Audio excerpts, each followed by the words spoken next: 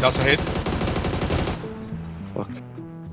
Yeah, should have fucking DMR'd. It's always the same. I guess. I'm gonna try to take his tire in a second. Yeah, I should have took his tire. To the yellows. Did you get hit by a fucking... See him?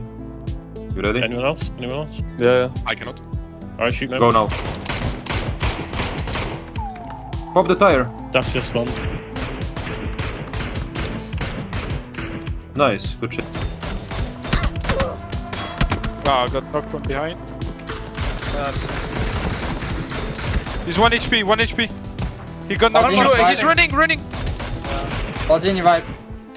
Can we run up? Can we? How many teams? Bro, I wanna push them so much. Not now. They need to fight, bro. They need to fight. What? He's later, bro.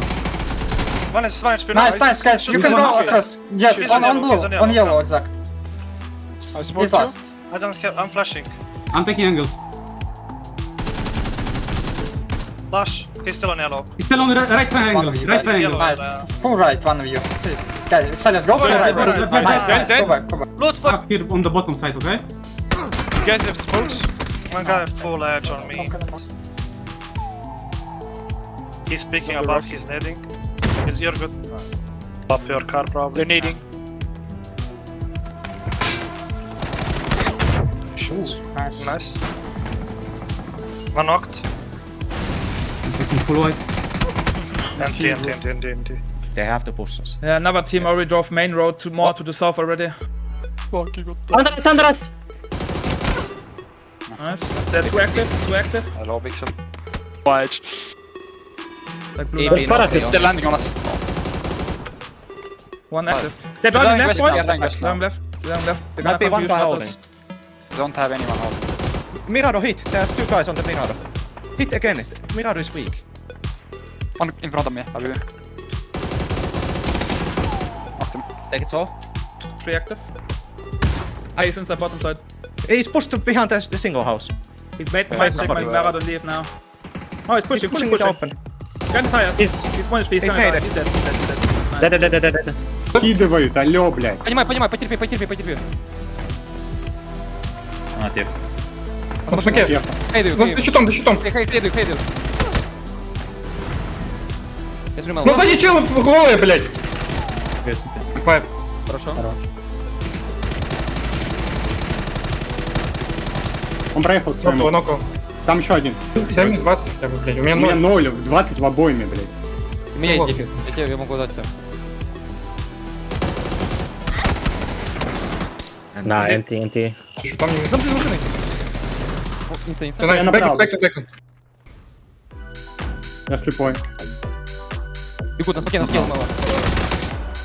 Нокнулся один.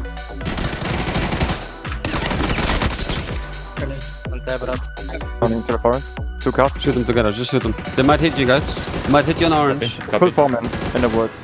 The second shot, guard the green line.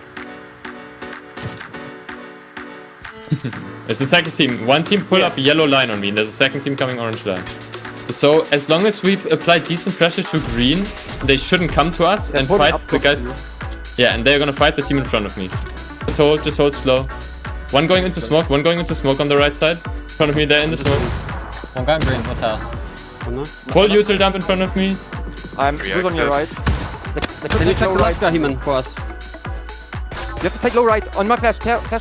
He's right in front of me, in the smoke, in the dip. 2 active. Knock one. One active, last one. Last active. Last was in front of Justus, no? I have him, he walks a left, nice. I got him inside. No cover, mark it, He-Man, mark it. I cannot overpush. He's proning there. There's one HP. Nice knock. No. I have 2 more smokes, I can put smoke so you can run. Okay, team 9. Nice. Nice, last one, left smoke. Last active. I think left smoke, yellow ping. 1. We're 3rd place right now, with 3, 1 solo on green, dead. He died. 3 versus 4. 3 or 4. Okay, I got a bolt Just here. get a flash, Bolt so- entry now. Thanks, On left too. Nate this guy. It doesn't matter. VDM right side. Just try. Like, there's no reason to deny. It's fine. Putting up. Okay, how many? We can nade them, we can kill green. Design pull up. We can kill green from here. We need to smoke our back though. Like top hill compound. No, Green is peeking me. I'm netting. Баги с троном. Я хилюсь. Пул вправо поехала. Yellow line. I'm going to them. We kill green and we play from green, boys. Listen to me, trust. Talk. One more baby. We can't grab you. Панцер, ставьте парня на борде. Один, если что, фул далеко. Делаю. Подъезжают. Бегут. The fight.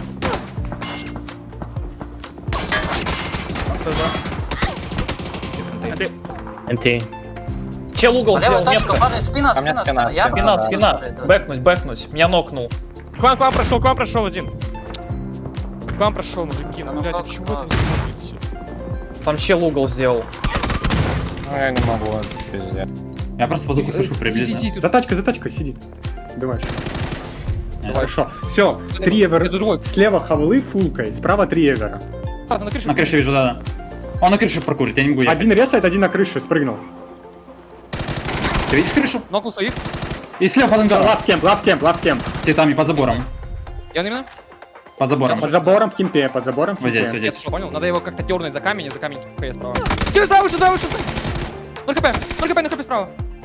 Он лох хп, надо играть чат. Нулевый, просто нулевый. Хорош. Ебать. Убить. На мне. Желтый Добил. Окей, желтый. Вижу. Ну, дерево, дефикс. За деревом стоит. У вас, пацаны. Блять. Справа дернул, за моим деревом. Бардем сел, Ой, еще не дропает. Вот тут, на Макларене. И Малкан на вас? Найс. Второй ниже был, видел. Можешь законфирмить и Серегу резнуть. Серегу можешь резнуть. Wait for us. Everlong, wait, Everlong. Comes. Okay, stay away, Bucky. Step, all that. We have 2 core. Oh, right side! Knock! Nice! Top, he's nading us from second floor. Okay. I'm nading man up. Behind the house. I'm all on me. Man is inside toilet. I'm nading. Inside toilet. He went out. He's dead. Still road? Wait, O'Connell has O'Connell. Try to kill a road guy. Don't lose, please. Don't get this! Nice. Second floor, above stairs. On the stairs. One more on the left. Road knocked. Last guy you. Below me, peeking corner. There's 2 on yellow. You can flash road, it's on the left side. Thank you. He's good. I don't know. Nice, bro, блядь. NT, bro. Let's go. I'm trying to take Blue Ridge. Yeah, blue is good. Shout smokes. You need to put smokes high because they're gonna nade smokes. Insta. They are nade on Drop me. smokes. Oh, NT. Kill you, just killing above you. Fuck, one cannot. Still a foot. Four guys on it. They're prone here, yeah. Yeah, 12 time.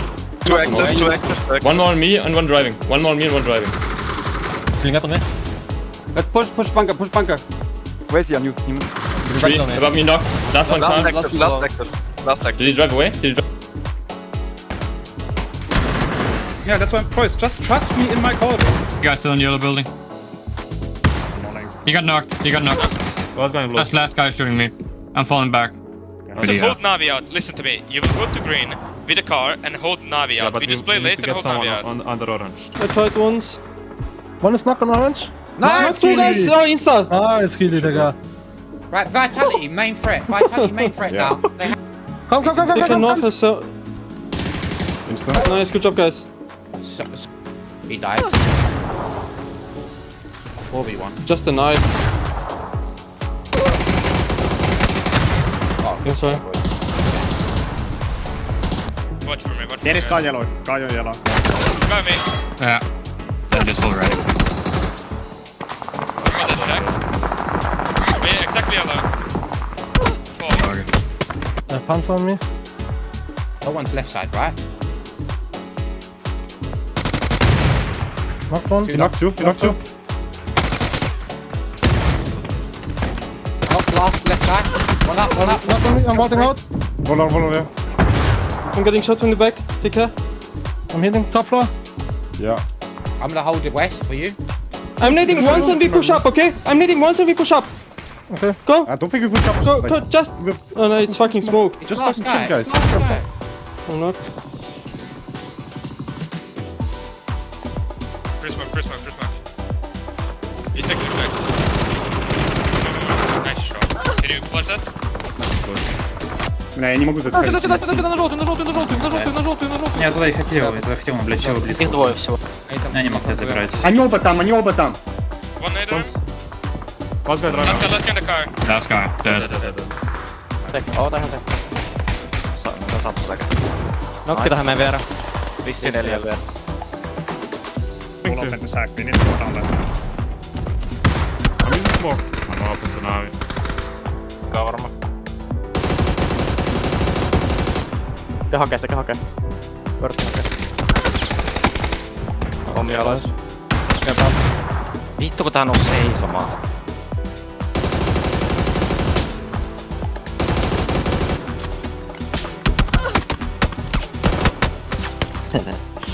Анте.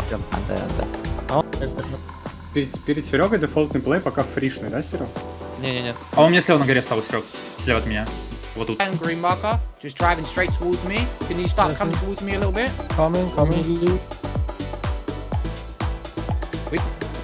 I'm just pulling up on him. Get Yeah, up. pull up. Just driving. I'm nading.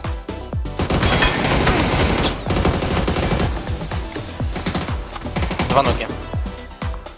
Asada nokuje, no. Last up. To get the 2 kills on Nemesis. Nice. It's far, well, the other one was far, I think. It's a compound. Oh, nice try. Oni su full. Ne, dva. Jedan full evo. Stam bio na body. Gremo crossa. Ne do sam ga. Noka. Bravo. Gdje smo mene posljednje? Levo. Levo, brate.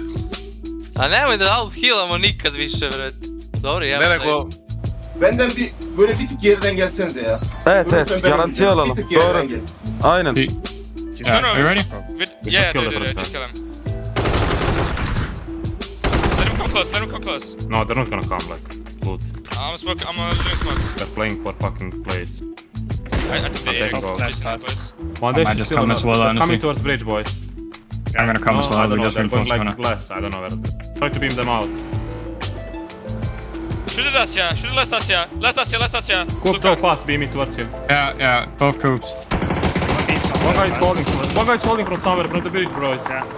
One guy holding bridge, go back, reset. They can be close, Nix. He's No, roof. he's on the roof still. I only saw 2 earlier, remember.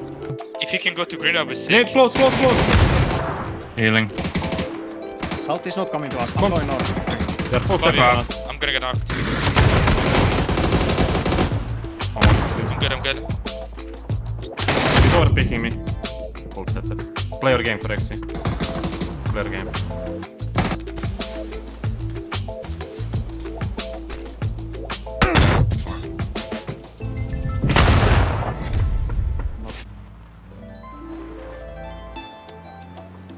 Fucking hell. It's a baldy in the back.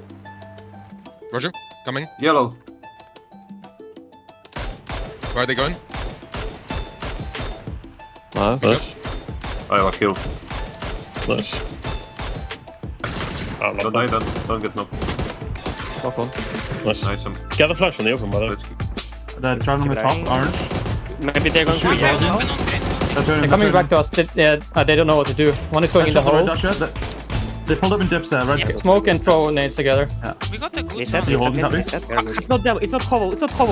Okay, knock one. I'm running back. Stay I'm where can I nade? Alexi? I have a lot of nades. Exactly. Behind the BAG. Copy, so jump to make sure they don't run out orange. Tell me if it's bad or good, okay? Okay. Knock one. One more there. It's just nailed left. He just rezzed the last guy. Okay, I heard. Getting shot from A little bit left. Yep. You flex play for fucking blowers. Can Yoga guide? Plate on blue, so it's max one close. One taking from not res, no yet, no res yet, no res yet. It's up. It's only two. Above me, go. Both dead.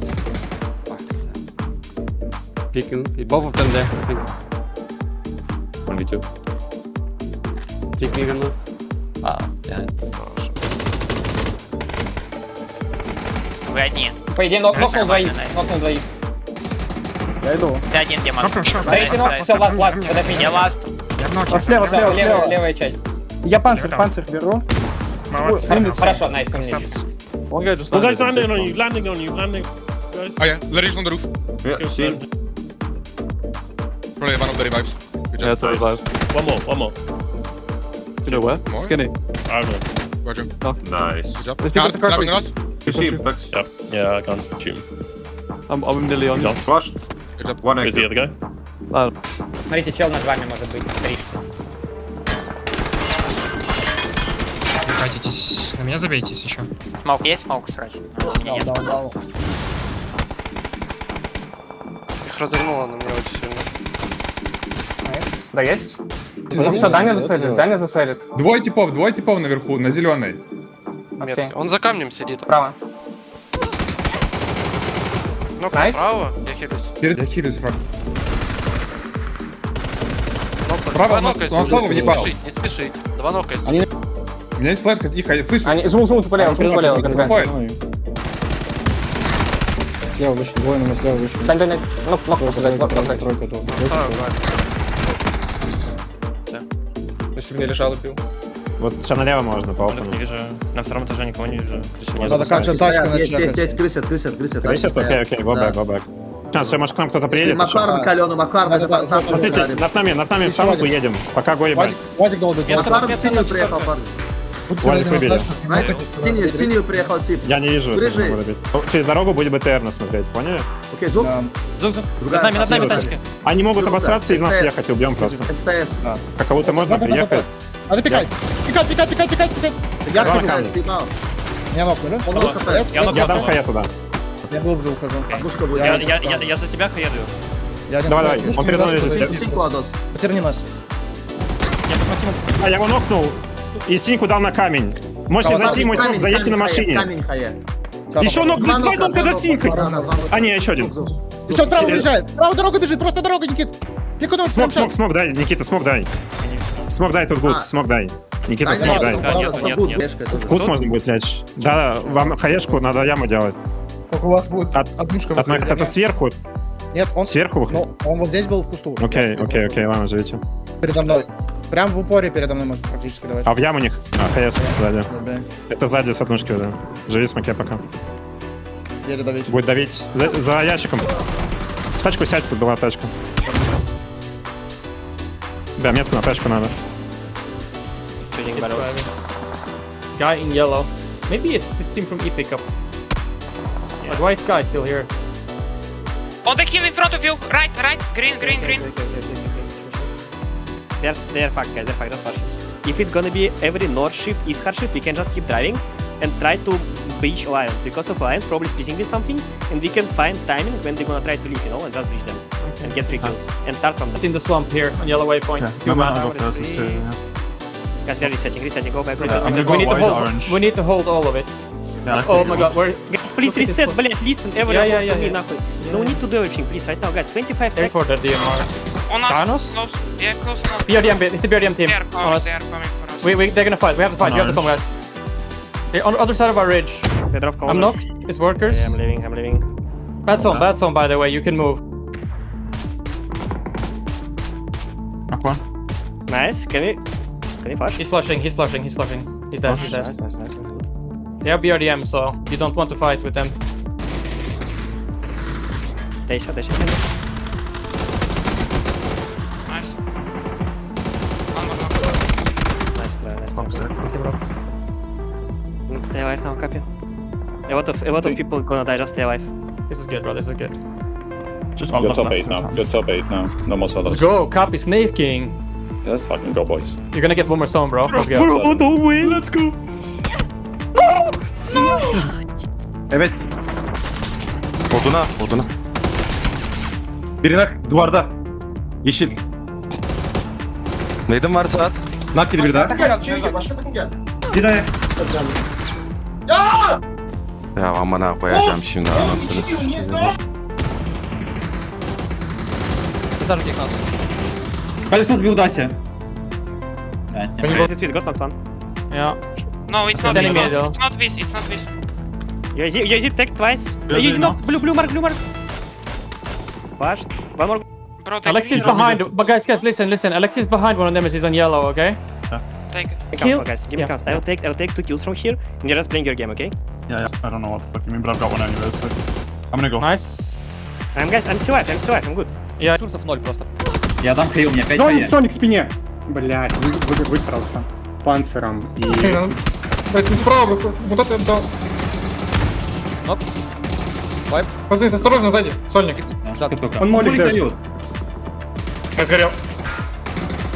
Хорош, ты один. Я убил его. They're pushing. I'm gonna get knocked. Orange car. Nice. Nice. I think we just need one kill to secure, by the way. Yeah, you're inside zone here. Yes. Orange fade one front. That insta. Yellow I'll Dacia. jump by the copy, just slow down, okay? We win this game. Yeah. Play your life. One on Dacia. Pushing me maybe? Pushing me, I think. I'm blind. Knock one. You won. Nice. Nice copy. Good job, guys. Good game. Let's fucking go, boys. US, I'm shooting US. Yeah, okay. Sure. I don't know, I'm just gonna shoot this. Can't even Shooting shoot Dacia anyone. now. Was not. That's a hit. Yeah, should have fucking DMR'd. It's always the same. I guess. I'm gonna try to take his tire in a second. Yeah, I should have took his tire. To the yellows. Did you get hit by a fucking... Seen. You ready? Anyone else? Anyone else? Yeah. I cannot. Alright, shoot me. Go now. Pop the tire. That's this one. Nice. Good shit. Ah, I got knocked from behind. He's 1 HP, 1 HP. He got knocked. He's running. Один вайп. Can we run up? Can we? How many teams? Bro, I wanna push them so much. Not now. They need to fight, bro. They need to fight. Nothing's later, bro. One is HP. Nice, guys. You can go across. Yes, on blue, on yellow, exact. I He's smoked you. last. I don't have. I'm flashing. I'm taking angles. Flash. He's still on yellow. He's still on the right triangle. One of you Right guys. triangle. Nice. Full right, one of you. See. Guys, Silas, go for the right. Nice. Go back. Loot for. Up here on the bottom side, okay? You guys have smokes? One guy full edge on me. He's picking On the above. rock. He's nading. You're good. Up your car probably. They're needing. Shots. Nice. Nice. One knocked. Taking full white. And TNT. They have to push us. Yeah, another team already drove main road to more to the south already. Under us! Nice. They're too active. Hello, Vixen. Wide. Like blue light. They're landing on us. One active. They're driving left, boys. west now. Driving left. They're Might be gonna one guy holding. Don't have anyone holding. Mirado hit. There's 2 guys on the Mirado. Hit again. Mirado is weak. One in front of me. I'll be there. Knocked him. Take it so. 3 active. He's inside bottom side. He's pushed behind the single house. He's made my Mara to leave now. Oh, he's pushing. it open. Get the tires. He's- He's 1 HP. He's He's gonna die. made it. He's dead. Dead. Кидывают, алло, блядь. Понимаю, потерпи. А, тих. На смоке. Хейдую. За щитом. Хейдую. Я снимал. Ну сзади чел голые, блядь.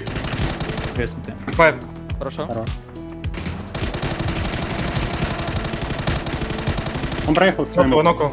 Там еще один. 7-20 хотя бы, блядь. У меня У меня 0. 0, 20 в обойме, блядь. У меня есть дефис. Я могу дать тебе. На, NT. Что там не... Там ты машины. Инста. Я направо. Бэк. Я слепой. Бегут на смоке, на смоке мало. Блять. Нокнулся один.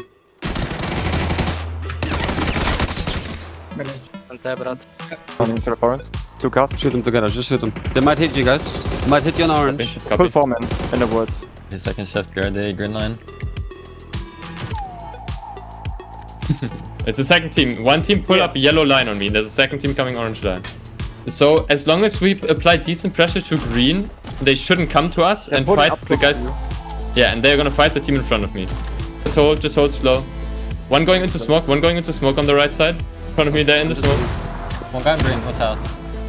Full util dump in front of me. I'm good on your right. Can you check the left guy, He-Man, for us? You have to take low right. On my flash. He's right in front of me, in the smoke, in the tip. One get knocked. Two active, two active. Knock one. One active, last one. Last active, last active, last Last was in front of Justus, no? Last. I have him, he walks a left, nice. I got him inside. No cover, mark it, He-Man, mark it. I cannot over. He's proning there. He has one HP. Nice knock. No. I have two more smokes, I can put that smoke. Last active. I think left smoke, yellow ping. One, we're third place right now, with 3, 1 solo on green, dead. He died. 3 versus 4. 3 or 4. Okay, I got a bolt in. Get a flash Bolt or entry now. Thanks, man. The left. One left too. Nate this guy. It doesn't matter. VDM right side. Just try. Like, there's no reason to deny. It's fine. Putting out. That's right. Okay, how many? We can lead them, we can kill green. Silent pull up. We can kill green from here. We need to smoke our back though. Like top hill bomb coming. Knock me. Green is peeking me. I'm netting. Баги с троном. Фул право поехала. Yellow line. I'm going to them. We kill green and we play from green, boys. Listen to me, trust. One baby.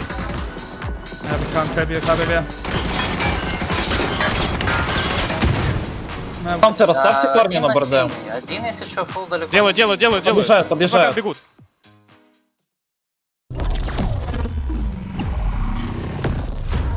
Port Desire.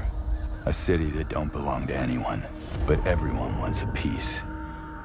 No laws, no oversight. Just the jungle creeping back in.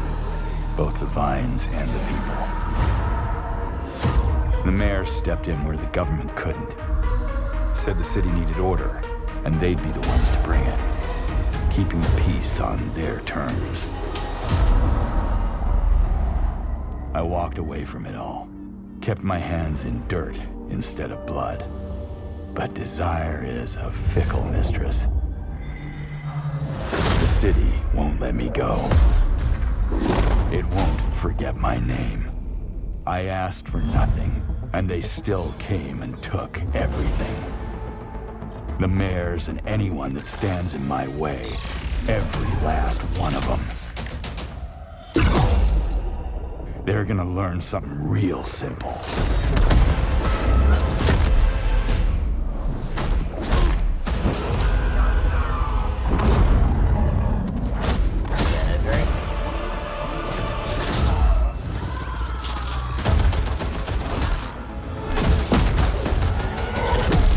You reap what you sow.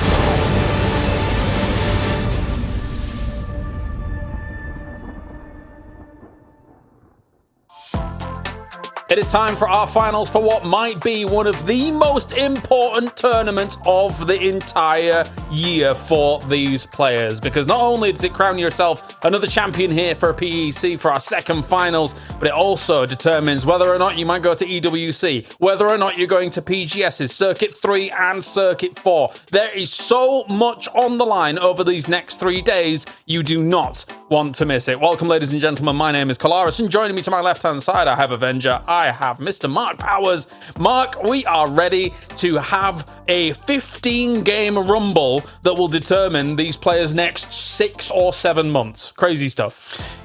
Yeah, it's crazy because these teams are going to change strategy now, right? We've seen last week they had to kind of do a best of 5 for some of the cases. Some of them actually went to a potential best of 15. But for a lot of these teams that have got the experience, when we looked last week from VP, they get the opportunity to go, actually, how can we perform now over the weekend? And I wouldn't be too surprised to see them go quite explosive on day number 1. Martin, it's for a lot of these players, it's a significant do or die weekend for them. I know that a lot of these teams are going to have been taking it very, very seriously over the last couple of weeks. Here's the 16 teams. Some names that we didn't have as well in our first final.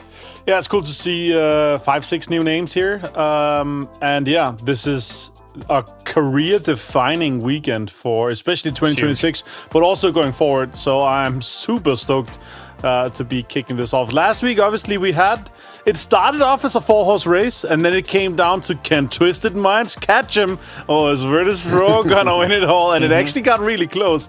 And if it wasn't for Virtus Pro's clutches on Tego and Rondo, Twisted Minds would actually have caught up. And we were talking about it. If this was a BO18, they would definitely have caught up because they were absolutely smashing on the last day. So let's see if they can kick off and get the snowball effect kind of rolling from day one, because that's what it kind of feels like to be needed here to catch Virtus Pro.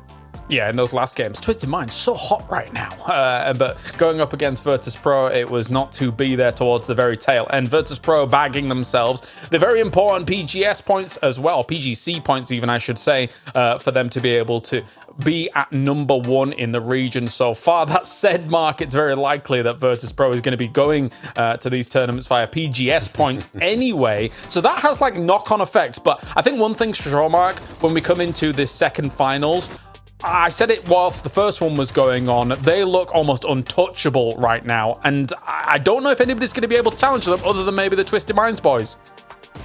Well, that's the crazy, right? If they continue to run away with this one, then yeah, we've got to really talk about how these sort of points will divide out from the teams. We might see a few teams quite close together, and I think we'll be looking at these final placements. Maybe one placement a team will qualify compared to another. Virtus Pro, though, back to your point, I think is really strong. They've taken the opportunity, especially with the change from FPP to TPP, to go reset. Nixie, the guys, they stream pretty much every day. If you want to get insight how they do that, it's insane. And for like someone for Nixie, it's all about aggression. And look, the aggression equals the point. PGC's points aboard 276 for Virtus Pro. Aggression on the fields and aggression on the stream as well. Having to deal with stream snipers every so often, Mr. Nixie, it's quite fun watching him have to deal with that. That is fair to say. But of course, as we take a look beyond all of that, Twisted Minds with 172 points as well here. Martin, what do you make of the leaderboard so far? Yeah, this is kind of crucial stuff, because HiVE obviously not qualified, which means that a team like noslack, Team Vitality, Ascend, even PGG with a great weekend here could jump up above that 76 mark, and that would mean, depending on results, obviously at PGS, that if Virtus Pro and Na'Vi continue to have quite a dominant showing at PGS, their EVC slots are going to be secured with a prior through that. Twisted Minds are already defending champion, so they're going to go. So Nemesis is what it feels to me like is kind of almost guaranteed if they have a mediocre result.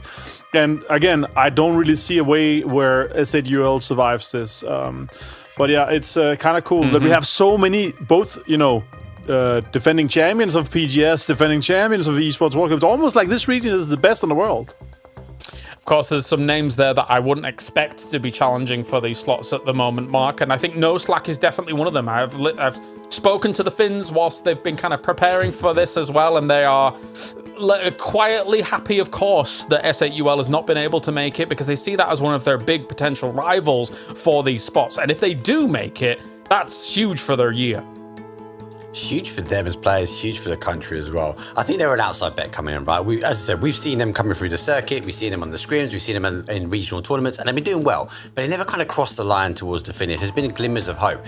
This event this year has shown actually the opportunity, and the reset has given these guys the opportunity to get on towards this leaderboard. And yes, phase number 1, they performed quite well. The only takeaway I would say from phase 1 to the finals to here is I felt like they were looking backwards. They got a really good day number 1, and day 2, day 3 was all about kind of like survival, make sure these teams don't catch up with us. I think they just need a bit of belief in themselves because they can deliver. They're back in a final, and yes, they can chase down the big dogs. Yeah, I absolutely agree. It didn't feel like there was as much gumption and gusto in those last 2 days compared to what the first day was insane, what they were able to actually put up, and I would love to see a return to that for sure. But it also, Martin, shows that there is an opportunity that that presents itself that technically any roster could have come up through the system and actually found a spot here alongside the big dogs, right? They are living proof that the system is in place and to a degree has been able to work out for unknown roster in inverted commas, considering what they've done.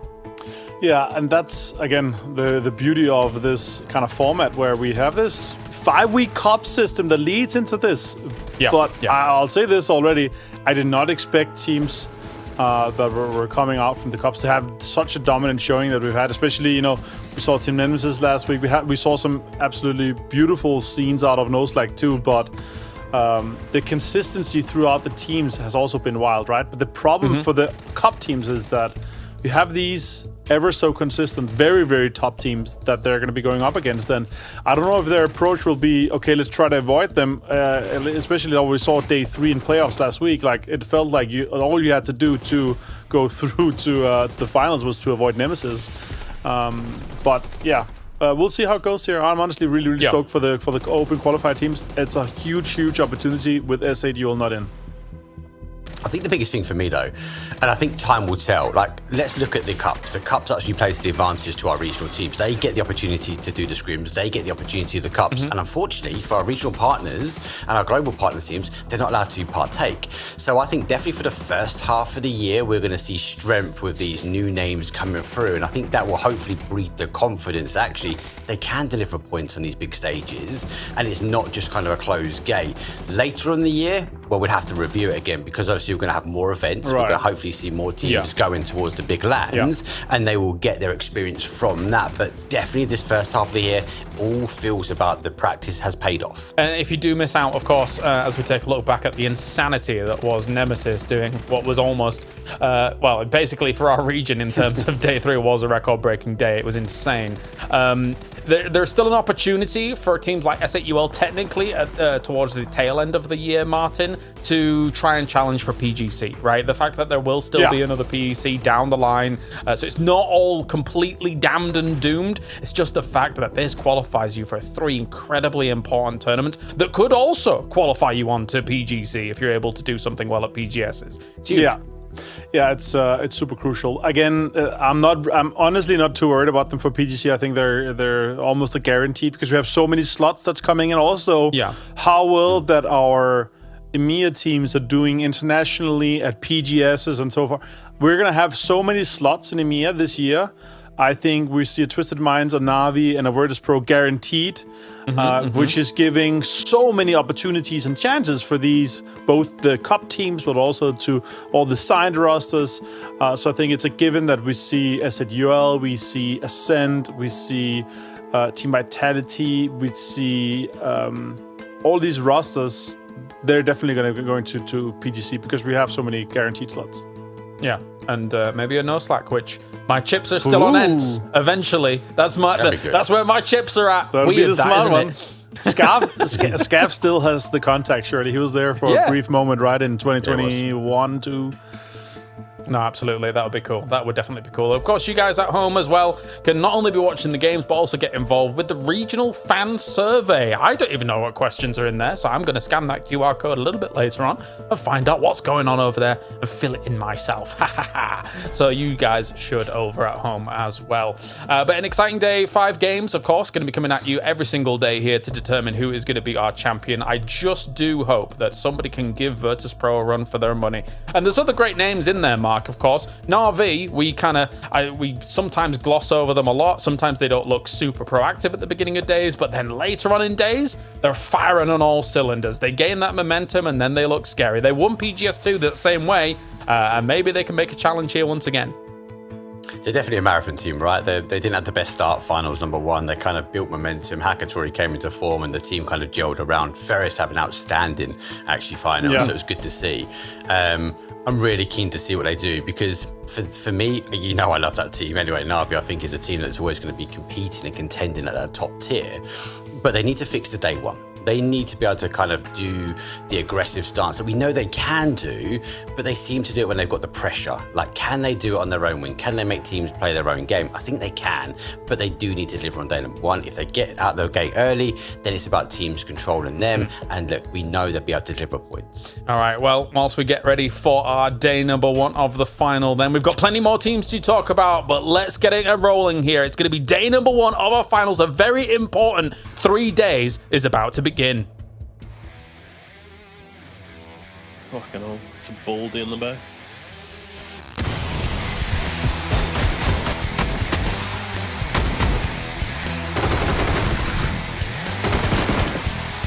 To reach PC finals, we have gone through a lot of struggle, so I'm really glad we did it on day 3 that confident.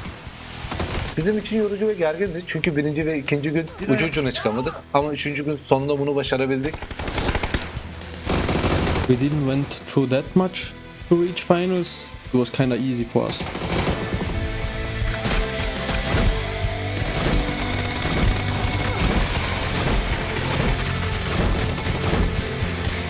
This weekend we will see much more players surviving till the end of the game. Might be more enjoyable for the viewers. I believe we are going to dominate. You got knocked. You got knocked. Oh, he's running. Yeah, go through. Oyuncularımızın hepsinin aim power'ının oldukça güçlü olması. We don't have any pressure at all and we can beat any team in a team fight. It will show if we are really prepared for the highest level of PUBG. One message for my opponents. I don't need to say anything. They already know that they're gonna lose.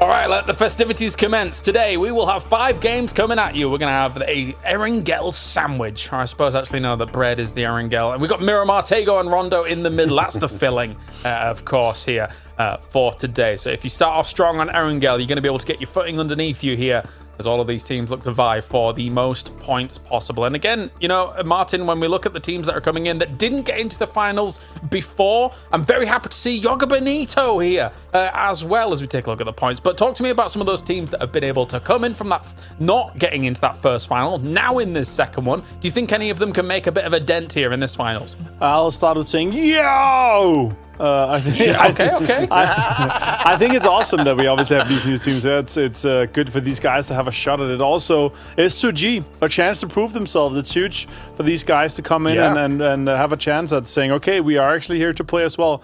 I think what we saw from them at PGS was a little bit like gut shot a little bit. I hoped to see more from it because I think the roster is actually kind of great. But I think Yooo, construction workers, I think we have some names in there that a lot of us expected in the week 1 finals, but now they're here in week 2, and with HiVE out, with a few other teams that's getting that kind of mid-pack out, if they have a big week, a top 2, top 3, everything's possible. What do you make of the SGG change mark that happened only it feels like 4 or 5 hours ago this was announced that Lazar is in now instead of CCNX? What do you make of that? We kind of saw it, didn't we? They subbed him out halfway through and it was like a last minute. I'm not sure, I'll be honest with you. I'm pretty transparent. I like CCNX. I think he's a strong player. I think he's got really good clutch ability. So when they're kind of backed up to a corner, he's someone that will dig them out. I think this is just a wait and see. Obviously, it's not like it's a brand new player. It's the coach. They played, they've scrimmed, they've practiced this week with as well. So there's been a clear decision. Like, are they going to be a top team? I just don't see it yet from S2G. I want them to be, and you know, I've got the back of the Turkish teams. I think they're great. They've just not been able to perform, especially through the phases and especially what I've seen in the scrims. Of course, we've got construction workers being able to make their way in what was an interesting fashion towards the end of the playoffs there, Martin. What do you think for construction workers? Because I feel like they have to be a bit more solid across multiple games as opposed to have an explosive single game that would then get you into the finals. What do you think? I mean, that was some of the most exciting watch we've had for a long time, so I'm all for it, to be honest. But they're a team that on paper is one of the greatest rosters to kind of be assembled in the way they've had. If we look at their peak, I think Vard is one of the most mechanically gifted players that to ever have graced the game. I've seen him dominate in 5, 6, 7 other FPS shooters where he could easily be like a professional player in those as well. Sadly, he's a little old. No, I'm joking. But I think their motivation to come into this here has not been as much as the other guys. So the grind set and the grind has not been as high. We've not seen as much in scrims. We've not seen them as much playing, having fun in ranked. And so yeah, I think the mentality is their biggest hindrance here for PEC Spring. Any thoughts, Mark?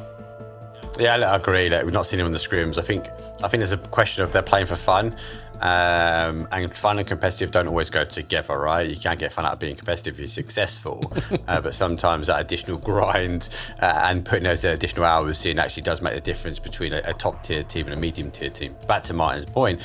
They've got years of experience, so yes, they had an explosive game. Yes, they qualified. Yes, if they have explosive games again through the finals, they should be a contender. But I feel like they've let us down coming into, I suppose, this section, I suppose, phase number 1 as well, because they came in with the high expectations they were going to qualify. They looked good in the cups. They looked really strong in the cups because I think there was fun to it. When it got serious, when we introduced the regional partner teams and the global partner teams, they couldn't quite get in the momentum that they wanted to, and they struggled.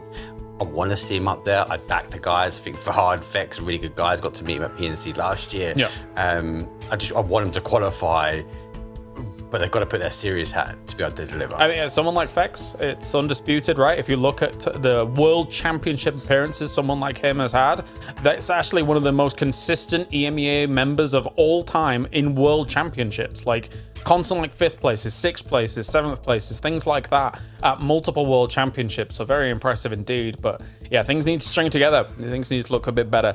And things that have looked better for the likes of PGG, Martin, of course, as in the last finals, I think, honestly, I was impressed by them. Their road here once again to this final, I was impressed by them. I want to see a third impressed Kalaris by them here in this final. What do you think? I think the last day held them back at the last finals. I think that was the big struggle. Maybe it was the nerves. Maybe they didn't really come together as we kind of expected them to. But yeah, they impressed me. And also being able to back-to-back playoff weeks to qualify on the first day that they were in. That was insane. Like, the only team to do it like that, I think, in coming in on second. So yeah, the second day. So that's cool. I think PGG again is a roster that has that opportunity with S8UL now out. A top 3, top 4 maybe, if they're really lucky, could put them into a potential PGS or Esports World Cup spot. Yeah, definitely could. PGG, though, have that ability to really balance. They're really good at getting placements. They always find themselves in kind of a top 8. There's like one game I think last week they were outside of, and they kind of get a handful of kills with it as well. So they're kind of the dark horse. You don't always focus on them, like, 'cause they're not as explosive as some of the other teams, but that level of consistency keeps them in the conversation, especially when it comes down to a leaderboard. So I expect good things from here because they need to put additional PGC points against their name. Yeah, in fact, I think they got like, I think it was like 62 points or something in the first qualification and then 65 points in their second one or something. So to be able to outdo yourselves in a quality lobby, suffice to say, right, is very, very good stuff. 41 PGC points right now. They need a little bit more of a bump up for sure, right? Because you've still got the likes of Ascend and Vitality above you here, Martin, that are also very much so keen for these points, keen to be able to qualify onto these next tournaments, right? Vitality, yes, you're already at PGS2 circuit that is coming up, but they're still vying for the opportunity to be playing at the next ones as well. And we've already mentioned ad nauseum what Vitality wants for EWC, because they're one of the only teams that's actually going to be able to rival Falcons once that actually comes about. Right. In my book here, PGG needs a 4th without any of the other guys ahead of them getting top 3. Okay, that's their way in, right? And or 3rd, depending on how many other points the other guys are getting. So, yeah, we'll see. But I think that's possible. I think that's totally possible, especially if we get the same kind of stir where we, by the mid of second day, we get a 2-horse race where remember how close it was last time? We were talking like there's 2 or 3 ties, and they're all like there's 9 teams within 9 points. Like it was so tight, so close. And if you strike luck a little bit, and also staying consistent in that top 8 placement, making sure you get those placement points, and also squeezing those extra points out, avoiding those 0 and 1 point days and games that you have. Yeah. And I think there's a total possibility for that. And that's the thing, is that the depth of EMEA is so deep that I feel like 10 or 12 of these teams here could go out and get a top 3. I think it's very unlikely we don't see the other teams that we had last week in top 3. For me, I feel like Nemesis, if they play the way they should be playing, aside from, okay, yes, they had to go to the final day of the playoffs, Mark, of course, but then they looked like what Nemesis is able to do. I feel like they're almost a shoo-in. I feel like it's like, who is going to be that next name to be able to kind of take some of those top spots to be able to move on to EWC? Because the way in which Nemesis should be playing this finals is the way I want to see them having played that day number 3 of the playoffs. Right, absolutely. Yeah. Don't make me go fanboy and go put the jersey back on. Oh no, he's going to get the plush out. I got the plushie behind us. Got the plushie behind. I was actually quite shocked this regional qualifier. You look at them, they're the top tier team, like we see it like in everyone here is, right? But they should have qualified day number 1. Why didn't they? Then I was going, are they just trying to do the whole 3 days and get the practice in? No, I think they really struggled. They couldn't get the kind of momentum. They're getting closed out by teams. We know they like to play an edge. They tried to push into the center. They got closed out. They were fighting for space, and they should be fighting their 1 versus 1s, and they wasn't. And I think there's an argument to say, I hate to use that terminology, but was it a lower quality compared to day number 1? We had SHOWL there, and yes, they did shine, but they've got to have a lesson learned from last week. Like, they cannot be leaving it to the last day, the last opportunity, because they should be top. I think it's not just the week. I think also even that last game was a little bit telling, even though it was in the day where they dominated, right, Martin? So if I can call where they're going to be moving on a rotation in a circle like that, that means a lot of the teams that are kind of studying these other teams can also call where a team like that is going to move, right? And we even saw that in that game, right? So there's some moments where I feel like these teams, you might be phenomenal. You might be one of the best teams in the world, but you've still got to maybe adjust things slightly to be able to kind of subvert the opponent's expectations in some of these games, no? Yeah, I completely agree. I mean, there's a chance they tied to get out of the 5th place and 2nd day, but they should have dominated still that day. For sure. All right, well, let's get to it then. Massive ramifications for our next 3 days for all of these teams trying to qualify on to Esports World Cup, to try and qualify on to PGS Circuit 3 and 4. This is the first game. This is the foundation. We'll get Mark afterwards. It's going to be me and Avenger bringing you game number 1 of the PEC Finals. Let's do it, Avenger.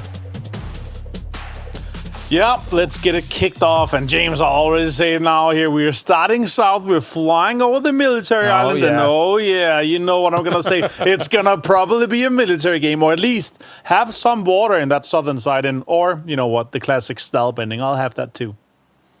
Maybe. Or we get that east circle that I was talking about just for Nemesis's rotations, right? So we'll see. We will see. It looks like some of the colors are we're used to these colors compared to what we saw on that last day of the playoff. That was throwing me for a loop. But here we are as all of these teams descend onto the first game of Erangel. Man, I am buzzing to get these games going. I've been waiting for this all week, considering how much is on the line for some of the teams. I think that some are... What There's no way. Is that? That's a British pros winning everything. Just give it to them already, James. Look at that. That's a crazy circle. I don't know if I'm going to pull out ChatGPT to kind of analyze how much that is. That's at least 70% water. And also, like, this next circle is also going to have so much water inside still, unless we get the perfect east shift on the military side.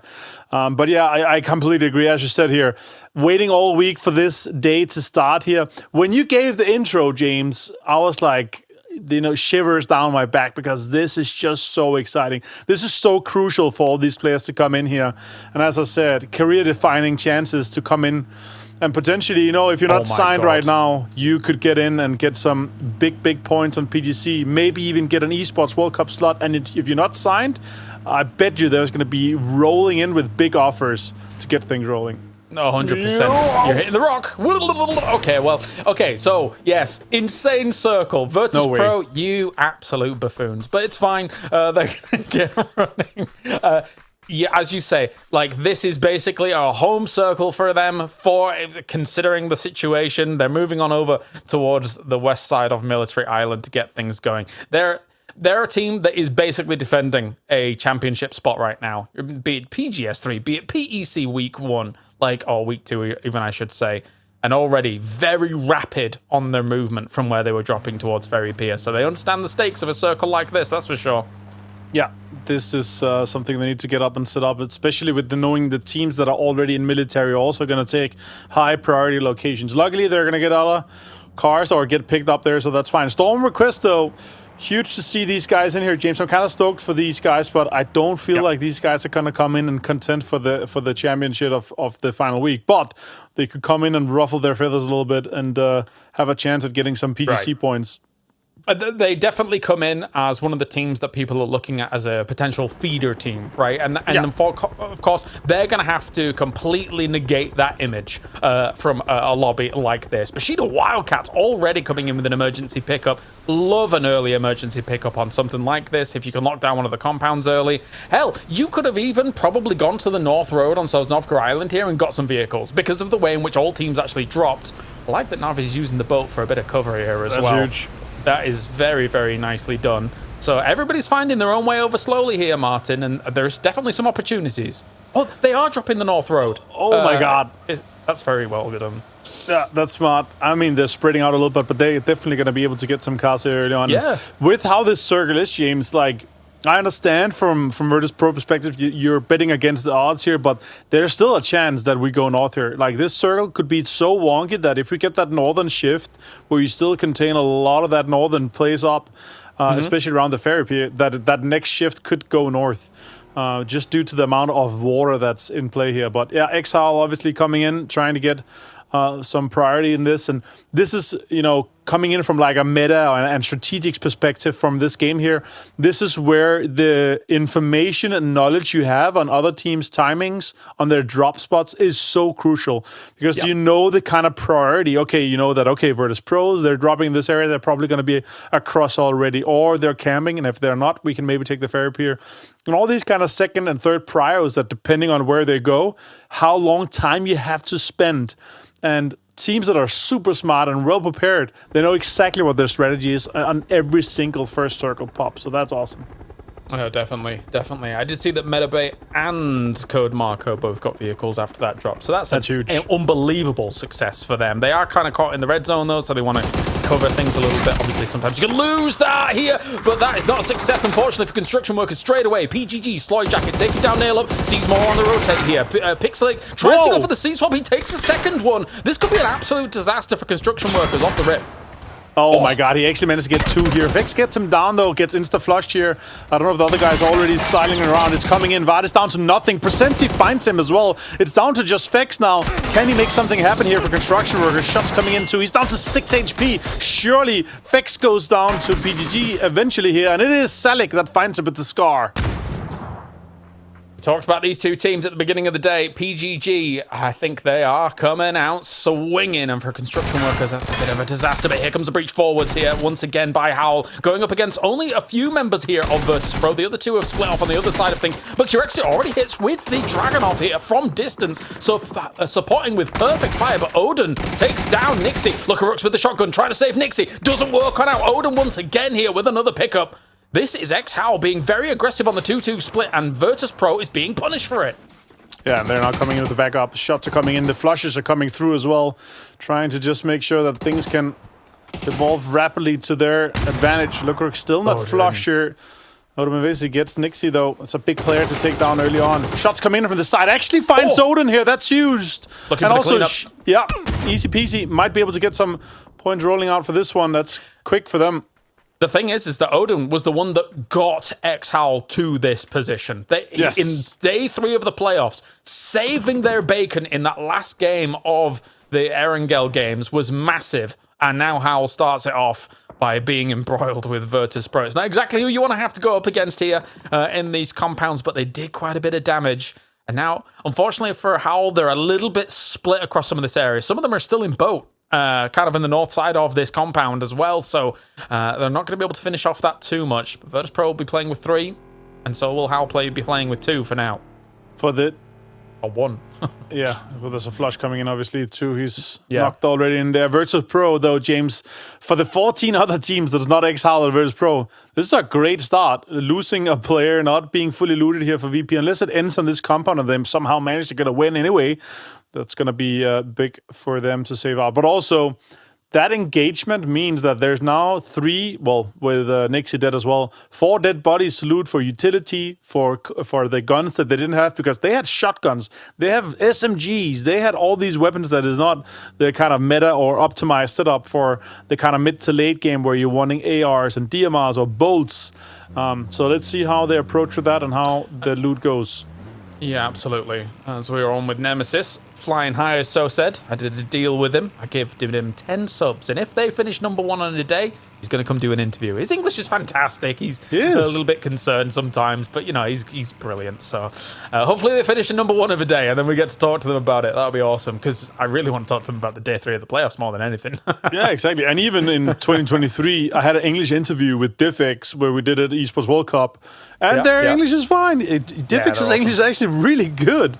So they shouldn't shy down of a good interview, those guys, for sure. And especially after what we saw of that day 3, James, as you talked about. Wow, what a performance, what a way to close out things. And if it is like Mark says, that they just wanted to play every single day, managing to get as many reps in before the finals. I love that idea. We always push this agenda on people, but no, sure, you want to qualify on day 1. But that's a good way to get some practice in and get the best reps in. For sure. And noslack coming a little bit later. They're probably going to be coming in behind some teams here, which makes it really kind of tricky, really treacherous. That means we might have to see noslack taking some very heavy edge fights and playing the edge for a long time in this game, considering their entry point right now. I mean, SUG is still in Primorsk, so they might even be trying to botate in from there as well. So you'll be coming in behind teams on bridge, behind teams on potentially ferry, and behind teams on boat. But where are we going? This better be a good shift. It's okay for the teams. It's okay. It's okay. I mean, at least it's a guaranteed military. Sure, there's still some water in play on the southern side, but the majority of the military island is already in here. Big teams have set up shop already. PGG is looking really good for that middle central spot here. Vitality on the eastern side. Also, Na'Vi is now taking some shots. They're more on the northern kind of side of things here, but they spread out quite evenly and easily here to manage to get some inside info. They look to be having a lot of info on Bushido Wildcats.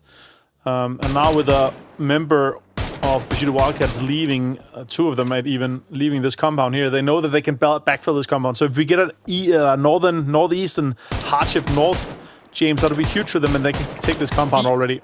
Yeah, and Twisted Minds is currently camping the bridge and has had diverted Nemesis while this has been going on. Okay, now they're driving up. Oh my days, they have a BRDM. Of course they do.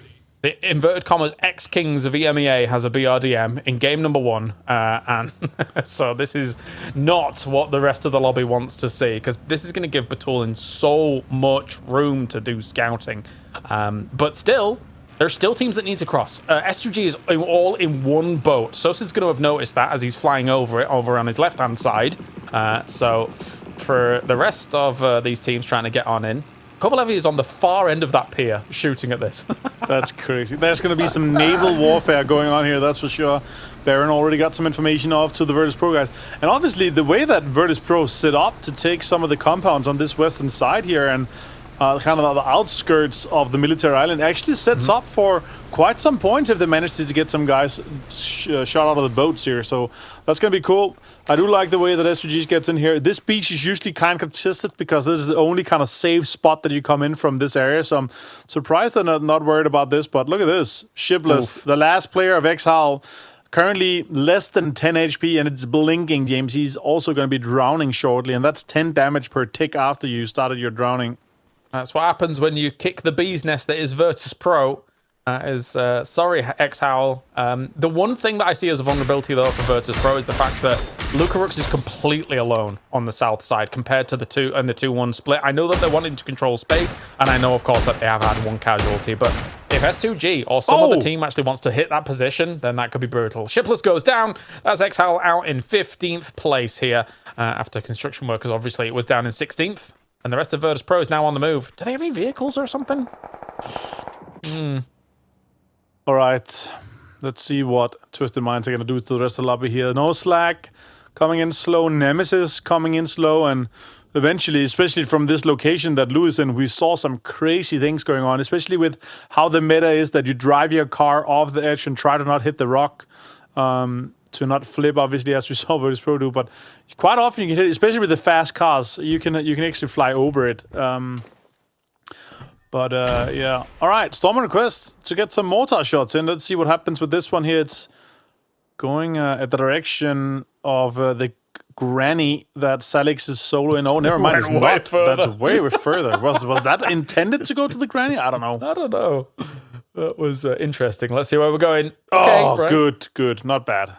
Yeah, I mean, Storm on Request, right, having dropped Military Island and Military Base in general, like, they're really getting rewarded for their initial choices by everything but here. But Yoga Bonito taking down Virtus Pro at the moment. Beamy's going to try and get things sorted. And no, Virtus Pro, our previous weekend's champions, down and out for this game, taken down by Yoga Bonito. And Zizo actually also doing something here from Storm on Request. They do have such a strong high ground position, and they're all reinforcing that now. I think you've got to lock this down with everything you've got, considering the circle. I'm actually a little bit surprised that they went for this check here. Maybe they think it was uncontested, not already taken here. But now we see SG being pulled up into the sky here. They're also going to have an open area here. The compound that Lucarux had is obviously close to water. That's why they decided to go away from it. But yeah, let's see what happens with this one here. That is spectacular stuff here. If S2G is able to make this kind of work, it's very rare you see kind of emergency pickup go that way and have be from those kinds of positions. But smokes go down here for PGG. Presenter taking some shots here. Keta 98 down. No bolting for you here so far, my friend. In game number one, it was Levante, but then stolen away by Presenti. As now the rest of Ascend on the move, who have technically come in underneath the hillside a little bit here. They could survive there for a little while. As three. It really depends on how much crunch down goes on, because there's quite a bit of foliage cover on the trees there. Then maybe they can survive unless they get shot out by a few of these teams. Oh, this is so happening. Yeah, it is. And Nemesis is really feeling this one difficult here. Oh, Diffix might go down. Oh, there we go, though. Betulins finds him. Spiro finds Perfectix, and this backfill onto Twisted Minds might be a good way to stop it, especially with Na'Vi having spotted this already. James, this could be huge. Example trying to come in with the backup too and make sure that Perfectic doesn't go down. Michael, look at this. HiVE and Yooo also in a big fight. That's points that's open and up for grabs here. Kapi finds rocks. Scaff found the confirmation on Perfectix, by the way, but PewDiePie also finds the confirmation on the Schengen. And now Yooo, having had this Eastern kind of backfill rotation into this compound, is actually paying off huge. Oh my God. Michael with another one. He's got an SKS in hand. He's a crazy man. But I'll be having words with him later. That's disgusting. But anyway, they will find themselves a bit of an entry point here. That's a great start here for Yooo, who has had their trials that they've had to go through, right? Be it roster changes, be it, of course, a complete remake of a roster for Jeems coming into the start of 2026. But now they're in the finals. They've got a few points on the board. They're moving on up. noslack, as I said before, very edge-heavy play. They came in super late. They've not taken any casualties to whatever what was going on the bridge. But now they might take casualties here. Spiro opens things up with a bit of a spray. Doesn't quite take him. Yes, it does now. Scav is down. That's the IGL down at the moment. And oh my days, now he's absolutely ripping them apart. It's all on Sata here to be able to do something. Does knock Spiro. Boostic's going to charge up a nade, and he's always accurate with these nades. AXE does not take enough damage. He's crawled away from that hillside. Can Sata somehow dislodge Boostic and get the rest of the team up? I don't think so. Example gets the confirmation onto Spiro here now. The points are being stolen just a little bit to the side of it. The two other bled out quite quickly. And now it is Ferris to get inside the circle and Sata to try to make something happen here. A Na'Vi down to a three-man. Still a strong Na'Vi and a scary Na'Vi, especially considering the control that they have. Next circle did pop here. Ascend is sitting dead center. Sad times that they lost Keter, but They're looking really poised for high game point in terms of points and placement. Let's see how many kills they end up getting, though. Storm on request, surely, and eventually it's going to take on S2G and Joga Bonito. That's going to be difficult for those two pushes to come on in. Why is Lou still on the bridge? Yeah, come back. Okay, maybe he's just going for his car now. He's going to be rendezvousing with the rest of the team. But yes, for now, here, you're right. Okay, are we going for a res? That's crazy. Into Ferry Pier? Yeah, no, that's... It's... Well, he has 1 minute until the start. I don't think he has time for this. No, I don't think so either. This has got to be close at least. It's 3 damage per second in phase 4. Then it's 5 damage per second in phase 5. But there's a multiplier depending on how far you are away from the edge of the real zone. Zone. So I don't know. I think it's a little bit too chunky. It's already 4 damage per second. Look how much 5 damage per second now with 4.5 with how much he's taken. Oh, that's close. Yeah, it's not worth it. Yeah, he realizes. I've tried this recently. Actually, I was like, that's gonna be easy.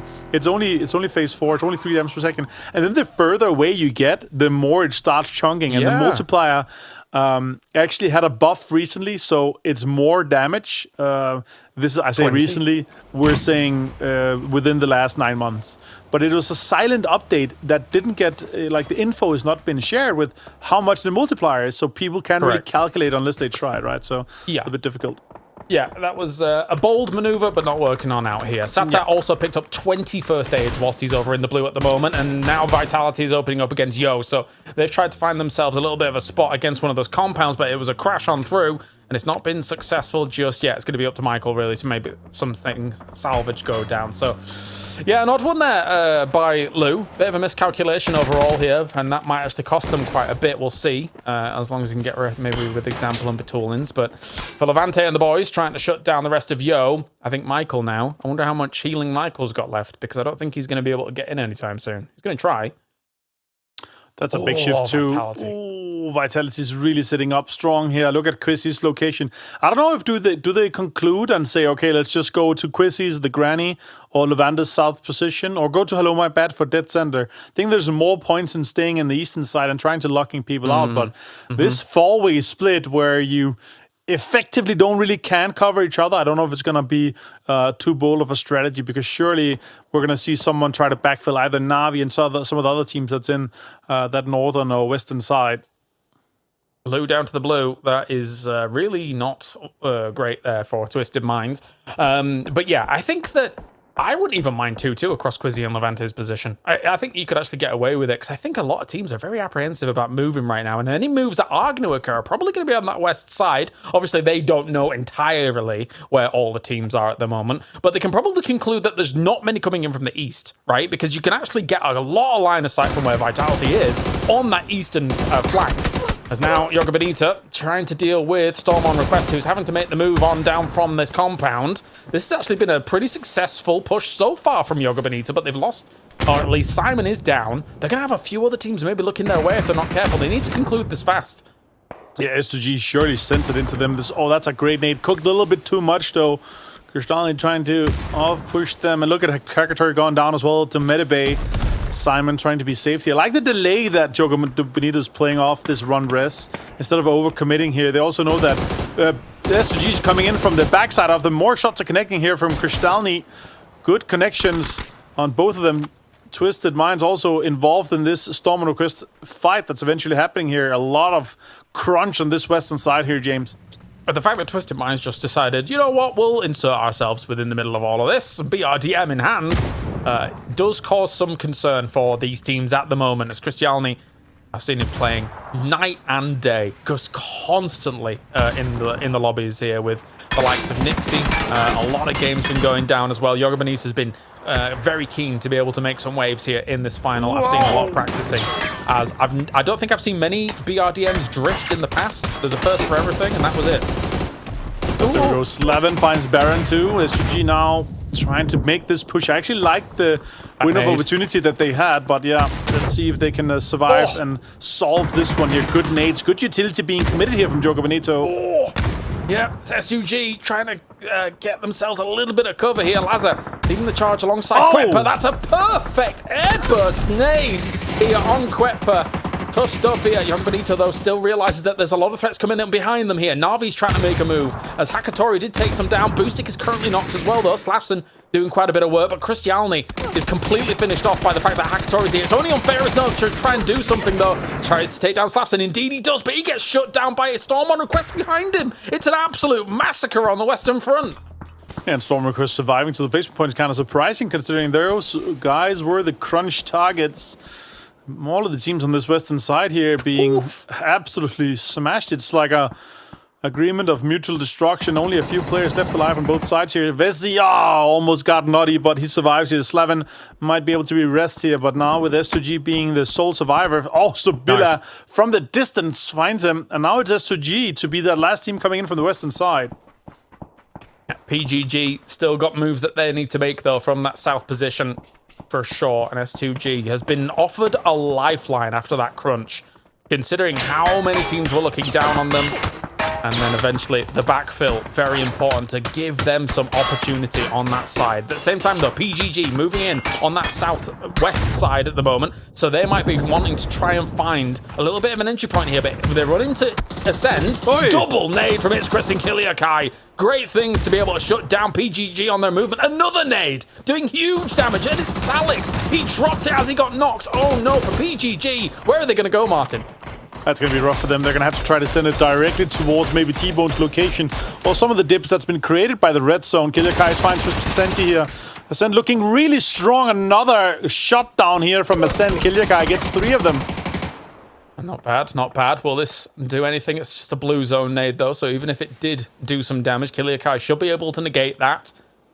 At the same time, though, Martin, while all these fights continue on the west side, I feel like Vitality's getting this for free, unless we get a hard north shift, which we can talk about how Bushido Wildcats emergency pickup got great cars, be able to take this spot super early in this game, but unless they get it, the shift, I think that they're trying to plan their move. You can see them all congregating on the south side of that compound there, understanding that they might need to make some desperate moves. Actually, the way that Vitality played it with having someone out of the dips and the craters might have held someone off to take the Harry Potter. Currently open, currently available.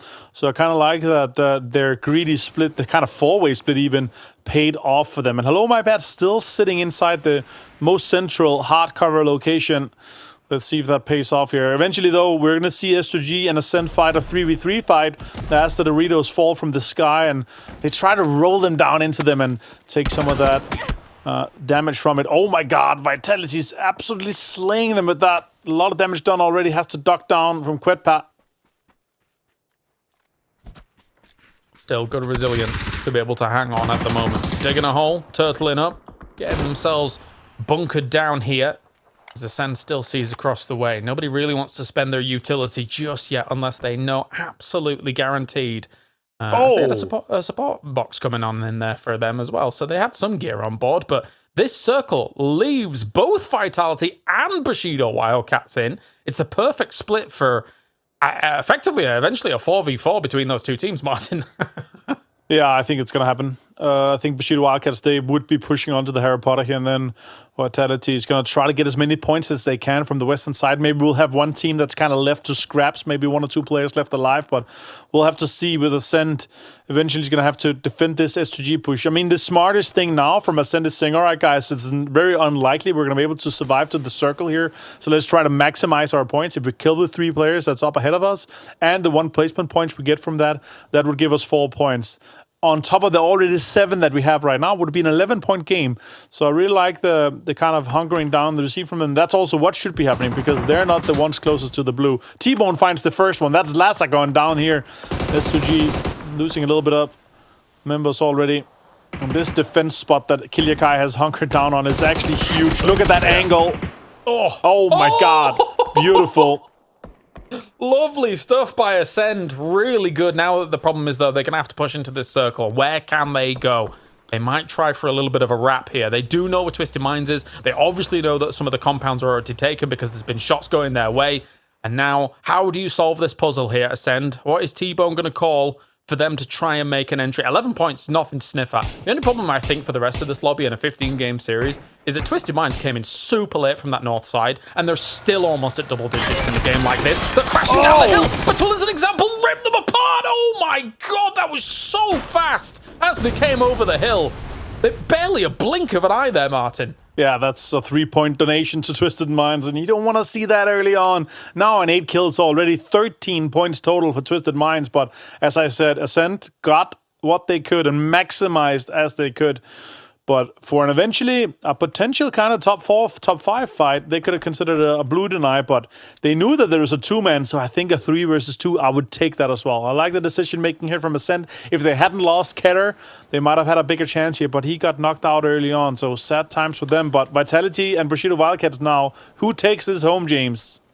My question to you is there a world, of course, where Twisted Minds just has quite the impact on...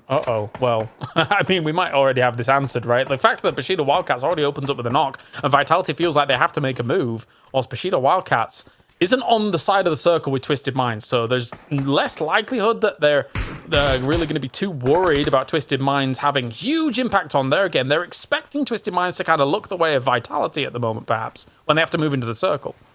Also think there's the point of view that there's 2 free points over there. Let's make sure that's us that gets them and not Vitality. Considering both of these teams have been very heavily reliant on that circle positioning, only 1 kill for them. They've been peacocking way more than they have been fighting to make sure that they could stay 4 men alive. So they really want to get that 10 points for the chicken dinner. Twisted Minds, do they just give up the pointer? Do they feel like they have a chance? Because then again, like, you're not playing it in a way... Oh, Batulin's went out to try to get some util. No, I think he found nades maybe so he can make some cover to kind of go in towards the circle. Let's see, though. Frags. Yeah, it's got a lot. Batulin's had 4 frags. I don't know how many example has this, but at the same time now, Bushido Wildcats using smokes to move up a little bit. They do still know exactly where Twisted Minds is moving around at the moment. It was a very smart smoke to be able to go into the blue and pick up what he did. Very important stuff. And again, all of that was probably Ascend's, right? So 7 nades still. Wow. Yeah, they're opening up new craters for them to try and move into. This is important here for Twisted Minds, realizing that they really didn't have much cover to work with. So if we can smoke it off, create new craters, move forwards, maybe there's a world, maybe there's a lifeline where we can do something against these 2 teams that are 4-man alive at the moment. Whoa. That's a huge spray, though. He does a lot of damage, but he manages to duck and cover here, does Batulins, but he's going to be naded himself. It's in range now. This is great stuff by Vitality. That had to get rid of them. There's no way he survived that. They needed more smokes, not more nades. Maybe 1 or 2 more smokes, and they had the chance to run in. Oh my god, Crossberg finds Getrox. Vitality down with 1 man here is crucial for this 4v4 fight that's just going to be happening now, James. I love that he moved up a little bit, really kind of wedging himself up against Vitality, making it uncomfortable for them to move, as Gedrox now is going to be kind of... Okay, I like the attempt. Yes. Just in case it's the molly coming on over, taking a few shots at it, just in case. But he's moved back in, and he does have a blue zone jammer pack, but I think he realizes he doesn't have enough time to be able to actually go for the heal there, so he moved out to keep himself alive and good to go. The jammer pack keeping him alive is crucial there for Bushido Wildcats to keep this 3-man attempt to push in. And look at all that cover that's already been opened up around this rock here. That's huge. That's a big rock to have a peek from. Shots coming into. Oh my bad. He's down to nothing. With the VSS in hand, he's going to have to heal back up here, James. Yes, he is. Still, Bushido Wildcats seizing some very important terrain here with this rock. That smoke is kind of line of sighting the position there from Vitality. Levante, is he digging a hole? Is he being a cheeky little boy over there in the middle of all things? Code Marco trying to peek the left-hand side of this smoke as well. What can he find? There's still the 4v4 going down, nade forwards, does a bit of damage to Celtic, but at the same time, he knows exactly where he needs to peek if another one comes along. Look at this. Very, very clinical about this. A nade from Hello My Bad, start things off, and Quizzy takes a second here, Martin. That's huge. Celtic as well, still off this high ground positions. Yeah, he's getting shot as well. Medibay finds one. It's down to just Medibay here. 1v3, and no, it's Vitality to shut this one down here. The 4-way spread paid off hugely with a 7-kill chicken dinner. big space control from Vitality. A very important shutdown of Yooo crashing into one of the compounds, and that left everything open for them on the eastern side. It's a big win here for Vitality. After having a bit of a struggle in some of the moments in our first 2 weeks here of PEC, now they've been able to open up the final here of this one with a win. Let's bring Mark back in to talk about this game. Mark, we had an interesting circle one, of course, and then from there on out here, Vitality was able to control the east side.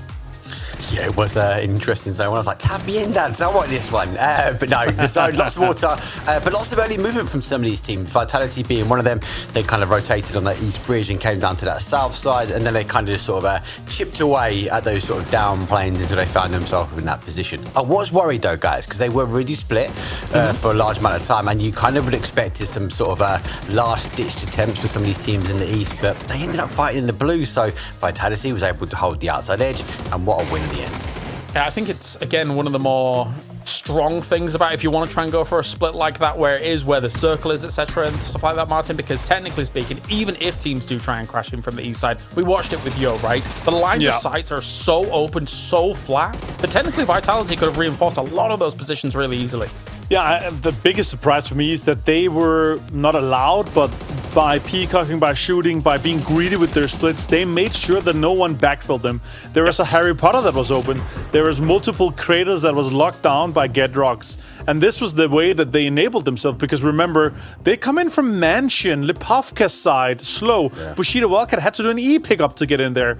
None of these teams had high priority in this area, but they were forcing themselves to make sure that they had this area to themselves. 17 points go the way of Team Vitality. The Bees are happy, but at the same time, it's always a concern when Twisted Minds, who, again, Mark came in so late, but somehow gets 13 points off the back of it. The BRDM probably saving their bacon for a lot of that, but keeping them alive. Nobody needs to see in this lobby Twisted Minds getting 13 points off the rip, because they know how dangerous they're going to be for #1 in this final. I'm with you, and you got a caveat as well that I feel like they got taught a lesson on the finals #1 by VP, so I think they've got a bit of bee in their bonnet to try and produce. But I got a question, Lou. Like, I get what he was trying to do, but it was a little bit too late. And then the second guess and going back, if you commit, you commit. But the fact he was unable to commit and he came back so late, he died to blue. Could Twisted Minds have converted from that position with the BRDM, with Lou? I think there's a lot to be asked from game #1 from them. It's a good question, because like how much utility did he lose as well when he dies off in the blue? Like, could that have been the determining factor, Martin, for them to try and make something happen? It is a good question, and let's take a look back at the team focus though. Who did the production team pick? They picked okay, Virtus.pro. I get it, you know, they won the last finals, Martin, I get it, but we saw some interesting maneuvers from Virtus.pro. Some drifting, some crashing, but also a clutch here from Correxia was massive. It was kind of crucial for them to get this away. And we're going to see a little bit later on for the team focus here that Lukarooks actually had the compound that S2G ended up taking with their E pickup. So they could have not had this fight with Joga Bonito that they had, but I think they thought it was open. No one is going to play that, but Joga Bonito does those things. They play the areas that nobody expects them to. Yes, indeed. Trying to hold off exHOWL, of course, as well, which unfortunately results in the loss of one player early on, and I believe it was Nixie, and then from there on out, you know, if you're losing the PGS 3 MVP, the PEC 1 Finals MVP, Mark, it might slow you down a little bit, even though they're a great team. Yeah, they're a great team. Nixie is the GOAT though. This is the big crash because especially for Grixie going now. And look, I really like this team. I like their plays. I like where they sort of position themselves. Unfortunately for them, I feel like the exHOWL push for them anchored them down and they're unable to kind of play into that position. Maybe if that was cleared, they're able to get there a bit quicker. And again, you got to put them in the fight, and then especially sweeping from the west. But strong team, strong star. I also think they'll be looking at Twisted Minds' performance and going, not this one, lads. We can't let you get away. Yeah, I think they'll be coming back swinging in the next game. But anyway, for our first Erangel here, let's listen in on the team comms and see what some of these teams were chatting about as they were trying to deal with the military island. Just got green. They're on green, Mark. I'm just driving down, right? It is what it is. On the green. Oh, nice try, nice try. Nothing you can do more. Good job, guys. Надо будет ебать и на вас поеду. Ебать, лохов. Найс, хорошо. Блять, меня зажим сейчас. Блять, тварь! Нормально. Правая на кубах не в зоне. На кубах, да. Каким прыжком надо будет? Смок надо. Смок надо. Не будет. Сейчас, погоди. Взорвали. Ждаем. Очень много летит. Да, левее двойки. Я с тобой играю. Нокнул его, еще долго туда. Доел? Доел. Один в смоку. Давай.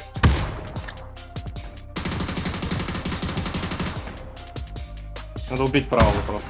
Nok leva. Найс. Nok право. Ben öleceğim beyler. Gitteyim. Ben de kitleyim canım. Peki deneyebilirsin. Flash atıyorum belki attım. Oynamamız lazım. Gazda kalacağız yoksa beyler. Kitleyim. Full körüm. Я сама чуть. На камне стоит. Я в опа не пикаюсь. Пикайся, бегите. Нокнул вас. Без ебала. Можно камень лаз. 1 хп камень. Бай. Хорош, пока. Найс. Yakın belki arkamda. Mete.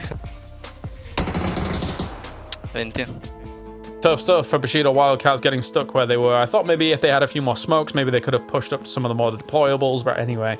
And an interesting hit to hear as well, Martin, kind of what we suspected for Port Ascend. It is what it is. We've got to try and crash down off this hill. Poor T-Bone and the boys. Yeah, as I said during the cast there, that's a 3-point donation. Should they have denied? I feel like there's a little bit too much pride. It's the first game and the belief in yourself to be able to do a drive-by or something, but...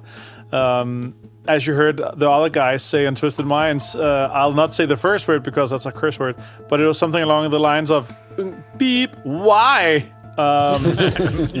And I understand, like, they thought that there was no way that they think that they get anything out of it, but look at that. The Toolers and the guys got some kills out of it. 178 damage only. That's crazy. Azer too, a lovely gentleman that I love to see in the head-to-head, the rivals here, Mark. Yeah, these are big characters, should we say, in our community. 66.7% headshot, though, over 178 damage. It's like pretty much everything's going to the head, apart from a couple. But good position from Twisted Minds. I really like kind of how Vitality play and the aggressive stance that they have to split out and conquer so much terrain. All right, let's see what those two players are going to do. Let's see what all the teams are going to do. It is time to head on to game number 2, Miramar. The stage has been set. Vitality with a win so far. Who's going to be able to take the second game of the day? Good flight path, a bit crazy. We were northwest down towards a south central. We had the crazy southwest the other day, Martin, but not bad. Some of these teams are going to have to go early and potentially look for the cars and rotate. The others should be happy with this flight path. Some of the teams might have to stretch a little bit to get into the usual loot spots, but not too much else going on, to be honest. But still, Mark, we have some new teams in here.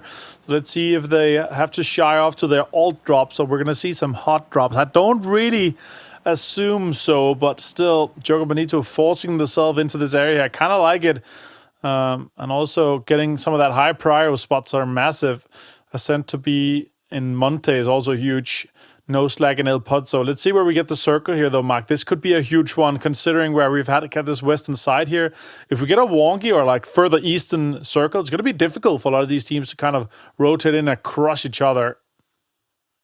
Yeah, you got to look at this flight path, and I suppose if you're Ascend, they've moved their drops now, haven't they? So Monty's their kind of go-to. They'll be happy. El Pozo, we've seen that a few times. It goes east, though. So for those that don't know, the zone has to touch the flight path, and it's pixel perfect as it just about crisps it and sends it to the east. Now, we've got to look at potential teams that will be looking for that rotation. One of the big ones for me, with S8UL not in the final, Martin, they will know there's a team not extending over to Impala as well. So it'll be interesting to see who gets in the cards and rotates early. We've got to look at Na'Vi. We've got to look at VP as well, because they had the capability to leapfrog ahead of a lot of this zone. Yeah, this is the benefits of Navi's areas, the Kantara endings, especially what we saw at the PGS second go here. They've had a big chance, and this is a Navi home turf circle if I've ever seen one.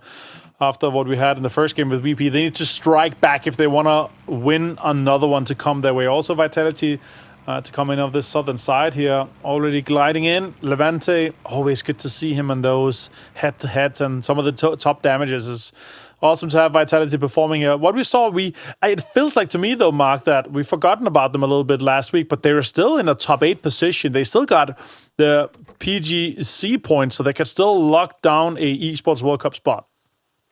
They can lock down an Esports World Cup if they get a good result here now. At the moment, though, PWD, though, despite looking to try and leave, does have a nosy neighbour below. Here's the car. Looks going to try and take the opportunity. Joga Bonito has moved at Cristani, though, backing away from the door. Was it attempt fate? PWD moves away from the movements from Cristani below. I kind of feel like he doesn't know. And PWD took the bait that actually he might be looking to get in the car, but with a lot more movement, he now knows. Here comes the reinforcements. Dreams coming on the other side here. Yooo need a big game as well. PWD now goes loud and proud as he throws out the first grenade. Smokes will then follow. PWD trying to find a position here in the secondary car. Now sees the head. Now looks for the opportunity. Gets the knocker. Simon will go down as he tries to be sneaky. And Cristani, well, he's got the shotgun. PWD has heard it.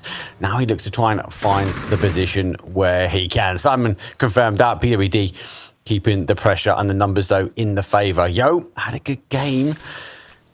One. And now they're looking to try and capitalise. That's huge. PWD gets their second, though. Cappy gets the first. And for Joga Bonito, a team that is hyper-aggressive, looks to be hyper-aggressive here, but found themselves stepping on a bit of a landmine. And for Team Yooo, that is what the start they need to do as the game number one for them. Well, they got held out. They got held out that zone, denied opportunity, especially from Vitality. Yes, they are kind of in zone now, but that's an early couple of points for them. Oh, can we see Yooo and get in?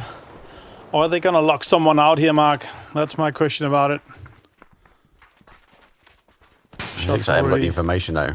That's the problem. What do you do now here, Martin? Get the chips, put it in the back of the car, and then just leave? Like, the movement from the team telling me that they don't know where the rest of Joga Bonito are. Yeah, it looks like they're just going to grab the chips and maybe hold on to them. Maybe they can get a cheeky recall care package. But at least deny Joga Bonito for rest eventually here, especially with how everything is already central. For Yooo, I would prioritize getting into some of the better compounds, to be honestly. But let's see here what they do. HiVE, obviously, in a great spot already. They're going to go for a more greedy split. HoWL with the exHOWL guys already in some good spots too. But I'm really looking at Navi in their area. Like, we've had so many endings kind of south of Kantara. And that's where I think it's going to be ending up as well for this one. Yeah, especially with that drop zone, they extended out, they stretched out, they got the cars, they worked their way to their normal drop spot, right? They got the loot, the zone pretty much for them is centralized. I'm intrigued that we don't have as many teams across towards the east. We see a lot sort of play from that kind of Cantera out to the fields to there and Impala. So it'd be interesting to see actually if we do see another shift towards the east, we are going to have a bit of a mass migration here. And a lot of these teams potentially will fall during that period. But for now, most people are in. There's a lot of room on the outside edge. So some of these teams that are coming in quite late, they don't have to overextend if they don't want to. No, for sure not. It's an interesting one, though, Mark. There's a lot of teams kind of colliding in their paths. And another one is Virtus Pro here with Yooo trying to kind of rotate into and through the dirt road highway where Los Leones is. There's a little bit of a chase going on here. Virtus Pro is looking really actively for this fight here, potentially trying to deny a little bit. Soset coming in on the other side as well. Might have a big fight in between Virtus Pro. Look who finds Michael here. There's more shots coming in. James turns around with the barrel, finds Nixie. I think he had the movement, though, and he's prepped and ready. Lucarux, though, preps and ready. The grenade goes over the top, takes some damage as well. Has to try and back off, but Cappy does one. Cappy does a second, and Lucarux, though, goes down as he ducks into cover. Looks like that VP is going to be on the receiving end of a lot of things in the first couple of games. Lucarux on the very top, shots coming in from BDD. A lot of damage done to him. Really well done here from Yooo. A pull up onto Virtus Pro, but look at this. Nemesis looking at the distance, trying to scrap some points from it, steal a little bit away. They see them in the distance here, stayed. Taking shots against them too. It's turned around. A great headshot also. Straight towards them. Sosa's actually low. Beamy finds Sosa. It's an off angle. That's huge for Beamy. That is huge as well. And plus for the information, right? Now, even for Team Yooo, they know who that third party is. Melman causes some damage. Beamy has to slide away, but they're down to a duo here. Not the best start for VP. As they get overrun. For Team Yooo, hyper-aggressive, but it's working. Yeah, it's working to destroy other teams. Let's see if they manage to recoup a little bit of their lost interest so far, though. With them already being locked down by multiple teams, it's going to be a little bit difficult to get out of Los Leones with any priority into the next circle. And then looting. I also see a few guys talking about my big headsets. I've heard a little bit about the guys saying we're going to go aggressive this week here. It's not the future here. It's the players' thoughts directly. It's kind of crazy. Can see your headphones from space, mate. They're that big. Right. Can see your hair from space. On the rotation, STG, they're coming out the north side. Construction workers coming out south. East, and Diffix though puts Michael down. The high ground is there. I feel like they felt like completely disengaged, but for Team Nemesis, they left one behind and they left a dangerous gun.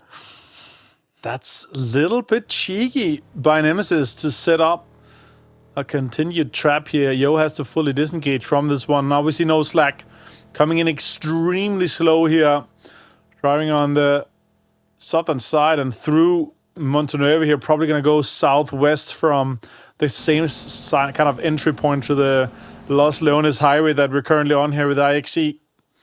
Ascent has set up shop here on the barefoot. Kind of like it with a little bit of a greedy split in between. It's Crits and T-Bow holding on to it. If it goes deep southwest, they want an entry point and information off that road where a lot of teams are still going to be passing by. And when the last team has passed by, which is probably going to be either noslack or some of the other teams if they go that way, then they know how fast they can kind of go in behind them here. Beamy's been found and flushed by State, but Crixie did find Diffix. That's a big name to take down too. Fex also joins in, and construction workers start taking shots. There's so many fights here in this eastern side of Los Leones. Mark, I don't really know. Is this worth it, to be honest? Yeah. Sure, you're getting some big names down, but I don't know. They're so split. Everyone's really, they're trying to do that kind of team vitality game one, conquer the terrain, spread out and farm the information.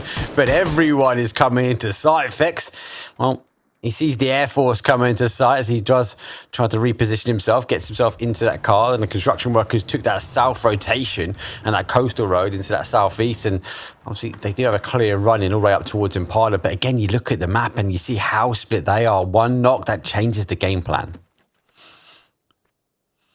For sure. Although, with how the circle is, like there's so much unplayable already. Like you're only gonna take areas that you deem worthy to be played late game as well. Let's say where we do end up here, it's gonna be a Cantera Minas proper ending here. Huge priority onto HiVE and HoWL. Bushido Wildcats also looking good. Storm and Request inside Minas, but that's usually very contested and you have to kind of leave it like a city. But let's see where we end up and let's see what HoWL, what the exHOWL guys ends up doing, as you see here on the map stream. Well, he hasn't gone for that hard shift rotation, so I think a lot of teams will favour this north. For Na'Vi, I think it's a case of just kind of stick and pray that we might see a sort of shift back. Because we had, as you say, we've had so many come that way. For some of these teams on the outside, it's a commit, and it's a commit towards compound. Ascend, well, they commit towards Na'Vi. Na'Vi on the split. Na'Vi has to collapse their split as well. As you can see, the reinforcements coming in from the east side. So Ascend have a limited amount of time, but they've forced it into the compound, and then they've thrown the anchor out. All right. It's going to be a 4v4 with Na'Vi and Ascent here. This is crucial fight for both of these teams and for their campaign throughout this game and today as well. If you can win this one, you might be able to snowball a little bit. Shops are coming in as well. Hackatory filling in on that northeastern side. He's going to have a dirty off angle. The other guys have committed inside the hangar. Kidder on the other side here, he might be able to find some knocks and some damage onto these guys if they're able to come in and come around. Damage goes back on the other side. A lot of grenades go back and forwards. Ferris, I think, was being sneaky about due to moving. Has been potentially found, but I have an idea that he is sitting there. He did have an outstanding quals and definitely stepped up to the plate. He has to step up here one more time. The smoke, well, it starts to bloom. The flash comes through. Boostic steps up to the plate, though. Shot goes through. Doesn't get the connections. He will retrieve back the flash. And now we see the spark is lit. The match needs to go. And when the explosive action happens, it's going to be quick. And it's an opening from Ferris. Ferris finds Keta as well. That's 2 knocks from Ferris. He had such a great performance throughout PEC so far. And they continue here. Boosting down to 26, but he is not to be stopped. Pops up first hit and then might be able to get 2 more in. Someone might be able to backfill this now. Confirmations are coming in. Keter and Killikai is out. T-Bone finds Boosting though. Yeah, got the information now. Grenade goes out the other side, bounces as it hits the wall just away. Does a bit of damage here. Spyro wraps his way around the other side. Molly goes over to the top. Spyro just waiting for the peak. He knows the next step could be quite critical as Chris repositions as well. Flash comes through, has to duck back, and T-Bone, well, he takes the opportunity now to cross a little bit closer. They're not close enough to stack up and go. Spyro is waiting for T-Bone to make the push. Look at Ferris coming in with backup as well. Going to have a Molotov thrown again at that corner there. Another stun grenade and some blue zones and smokes are coming out. Lots of utility being committed to this fight here. If they can finish this off quick, Gonna be 4 big points for Na'Vi. Chris finds Sparrow, though. That's a great headshot. Ferris finds T-Bone. Is Ferris gonna kill all of them? It feels like Ferris, though, is a one-man army at this point. Flash comes over. He lines up the M24. The jump shot and Ferris! Oh, my God. The pre-fire from his Chris is not enough when you've got an IGL like Ferris. That's huge. It was Hackator that ended up getting the points in, but the damage has also been done by Ferris. What a clutch from him, and nobody's backfilling the compound. Nobody's taking advantage because the compound is not center. It doesn't have high prior as is right now, but they are now going to be able to loot all of the packages here, and then we're going to have the next zone pop just shortly. Yep. So we'll give away. I'm surprised no one backfilled it. No one backfilled the opportunity. Boy, Na'Vi cool as they stay. They hold their ground. They collapse their 2-2 split, and they pray to the PUBG gods that they get the zone. It comes back their way. Cantera, as you say, it's another zone ending, and now teams rotate their way in. They're going to see an interesting where noslack go for me because they could come in behind kind of PGG, but they can also go around towards that top. Cantera is going to be a bit hectic. Cantera is going to be fun. I really love the Cantera proper endings where you have the circles around the edges of it here. Look at the construction workers. They're currently gathering materials to start their work. But here we are. It is in the PEC finals here. No more materials are going to be needed. Michael and the guys here already having lost Michael's obviously huge, but P2D goes down to Schiller. Schiller was a huge name throughout PEC, and now he takes a stand once again. Just stays down once again. PWD though bleeding out though. Cappy is on one today. He just stacks up and takes in the sub or the coach. Lazar goes down. Sheila pre-fires in towards the doors. James trying to catch the rotations. The Sharks, Mess2G rotate their way around. They try to find entry in towards his compound. James steps up, steps forward. Cappy down to 1 HP, but he gets another knock though and does the job one more time. Oh my God, James, what a peek with the barrel though. Takes Baron down.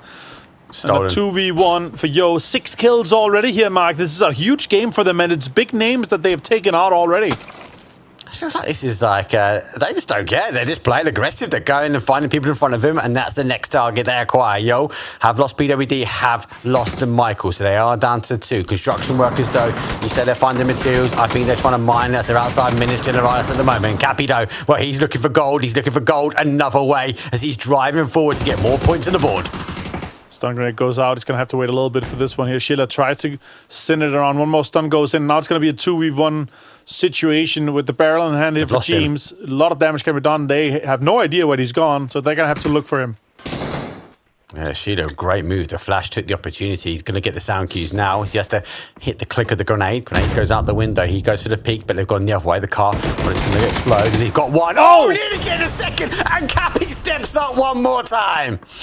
Huge play here for Cappy. Nobody's going to backfill this fight either, a third party. It looked like Construction Workers was kind of sniffing at it, but it does not end up like this. And this is another decent game for Yooo.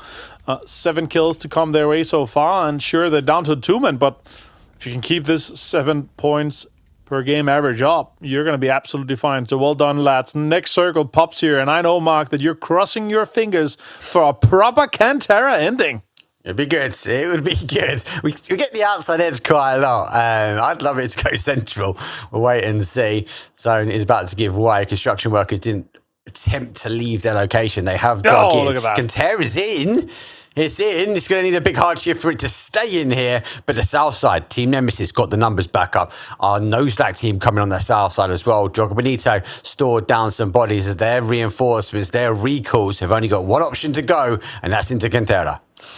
And with Bushido Wildcats kind of assembling on one side, that might ending up being a way where they have a way in here. Might be able to pick up a few guns, pick up a little bit of util, some vests, some helmets. Bushido has not too much of an idea yet, I think, that it's 2-man to just insert themselves into this one here. Vitality's aggressively taking a stance against Bushido here. Looks like they're crashing on this northwestern side, Mark, and taking the outskirts of Cantera inside the crater. Not a bad play for them. They'll give them, they've got a little bowl they can play from. They're hoping for it to leave, though. Construction workers starting to pay off that they have dug in. They have found gold, and one of them is in the way of Storm on request.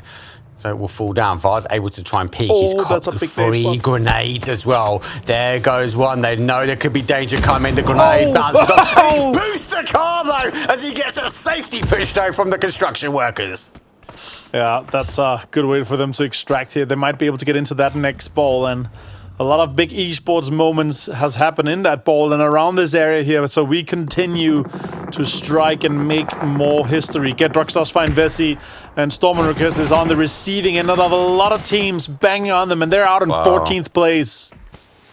That car must have had some momentum to run straight into the other teams on the other side. I like noslack's position as well. They've gone to the outside, so they're trying to put their backs now against the blue and have the opportunity to look on in. Team Vitality does have one down. And needs to try and get rezzed up here because he holds back slightly. I think he's just trying to piece together the puzzle. Back on that north side though, James, they rotate their way around and out of danger. They do find themselves in the line of sight for the construction workers. Yeah, it's a good way to peacock and push teams away here to make sure that they don't enter from their location. They want to be that only team in from that northern side so they can sweep the edges here. Kovalevi does find Kapi.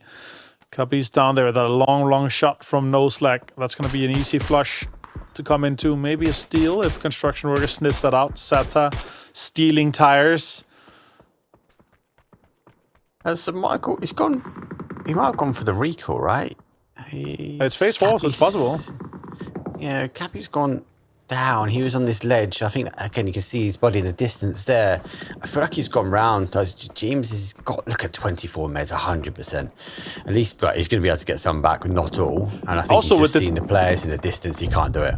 With the tac pack, Mark, a big strategy as we see construction workers actually finding multiple players on Twisted Minds. Petulins finds Fex. I'll continue what I said just before. Pixelic finds Example. That's big names to take down here. Twisted Minds just down to one player. And Betulin's got to heal up, and he's up to 75 HP, but he's going to have to try to make a push and try to squeeze one more point out as Pixelix drives in, tries to do a drive-by onto potentially Twisted Minds here. He's in the smoke. There's X-Ray on for us here, but he's spotted. Naileb finds them. Boostix also finding PGG.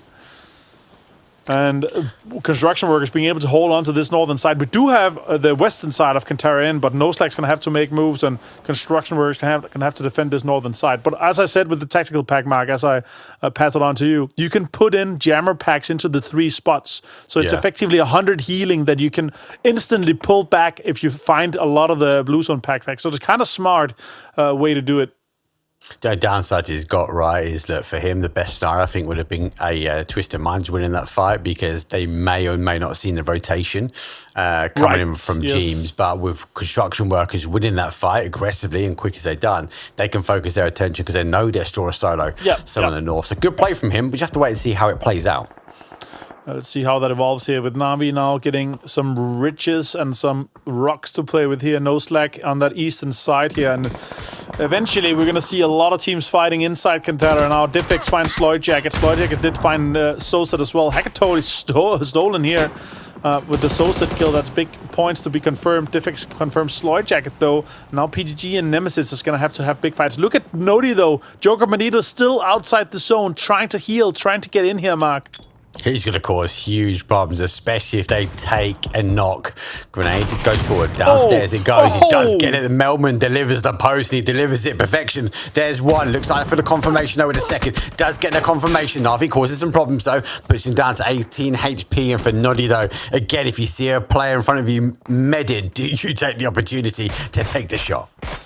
Stayed finds good damage onto Boostic here. That off angle was not expected. Spiro does find Stayed. I think he might be safe res inside where he actually is. Bleeds out as well. Spiro gets it. Melman finds Salik. PGG falling apart here.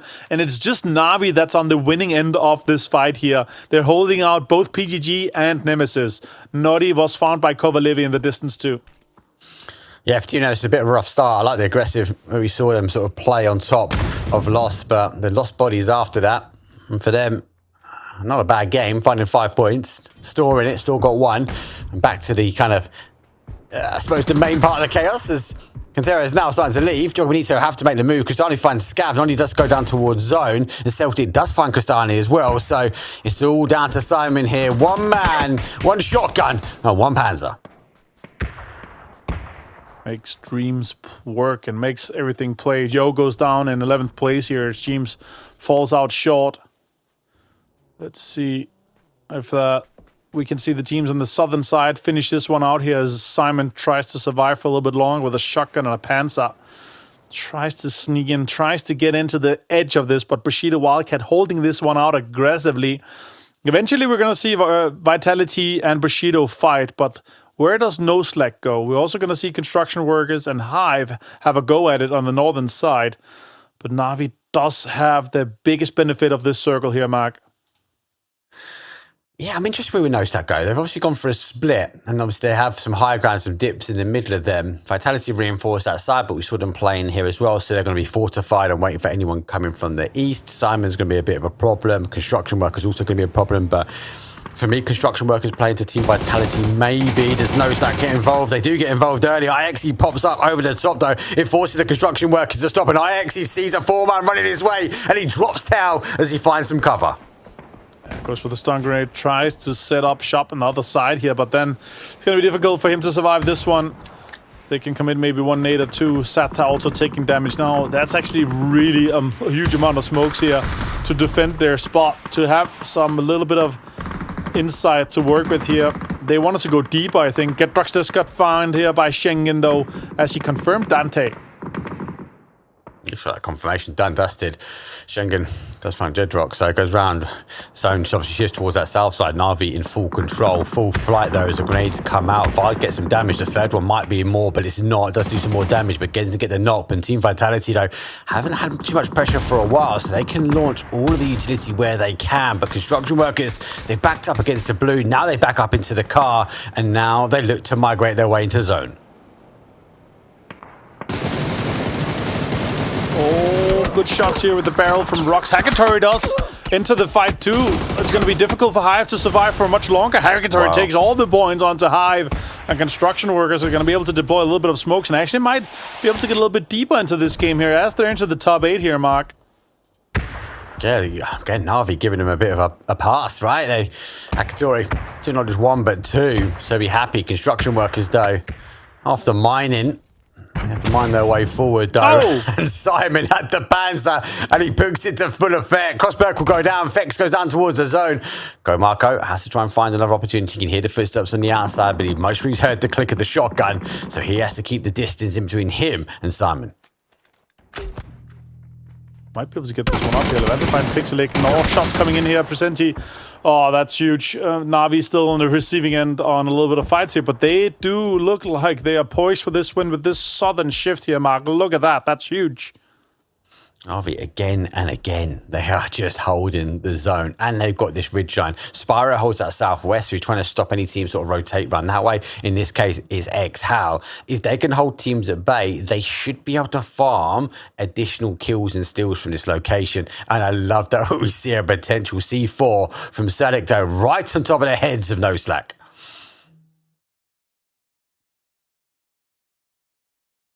Na'Vi Eastern control here with Bushido Wildcats and noslack.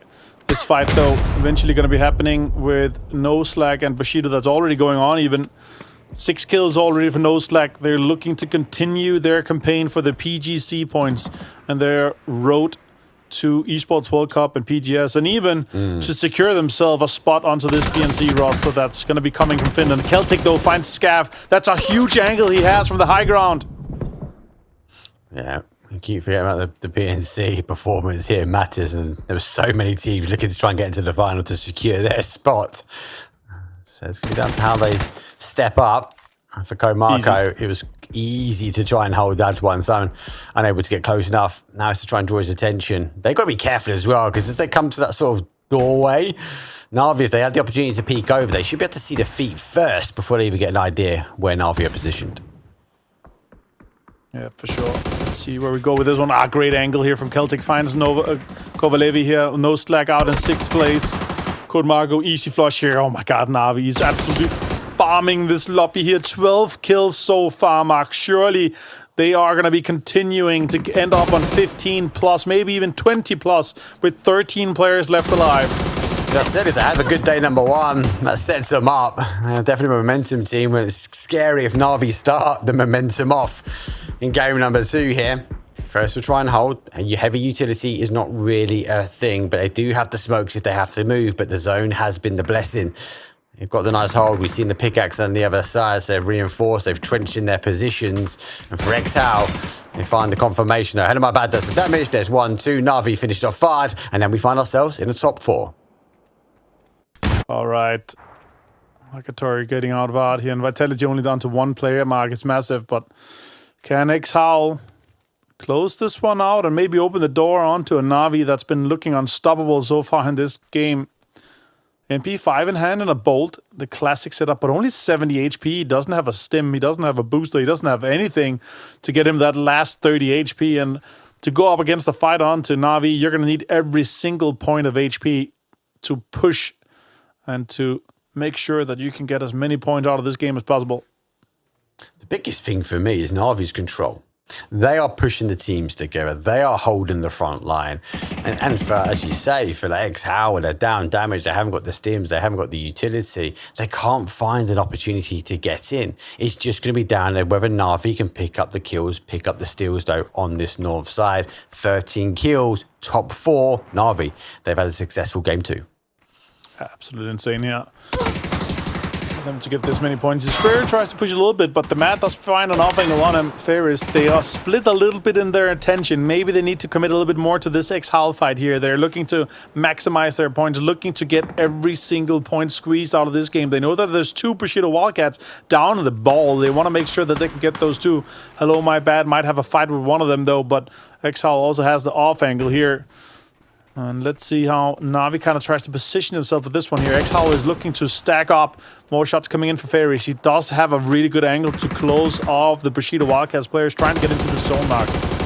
Oh my god! He has to control that ammo now. 75/2 with 5.56. He's got enough to clear it, but he has to make sure he makes this effective space like you saw. Head of my bag will fall down. 4th place for them. Here comes the first initial spray though. Does get a damage, does get the final before he gets in towards cover here. Now he looks to try and find the final player going out towards the balloon. Oh my god! Na'Vi and Ferris, what are you feeding this guy? Ferris has had such an amazing showing in PEC so far this year. 7 kills, more damage than HackATory, almost a 1K club for Ferris. I wrote to Alrain last week. I said Ferris has been such an absolute force to be reckoned with so far, and I'm really happy to see him involved as a player, as an IGL so far. And look at that, 1,022 damage for this man. This is the era of these kind of killer IGLs, right? Historically, they're always the ones making the plans and not getting the kills, and it's accepted. And we've seen team after team step up, and now the Mad steps up. Spyro goes down. Ferris hits the spray, but again, he's limited when it comes down towards ammo. So has to be careful. He drops the mini though, so he's going to be able to put a little bit more 5.56 in his back pocket. But is it a little too late? We'll have to wait and see. We'll have to see if they can close this one out here. 4v3 obviously down with a little bit, but still some stun grenades, some utility still in hand here to make an opening onto this one here. I feel like HackATory's off-angle position inside a little bit of a ridge is actually going to pay off huge, but does Ferris get caught off guard with his push here? No, he does have really good ridge to work with as well. HackATory's trying to dig to the center. That's where he's just getting the center dot. He's just digging down to it because he's right on the money. It's looking good. Oh, Panzerfaust as well in hand here. Oh, Ferris does drop his secondary gun, and he starts to redirect some of the terrain here as Boostic finds the Mad, and a flush on him too. That was quick. Here comes the push. He sees the body. Oh my god! Boostix finds the head though. Oh, this will fall down. And for how they had the position, they stacked up. Now they stack and go. The MP5. Well, that's going to do the damage. HackATory already on the dot. He's on the money, but he has to try and find it. 2 versus 2. exHOWL trying to get the high, but the train dig down for Na'Vi is going to be to the advantage. But Ferris is going to have to move first. A full information on these 2 players and their position. More shots coming in here now with the 3x and the MP3 here. Good shots coming in. Shipless does find 1, and the confirmation 2 coming in on Boostic. It's going to be rough. Oh, he's taking the fight on the other side. MP5. He puts it down to a 1 versus 1. Now that's gonna go. HaKatori picks it up. HaKatori gets the win. Oh my God, Na'Vi is 20 kills, a 30-point game. Oh, what a game though. Na'Vi home turf, but they convert huge numbers, Martin.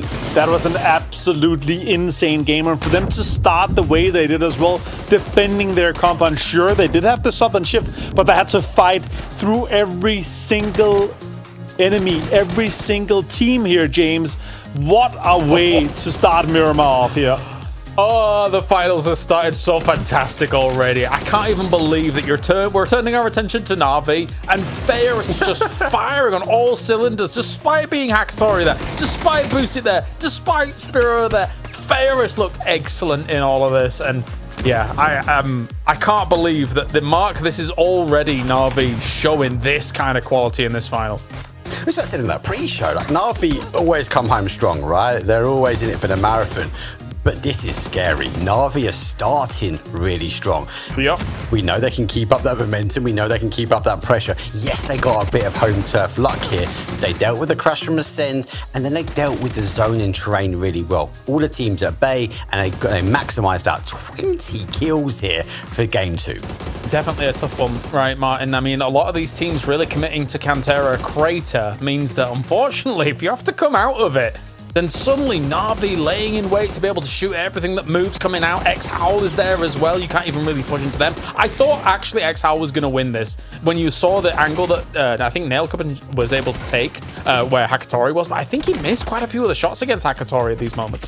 Was it Nailcup? Yeah, there was a little bit of shots coming in. He's down to 13 HP here, and this was where, like, okay, surely he wins, but the ditch that HaKatori had dug himself to make sure he could get these peaks out was just absolutely disgusting. Look at that. Only one other team to get double digits. 30 points. A 30-point game, a 20-kill game. I don't think anything has beaten that so far across PEC. That is massive from Na'Vi. What a start here to the finals. exHOWL with 11 points going their way. As Bushido Wildcats once again, Mark, are able to survive into the late game.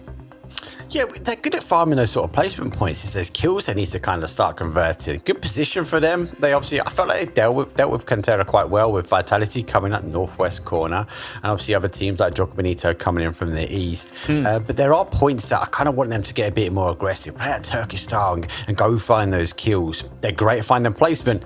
If they can convert the kills as well, we'd definitely keep them at the top. Do you reckon Virtus Pro and Na'Vi have just decided after PGS2 and PGS3 wins, Martin, that they're just, going to go back and forth trading wins together? Because how, like, Fairest did 1,000 damage, Wow. HaKatori did 1,000 damage. What is going on? And 3 revives as well from HaKatori. I mean, there are so many fights to be had. Also, I gotta say this, the way that the fights lined up for them to slightly involve themselves in either third parties or be the kind of aggressor to hold out teams and so far. I mean, the way that worked out for the Rich that they had to play with was perfect as well. But to do it this aggressively, Fairest and HaKatori, between them 15 kills. The only win that they had in Finals 1 was with 6 kills. Now they have one here with 20. They had 119 points total last Finals. Here in this game alone, 30. And we have 15 total games to play. This is just an insane start for them. The crazy thing is that as we look at the team focus, of course, Twisted Minds. As soon as I saw Power Grid, I was like, I know who we're going for. Yeah, Twisted Minds here. This is a trick that has been shown as well on the broadcast that you guys can incorporate into your game to get up there on a bike. But as it looks here, Mark, I'm very concerned for some of these teams having to go up against these teams that have come out very strong to start. Yeah, it is a very strong showing for them. Twisted Minds obviously looking to try and produce that strong showing again. They've lost the zone, they've gone aggressive. You saw them obviously the same with that last game, but nice hold from the construction workers. They dug in deep as well for early game in this north side, so I think that paid them dividends coming into kind of that positioning. But it is a strong start, and you got to think as well, James, these other teams, right? They can't allow these big dogs to continue this, right? Because we're going into a day number 2. We're not looking at first anymore. We're looking at a second downward. Like, they need to dial it up and dial it up pretty quick. No, definitely. For the construction work is very important. And then a team that I kind of hold in the same position is Yooo, right? Who actually Cappy was able to do so much in this game as well, Martin. And I think that whatever's happening for Yooo, I mean, I listened to what Michael was saying before for the games on his stream and stuff like that. They're sticking to their setup roles. They're sticking to their positions and how they're actually going to play things out. So maybe if that kind of continues on, they can get into like top 5, what do you think? I think that's a possibility, and with how things are looking right now in terms of Na'Vi kind of running away with it a little bit now, but also it's kind of an open place to get a top 3, and if you're able to get a top 3, you might be able to squeeze a PGS spot out. You might be able to do that. And again, as I said during the cast, like if you can average 7, it doesn't matter. You don't need the wins, but if you can average 7 kills, you know, the way they're kind of engaged and the way they're aggressive, you're going to be up there. 7 average over 15 is 105 points, and 105 points last weekend was 6th place. noslack had 101, so really good. All right, well, let's listen in on some of the team comms here as all of these teams tried to tussle with good old Cantera Crater, but it was difficult against that high ground. Побежал бы, вышел. Gel sen sağla. Yeşilin Bakıyor, üstünde bakıyor adam. adam. Ben koşuyorum. Gel sıkalım aynı anda. Bir canlı adam low HP. Sen ne dedin? Mermisi yok adamın. Benim olduğum yere gelebilirsen iyisin. Neyse. Ver ya, fake'den. Smoke şeyi çıkart bak, ona smoke Kulübü tarafındakine smoke yapıyorlar. Gaz düşmedi o. Gitti kanka. Çift sola bak. Helal. Yavaş. Yakın gelecek sol, dikkat et. Pikte. Nice. 2 ve 2. Uzak 2. Arkadaki önce çıkıyor. Panzeri var. Nice. Son 1 ve 1. Yavaş. TS'li. Koş. Line light'ta oyna. Canı 1. Helal. 1 vur. 1. Nail tik basamaz. Yapma lan. Enti. Difficult one there towards the end for exHOWL, but they did get at least a 2nd place here, Mark, and they can take some solace in that, I guess. Yeah, and they came in on that sort of west side and they were held at bay, and I think it was they were in sort of controlled by Na'Vi, and until Na'Vi went to fight them, that's when it was engaging. I would like to see them stack up a bit sooner. Obviously saw the Mad come around that southwest corner and cause some damage. If there was 2 bodies there, maybe 3 bodies, they wouldn't have allowed Na'Vi to kind of back up and reinforce their trench position. So I think a lesson learned, but again, a good game from exHOWL. They find themselves in the 2nd place. Gutted they might not have got the win. Yeah, I think it goes to show, even in just some of these final moments already, it shows in just 2 games, the terrain change is huge. Be it Twisted Mind surviving as long as they did in the Erangel game, or be it these little dips that you're carving out as well, Martin, here for Na'Vi to then win that game. It has huge ramifications on these fights. It does, and what a comparison. I think we should have compared Hackator with a Ferris, maybe that'd be more fair. 100%. But that's not. You can't do that and call it rivals, right? So it's good to see Levanta up here, obviously. But after such a crazy game from Hackator, it's a little bit mean to be like this. It's a tough one.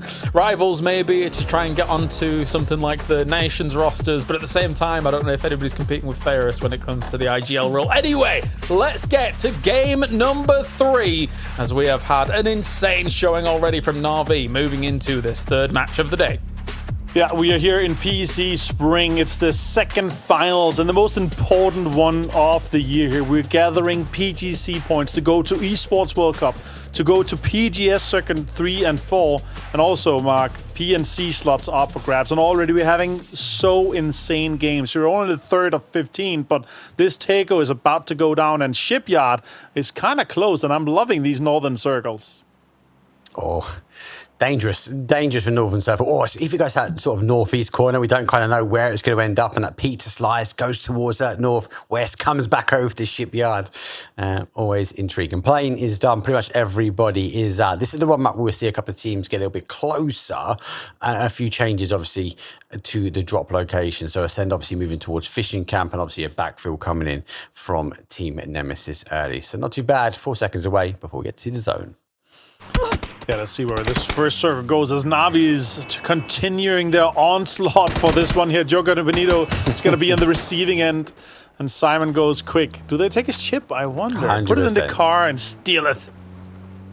100%. You know that's in there as well. He just had to give up, but Na'Vi see the second target. Zone has gone down to the southeast, so we actually got right down to Songam. Interesting zone. The high terrain Buksang is also in as well. So for a lot of these teams like Na'Vi that are migrating that way, they might want to continue the pressure onto Joga Bonito. So maybe you can hear the zone. What do the guys say? That this is the 9th wonder of the world that you've produced on PEC finals.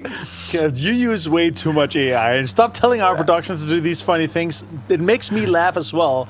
And I know the chat is loving my satellite-connected headphones here. I'm getting information from the aliens. I'm getting information from outer space with these ones. To be fair, it is the most comfortable headset I've ever had. But maybe tomorrow I'll look into a different option for tomorrow, just to continue the meme maybe. But Mark, I gotta point this one out though. This is the second circle where the circle barely touches the plane path, which is making so many teams having to make huge rotations and also having to rotate through a lot of the other teams' paths. So it messes with the kind of timing of their strategy. It messes with the priority of where they're kind of going in here. So let's see how this kind of evolves with Yooo already being posted up central and Joga Bonito being central, but having lost one player is going to have quite the impact. Team Ascend, a good start from them. Are currently in 6th place. Shout out to Gideon out there as well, giving his the cheer for the German lads. I had to remind him that there are some other players from other nationalities in Team Ascend. But good start from the team, a very good start from the team, led by T-Bone. They've got to decide where they go, and I think for the zone, coming back to your point, the zone, it's going to be about timing, because obviously with so little of the zone touching the flight path, there's going to be a lot of choke points that these teams are going to bottleneck in. So it's a little bit of a risk versus reward. But I really like what Team Yooo have done. They've already played to a central, I suppose, the southwest area. They've taken some compounds. I think they might chip away and see how much more they can take off. Yeah, I'd like that. I mean, then again, like if they have a high prior spot here, they should take a 2-2 split and locking down some of those compounds. We know it kind of ends close to, or compounds where you have a great kind of fighting line where you know no matter where the next circle goes, you have a place to go to either fight or to occupy or to get points from. So it's kind of good here. Bushido Wildcats as well, also moving in from this northern side, but Ascend might be catching these guys with baseball gloves coming in from this other side. Let's see how this evolves and if they're going to be chasing them a bit away. T-Bone really setting up for some aggressive peaks here. Off for the rock here. So coming in. There's a rotation, but he doesn't know. I think he just caught the tyre. Yeah, he got the tyre. Doesn't know what they were playing. Now it's the momentum going. I think we're going to be caught out here. T-Bone looking to try and take advantage. Code Marco has lost the tyre, but he's found the new ridge. But it's Chris, M249 in hand. And he's a predator with some prey that's limping in front. He might be able to find one here. These guys are just trying to pass on by and pass on through.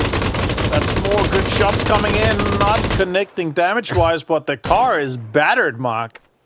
Absolutely destroyed, but yeah, not enough to get the convert. It's Chris. Took the ridgeline early. We've seen this from Team Ascend sometimes, kind of a hold on this bridge, and I think that's why they're sort of pushing to their drop spot to be in that kind of fishing camp area. But it's one of those kind of, we spoke about it with Team Nemesis, one of those kind of telegraphed areas that the expectation is to have someone there. So nice move actually. Especially Wildcats obviously used the ridgeline, used to train well. Yes, they did lose a tyre, but they're able to swap that car out and find themselves in safety. Oh, more shots coming in towards Naleb. He could go down once again to copy here, but it's not happening here. The lockdown on the 2-2 split is greedy, but it's paying off. It's not worth with the information that they've had already, that it's these two guys here. Now that the fight has been happening for quite a while, they know it's two, so they could go and say, all right, let's just take this combat away from these and get these 2 free points, because it's a really, really decent spot here, and it's kind of close to a rest station as well. It is, and we saw it obviously when it first came out, the team started to reposition to some of those compounds, because those recall stations can make big changes. As we saw a big change from that pickaxe in that last game, actually made a big change towards Na'Vi, be able to stay a little bit cool in the centre. Just in mind though, staying calm as S2D shooter does have the glider above, but it's more of an information gain. That glider's not coming out of the skies just yet. I don't think so. He whips out a M249. If it gets too close, can do some damage to it. And with this zone and how it kind of evolves, it's a lot of team that's going to be slow. One of the teams that is going to be slow is HiVE, but they do have a glider. They do have a gas station where they could go and fill it up. Boosting this, get the confirmation onto Celtic here. And noslack's going to be one of the last teams to leave this northern side. Especially with leaving the Yongchong bridge as comes across here. Kovalev and the guys are scouting to see if they can get bridge camped or not, but looks like they're not gonna be. This might be one of the kind of slower games with how everything is kind of evolving itself, but there's also so many areas, Mark, there. Once you see the second and third circle pop, there is some god compounds that teams want to fight for and kind of lock down early. That's why the 2-2 splits are so ever prevalent here on Tego. Especially for this circle, right? For me, you've seen so many of these. The watching that sort of northwest, we see it sort of play up to there quite a few times. But also Songham, we've got a bit of water down there. I know they're hard shifts based on these zones, but a hard shift down or a hard shift north. And that's where those kind of 2-2 splits will play into. Ascend, on the other hand, they up to try and hold out Bushido Wildcats. Now they're going to try and stay as a 4. And again, they haven't got the information, so why the rotation? On the other side for them, they're going to try and stay in the cars. They've got 2 minutes though before we see the next zone. Oh, that's a lot of damage done to S2G here. PGG does push him away. Presenti managed to get a reload here. Still has a 3 vest. Oh, I like that. He puts the 2 helmet into the car to go and grab the other one here to have a spare helmet.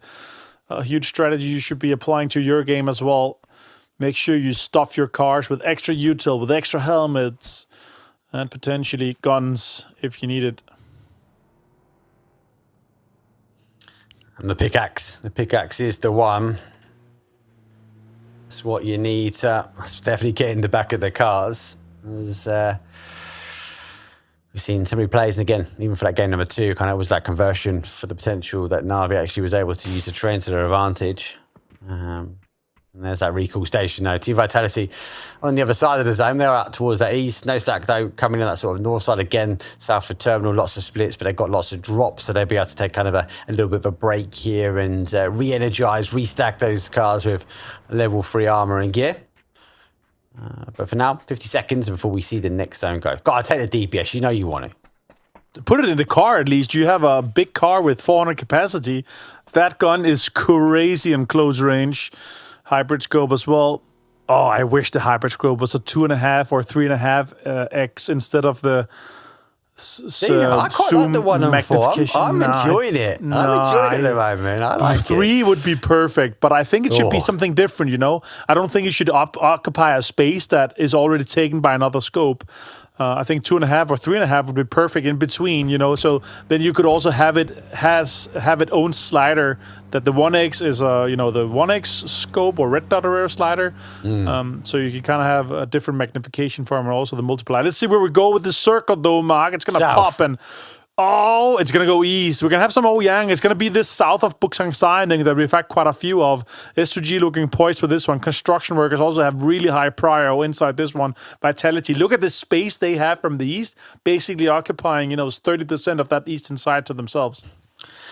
Sort of Songham holding on to the zone, clawing onto it. Comes down towards that south side. Southeast we go. PTG with that big cold. I'm interested to see actually if they keep that 2-2 split. Actually, Nixie does fund an opening as the man goes down. They are chasing their way now into that sort of northwest side of the zone. But look at the migration we spoke about. And loads of teams though colliding. VP, exHOWL with noslack entering and Na'Vi already positioned up.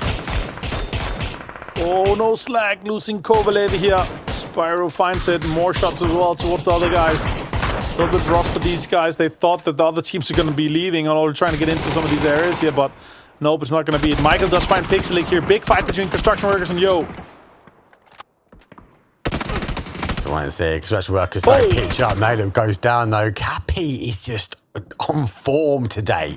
Whatever's working for these guys, they need to try and stick. And I know they changed and reconfirmed who's IGL 1,000 times over, but it is looking good. Vard though takes his break. Vard does get Cappy down as Cappy gets that confirmation. But PWD swinging around the adjacent side. Vex is going to fall. He's down to PWD and Michael here. But again, you've got Vard. Vard back in the corner. And VP's backfitting here. This could be catastrophic for PO. Oh, they also saw the knocks here, so they could get some flushes quite easily if they can sweep in and get the Geem's been found as well. Cappy's off to the distance. Now they're looking to come in and clean up here. That's a great third party with so many knocks on both sides here. Market trying to get a win. Oh, he's trying to get away from it. Driving off. Look at that. That's another confirmation. Another steal off the knocks as well. Going off the pockets away from construction workers. And Yooo is being absolutely disassembled here. Look, I'm going to say it's the first time we've seen an effective third party so quick as well. VP looking to climb the leaderboard, and that was Tedding to understand the kill feed read, understand the knocks, and was able to capitalize up into the position. Now, Vard will still hold on for the construction workers. They've got 1 point, but they're down to one player as well. And for Team Yooo, they need a reset. I'm worried they've been building momentum. Will that put a stop to it? Slow Jacket just find beaming here. A little bit of another third party for PGG coming in here, Mark. And Slow Jacket got some damage. Is he gonna back off and maybe go back to Salik? I think so. It would make sense. They have kind of hungered up inside this brick building and compound. Now that's gonna have to be on a solo mission here. Is he gonna destroy some dreams on someone driving past? Somewhat of a landmine with this one coming in, but PGG locking down a 2-2 split on some of the two most valuable compounds currently, Mark. So they could have a good game. We've been talking about them being able to qualify from day 2 in playoffs, on both playoffs. Very impressed with that, but let's see how far they can take it here in the second finals, Mark. Nice area. Bugsunks up. HG worked their way in. Twisted Minds waiting. It's difficult to cross in with Sheila. It's a lot of terrain. He has to sort of disengage and work his way back on that low side. So that might be a bit of a standoff for a while. noslack though, on that rotation round, they're kind of keeping Bushido Wildcats at bay. The zone shifts back down towards that southwest now. Team Nemesis has the emergency pickup, but no need to take it. And again, comes back to PGG, have a 2-2 split. Do they continue to hold? Because that south compound is super, super hard if someone wants to crash in. Yeah, it is. It's not a two-man compound, that's for sure.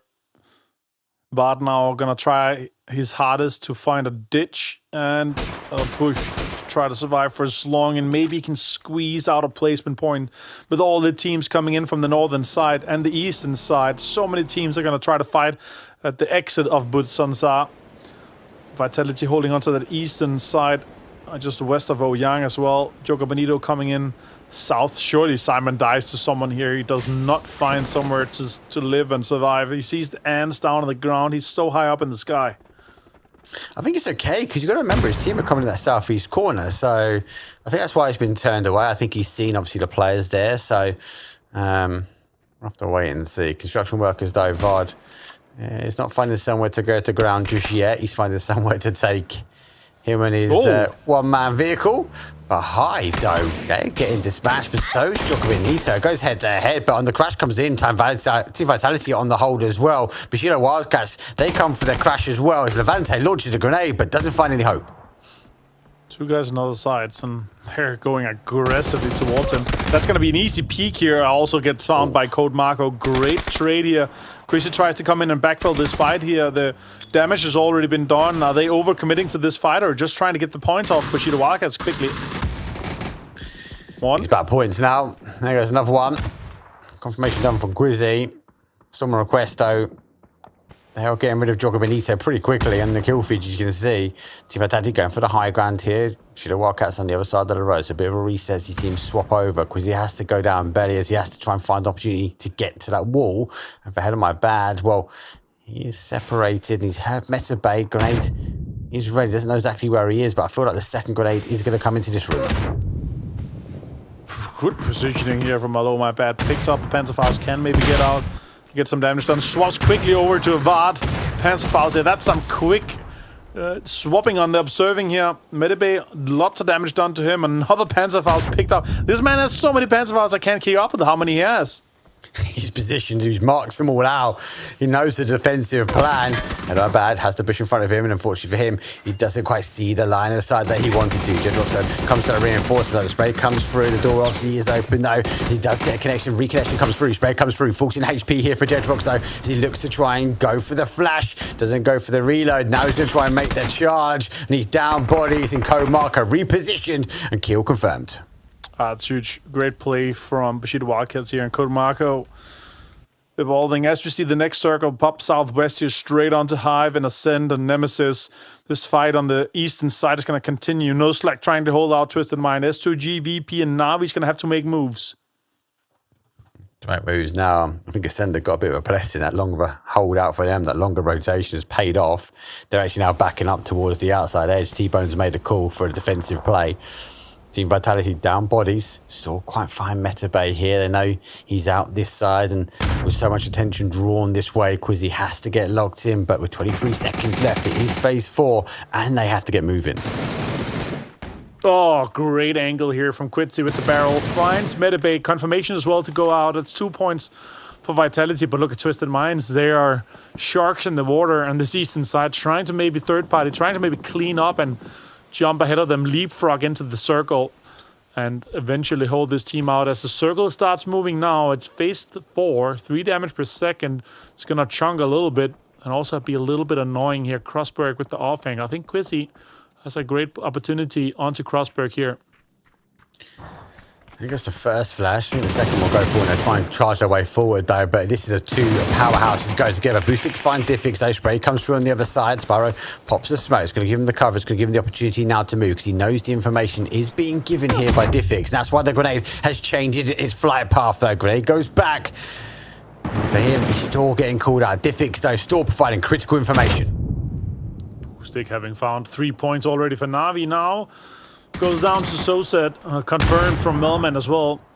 And on the other side with Code Marco finding Quizzy, Bushido Wildcats in the upper hand here. Now exHOWL and S2G is going to have a fight here. The Turkish rosters up against each other. Schiller goes down with Nail Cup finding it. Beamy finds Kovalev in the distance as well. And exHOWL might be able to finish this fight off quick if the utility lands in the right spot. Laza finds one. Baron finds the confirmation too. S2G looks to be on the upper end here. I do. Surprised, because it's quite difficult to fight uphill, especially coming in quite late. exHOWL only able to get the knocks that they needed. He's kicking off on the other side, and for Storm and Request, they will fall down. Nemesis, though, are down bodies. It's Navi going to be down to bodies himself. exHOWL looks to try and charge, looking to try and find the final one. And for S2G, though, it's a nice play, but it's a huge outcome for exHOWL. Super well executed by them, but the other teams are going to be setting up a hold outside their compound on the western side of it, as you see here in Albertulins. And the guys from Twisted Minds having a fight here with VP. Big teams coming in. Good third-party timing here from both teams, but let's see who's going to be on the upper end of this one. The drive-by from Beamy finds Lou. I loved that as well. He kind of whistled through the forest, picked up some kills. Twisted Minds obviously disengaging from S2G to find position, but they do find themselves, though, in a bowl of danger. Knocks have happened. noslack gets their confirmation. Beamy driving his way back, but he does fall down. 13th place for him. noslack looking to try and gain the information, but with the amount of smokes here, unfortunately for IXC, he doesn't know exactly where the Twisted Minds players are. XC really trying to commit here now. Still in 12th place. Example hears him, throws a nade straight at the tree and finds IXC as well. Down to 10 teams now. Next zone pops. Look at this compound here. Absolutely perfectly on this eastern side here. exHOWL still has the majority of it, but Joga Bonito has set up shop on this southwest side. We do have HiVE. We do have Navi and construction workers inside, but it's the big team that's gonna collapse on the western side with Ascend, with Nemesis, and PGG from the northern side that's gonna be having an impact here. Ferris going to ground, level 3 helmet, level 3 vest, pickaxe and Famus. That is a landmine. Like, for anybody. And again, I spoke to Micah about this before, and he said if you go down using the grass, actually really hide some of those holes.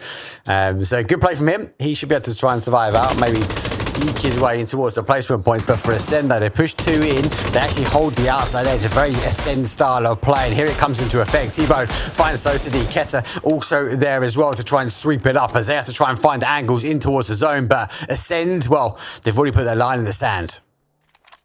Yeah, they want to control this western side. They want to make sure that they are the only teams to come in from here, Mark. And the way they set up with like a 2-2 split and 2 guys on the front, it's going to work out nicely here. Good nade coming in from T-Bone. Does tons of damage. You always have tons of damage when you got exCHRIS not too far behind. But yeah, that 2-2 split really works out. Very Ascend style of play. They will work their way in on zone. The call is now to try and collapse Killikai. Unfortunately, he has left to his own. So these three need to try and dig out the final player from Nemesis. He doesn't have to move. He just has to try and eke another point out of this game. 5 kills so far for Twisted Minds, and the holes get dug a little bit deeper here to see if they can squeak out some more points here and maybe survive for quite a bit longer. T-Bone does find Stayed, and the last players of Nemesis goes down in 9th place outside the placement point. Now HiVE and PGG is going to have a fight here in the northern side. Could be third parties from the center as well. Rox finds Sloyd Jacket. Great shot from him with the barrel. T-Bone's on form. He gets another knock here. Knock should be there. The grenade goes over towards the top. Schengen, though, he's just on the receiving end of it. Spray does come through with a 5.56, and it goes back towards the grenade, but he can't hold for too long. I think he's just dropped as well. I think it's going to say goodbye. Grenade comes in from T-Bone. Damage coming in as well. And for Salik, he's down to 42 HP. Has to be cautious. Yeah, he's been knocked, and also be the last player here. He's going to try to survive for a little bit, but he gets found as well by Twisted Minds. Schengen gets the knock on this one here, and Salek is going to be confirmed. Look at this. Oh, there's a Panzerfaust confirmed on Salek too, and now HiVE down to 1 player. 3 kills for them. Still some placement points now with the top 8, but not enough points for their campaign. They're currently in last place, Mark. He did drop that grenade as well, so he had to push forward, though, from Salik. So flushed out his own player and had to find safety. Schengen, final player, as you say, he's got a Panzer. He's now getting some more 5.56 in the back pocket, getting some smokes and some util that I have to work out. And for Vard, though, he does find his way an additional point. So arguably a bit of a salvation game here from the construction works. But on one additional placement point, you'll be happy with that one. All right, southern side here, and the control that they have already on the northwest as well. The only bad thing for Ascent to have a bad game here would be to step on a Ferris that's already absolutely on form here. Slavin does find Shipless, exHOWL being ripped apart just a little bit. Already had some points here too. Simon does trying to find the confirm. He does. Joga Bonito, nice. 16 points up and top 8 here for them in the total leaderboard. Also top 6 in this game is massive for them, Mark. Yeah, especially Simon had to come back for the recall, so the Sens, they are controlling. Like we saw from the game before, it was Na'Vi. Now Na'Vi on the receiving end, but Ferris, again, as we say, is a bit of that landmine. He has positioned himself now looking towards exCHRIS. So they have to be cautious. I mean, a little bit will giveaway will be their car. So interesting to see as Sen kind of break things down if they do pick up on that here. But for HiVE, the jammer pack is going, and he goes for a second chance to go get his hand caught in the cookie jar. I think he's trying to look for any smokes he can find. Just trying to maximize, trying to squeeze out some extra points here. Might not be enough for this one here. Twisted Minds is looking poised for this one, but they are on the side where the majority of the solos, the majority of the duos are left alive here. Ascent, the only full team in this lobby now, could be pushing a little bit further for their campaign and their hope for a PGS and Esports World Cup slot. Is what they're looking for. Send 6th place, 4 kills, up to 17 points. A good start from this team. A bit of a YOLO in that first Oranga as they had to full send towards that Twisted Minds. Here's Chris just holding back, making sure no one is coming from that sort of west side, and Killy doing the same. So they're definitely getting the kill free read, but this is telling me they don't know where the solos are. So they're taking this zone with caution. That's what you want to see from Team Ascent. All right, 5 more seconds. Let's see where we end up going here, Mark. This is going to be a crucial one with this zone here. If it goes away from the north, it's going to be difficult, and it goes away from the east. The teams with Joga, Bonito, and exHOWL is going to be fighting for this one here. Twisted Minds just going to have to squeeze a little bit further in. They're going to be fine, but look at the control that Ascend has. And if Ferris finds exCHRIS or Kilyakai, it's going to be difficult for them. Schengen does go down. We're down to the top 5 now with 12 players left. This is just playing into Na'Vi, right? Now they've not got the bodies, but every team goes down. There's another point Na'Vi will gain. exHOWL have to move. I love the sense position. T-Bone does hold that south side, as you say. So he's going to have a lot of information, especially for any teams that try to wrap out of this one. But I don't think they have the opportunity. exHOWL launch a smoke call. They have to try and launch their way forward. And for Joga Bonito, they're running out of heavy util, but they've got time to burn because exHOWL have to come to them. That's a 1,000 hand here. A little bit dangerous to be on the receiving end from that on Simon. Goes for another nade here. That might roll quite deep, but it's not going to be close enough for nailcup. He's still off to the distance here. Blue zone as well to deny any push here from this. They're playing two guys on the same side. This blue zone is actually doing its perfect job here for Simon. And now the Panzerfaust gets pulled out again. 52 HP now, down to nailcup. He's gonna have to still push and go forward with Panzerfaust through the smoke here. Shots from Lou, third party as well from Twisted Minds, and Slavin finds nailcup. Huge points here for Joga Bonito. Yeah, Odin, final player now for them, and knows he's got the information on the other side. Twisted Minds obviously in the high ground, so he's not going to be found just yet. Twisted Minds are pushing down from that north. They're getting in the cars. He is going to go pick up that Panzer. Does get the shot over, doesn't quite get the connection that wanted, swallowed up by the Fabric. And for exHOWL, 7 kills, but it's down to 1 player in the top 5. exHOWL squeeze out a few more points to get this one. Simon does find example. Twisted Minds win for a third fight to try to go for an 8, but he dropped the nade himself after being knocked, and that's a confirmed to Simon. 7 kills for Joga Bonito. And now they just need to squeeze and kill exHOWL to get Odin out here would be massive. That's a good angle he has there, but it's also been spotted from Slavin as well. He spotted one more. More shots coming in. Great shots from Odin. Oh, Simon turns on him and gets it. Love it. Great play. I like that when people take the W key down and take the fight to them despite being down numbers. Ferris, though, he's not got the opportunity. He has to try and hide this one out and hopefully doesn't get spotted. Lou doesn't want to risk, and the Panzer will go in. It's a delivery and it's confirmation, though. Joga Bonito will take 4th. Na'Vi now in the top 3. Another point going towards them. Twisted Minds down for 2, and for Team Ascend, it has been about control, control, control. They've ticked off now the West. They know their solo's about. They haven't quite found exactly where they are. And I know it's 3 opponents left alive here. Could be a big one. T-Bone being able to get 3 kills here is massive. Good confidence booster for him. And for his campaign to go forward here is massive. Big UK player himself.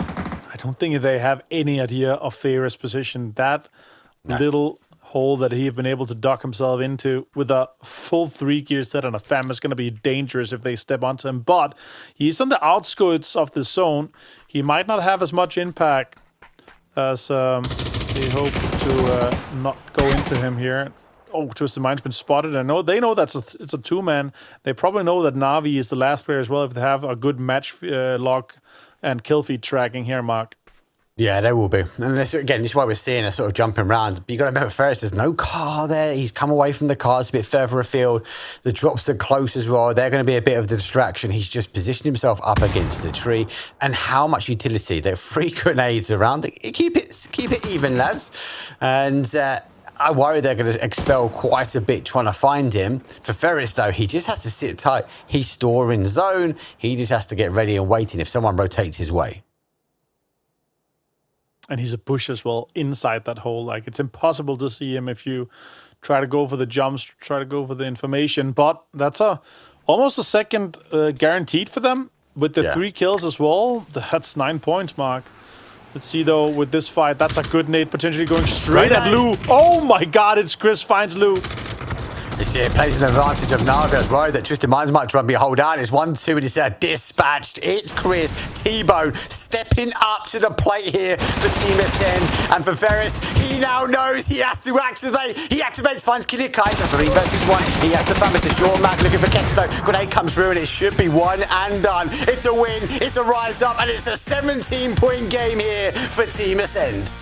Yeah, Team Ascend being able to get this one and lock this one down here was massive. They did it meticulously and they did it perfectly. The way they executed the control of that southwest side here, James. What a way for Ascend to get a chicken dinner on the 3rd map. That's right. Rise, my champions, here on Tego. Fantastic to see them being able to take all of the west side and being able to run with it as well. A problem that Na'Vi does exist into the very late stages of this game, considering how many points they already have, Mark. But yeah, I think Ascend was able to really lock down good sways of land and really roll with it. Yeah, and look, in element of control, you can see both those teams would definitely kill feed tracking. They understand their solos. Look, from Ascend, they like to go for this kind of 2-hold. They always keep a 1 or 2 by the blue zone as well. When they have to collapse, really good play for them. But they never drop the ball. They're constantly looking behind them. They constantly know there's individuals. And on the other side, Ferrist, what a hole, what a way to try and use the new pickaxe. He finds a position, and actually he knew the right time to activate because he eked his way into second place. There's almost a world where, like, if they actually don't have any more nades, trying to dislodge him with a FAMAS sometimes gets a bit tricky. But, of course, they had plenty still left in the tank there, Martin, to be able to shut him down. And this is important, right, for Ascend, who, it's not one of the names that we kind of brought up in terms of challenging for those positions, but they've already got a decent number of PGC points on the board so far. If they make a run for it here, they could be the ones moving on towards EWC as well as all the PGSs coming up. Yeah, as long as Team Vitality isn't ahead of them, a top 4 would be enough as well. noslack would also need to be 6th if they get 4th. Like, it's actually pretty possible here for us, and especially with the 17-point game they get here, but there's 3 other teams that get double digits. Still, another good game for Twisted Minds. Is scary for the prospect of them, knowing we knew they get so much better day to day. Yeah, they're just, again, they're inevitable. 12 points go their way. Yoga Bonito, 12 points go their way as well, as they were down in that compound, which existed for a long time in this circle, alongside exHOWL as well. But eventually, Mark, everybody down there was always going to have to battle each other, try and move on up, as Navi's at 45 points so far. Yeah, it's a huge game for them. That's something very quickly to touch on. PGG obviously had that 2-2 split, and they did collapse. So they did know they couldn't hold on. I think they might be kicking themselves like that they didn't hold the compound. They did hold on for a bit longer. But I do like their play. They went for that north side. They wanted to come over that ridge and hold the outside edge. So I kind of like it. I think they'd be disappointed then he got like 3-4 points out of it. But back to that leaderboard, Navi though, 45 points, able to eke to second. That's huge. And Ascend, great jump from them. So they now find themselves in second.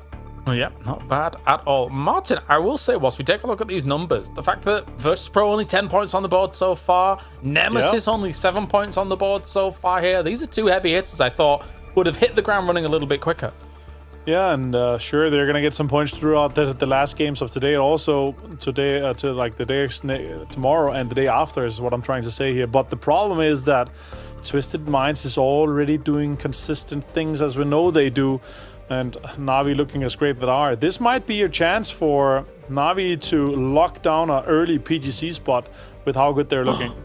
The production blessing. They picked Ascend to focus on, and look where we're at. Okay, so yeah, we'll be able to watch their entire little foray into this game for quite a while. And you can see here, Mark, again, them on this western side. They knew kind of the threats they had to deal with from time to time. And then from there as well, it's not like they ever congregated together to be able to make those holds happen, right? They were very split during that entire time. So for them to individually perform on this kind of split, each and every component has to be working in tandem across such a wide area. And I think you coming off the back of that, when you listen to their comms, it's all about overloading areas. So they'll be like, right, take this person, fight green, fight yellow, whatever it might be. And you can see them, they all reposition. They all go, right, 3 guns on one person, 2 guns on one person. It's never about a one-on-one fight with Ascent, right? It's about making sure that they can maximize the amount of firepower they can get across the individual. Good play, and they deserve the win. And perfect synchronization of the utility there at the end as well. If Ferris had any room to be able to move from some of that, it was not going to go his way at all. As we take a look, and wait a minute. No, nothing's wrong. Nothing's wrong. That's final total. That wasn't that day. No, nothing's wrong. Let's take a look at Hakatori as well. 10. Maybe Mark will realize eventually. Who knows? I've realised the ginormous headset on headset, but I'm just trying to ignore it because you're not distracting me the whole game saying that he's Starlink, and then we're getting these big images of these massive headphones here as well. I've got another one actually. Wait a minute, I was post that one as well that I made, but I didn't want to post it because I thought we had already done about 10 of them. Well played. I like that the chat has also joined in on this. Super serious tournament, by the way, but look at them big headphones. Wow. Best I don't know what you guys are on about. Nothing's changed. Not like you can hear us. Jeez. He's getting all the waves. He's getting radio waves, ultraviolet. He can hear X-rays. I'm trying to hear the next circles on the next map, guys. That's smart. That's smart. Okay, well, we're going to Ronda. Make a prediction for the circle then, since you think you can hear them. Oh, let's go with Hongchang. Okay, okay. If that's right, then you're gonna have to wear those headphones forever. We are gonna have to buy It's gonna be rough. It's gonna be rough. All right. Well, Martin has already heard these team comms coming up, even though, of course, you guys haven't at home. So let's listen in.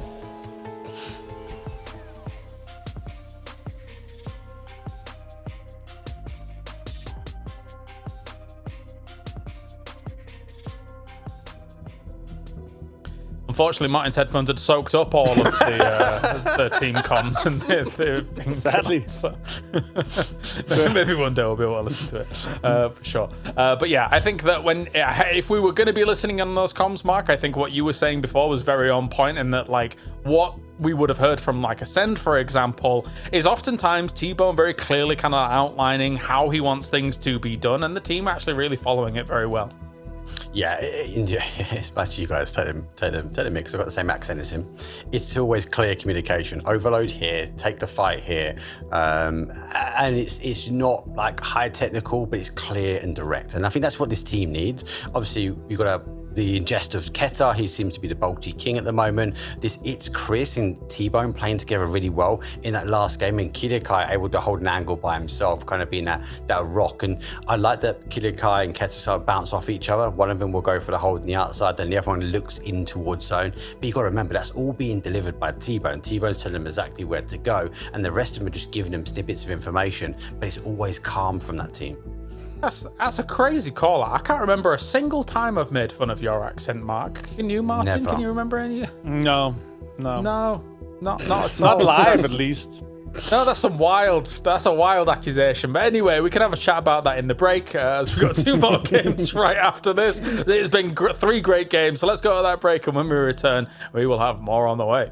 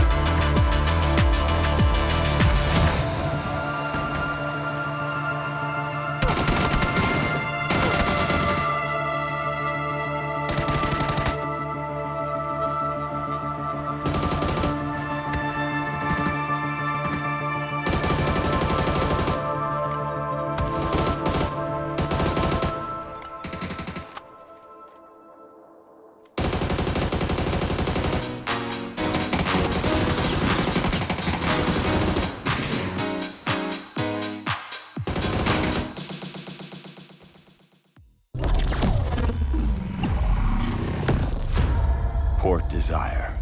A city that don't belong to anyone, but everyone wants a piece. No laws, no oversight. Just the jungle creeping back in. Both the vines and the people. The mayor stepped in where the government couldn't. Said the city needed order, and they'd be the ones to bring it. Keeping the peace on their terms. I walked away from it all. Kept my hands in dirt instead of blood. But desire is a fickle mistress. The city won't let me go. It won't forget my name. I asked for nothing, and they still came and took everything. The mayors and anyone that stands in my way, every last one of them. They're gonna learn something real simple.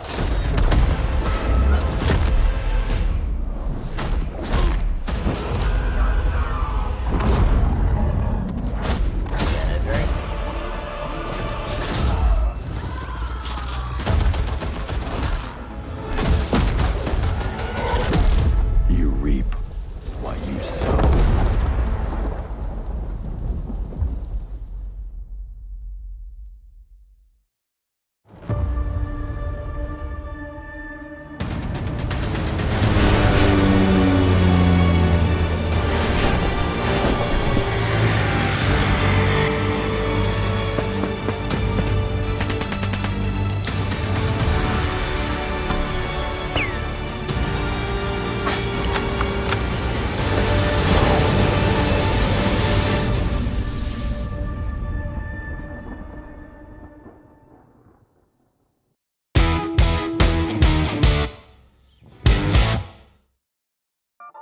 Всех приветствую.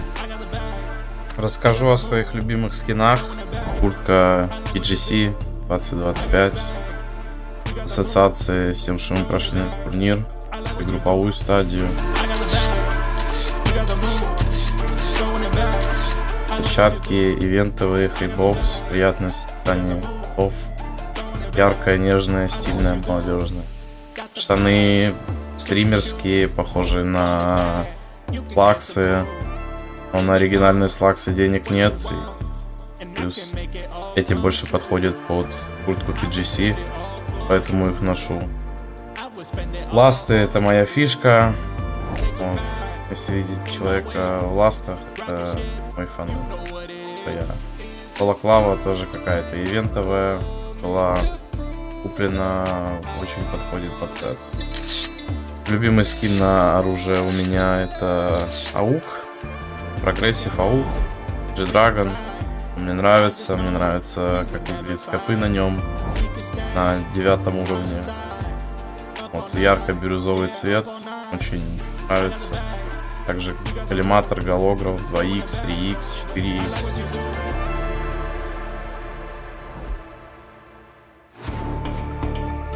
G-Dragon, der Ubermensch, as we have 2 games left here. And Ascend actually was able to get the previous win, so that's fantastic to see. We've got Rondo as well as Erangel coming up here for our next 2 games. It felt like the rich got richer in some of these previous ones, though, as Na'Vi still sat at around 45 points. I say around exactly 45 points, actually, Mark. So they're doing very well for themselves. Ascend being consistent with 14 and 40 on 28. So it's good. Look, the rich is getting richer. I think these teams now need to identify that they've got to take Na'Vi out. They can't let them run away with it day number 1 here. But everyone is still fighting. I like the aggression from Yooo. Interested to see what they continue doing. They are unfortunately unable to find placement points, but we've seen teams like them and Joga Bonito be so aggressive that they kind of negate placement and they just try and find as many kills as they can. And you guys can try and find as many extra G-Coin as you can over on social media. You need to complete the code. You go on a treasure hunt.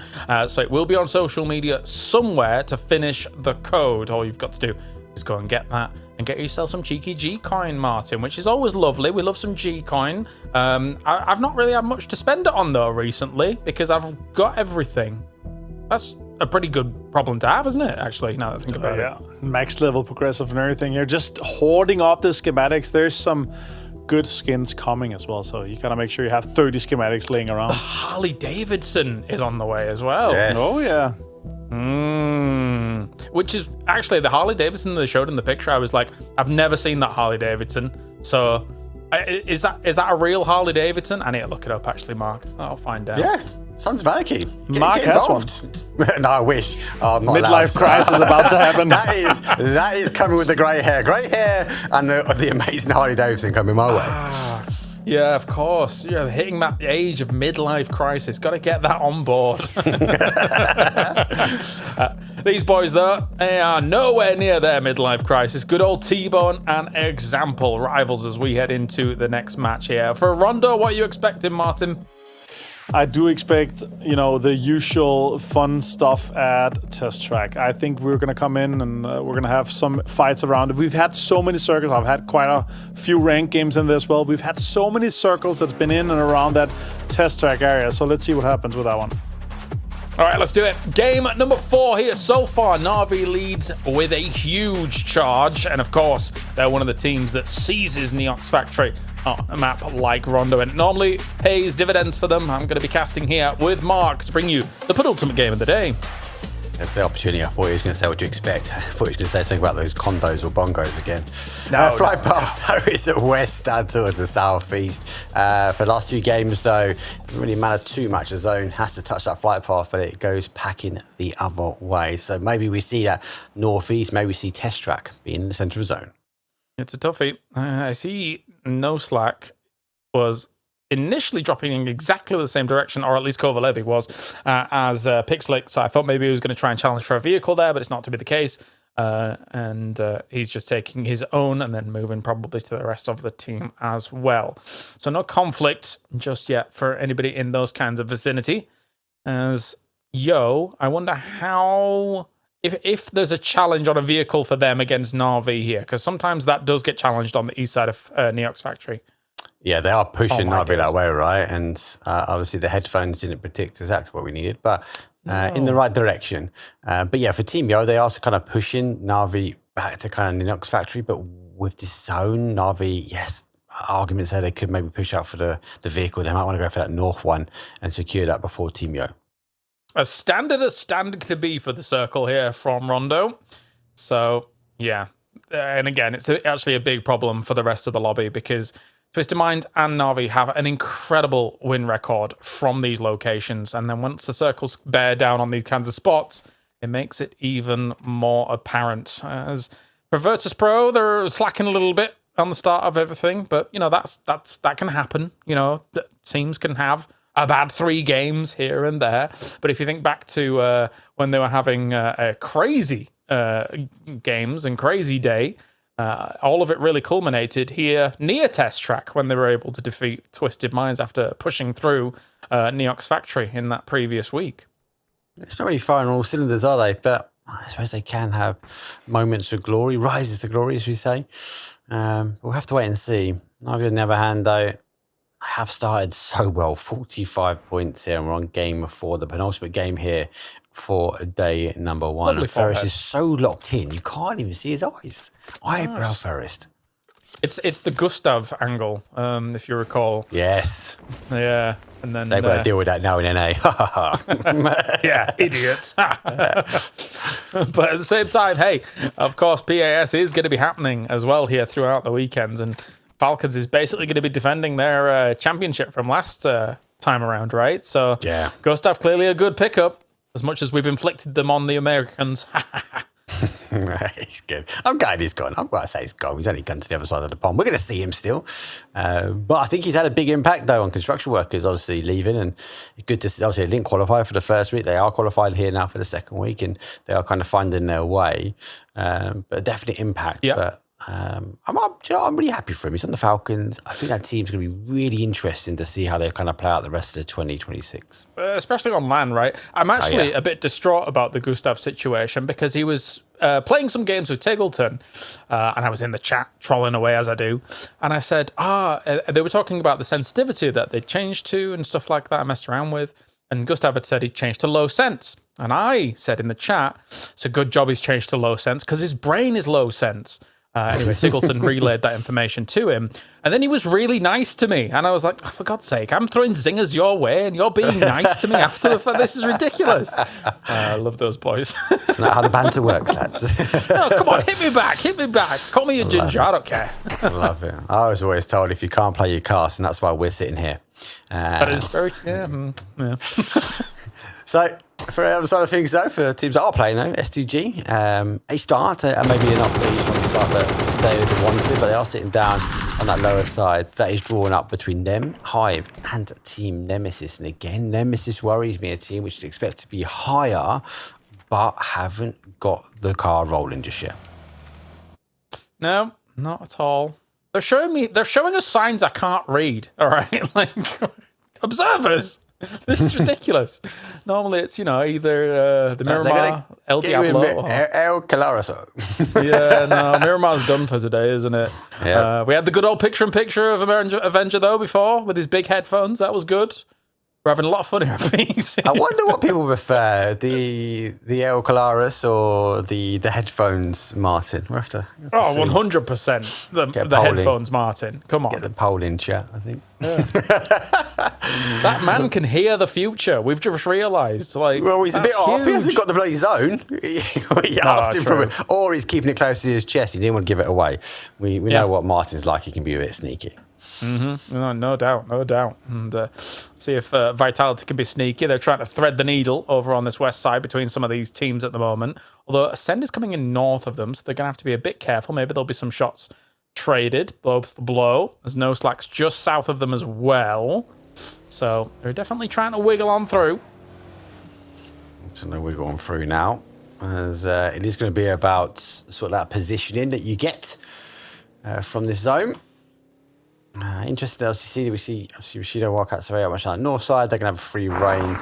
I like STG's position on that south to southeast because they'll try and hold out. PGG chasing down VP. VP have constantly been in early engagement. Now, admittedly, the last game they were taking the third party, but this time, Beamy's losing a bit of traction. He's lost 2 wheels. He's able to keep it straight. But for Presenti, the question is, does he chase it down? And Beamy is not a player you want a blind push. I can't imagine having to try and drive that out of danger's way.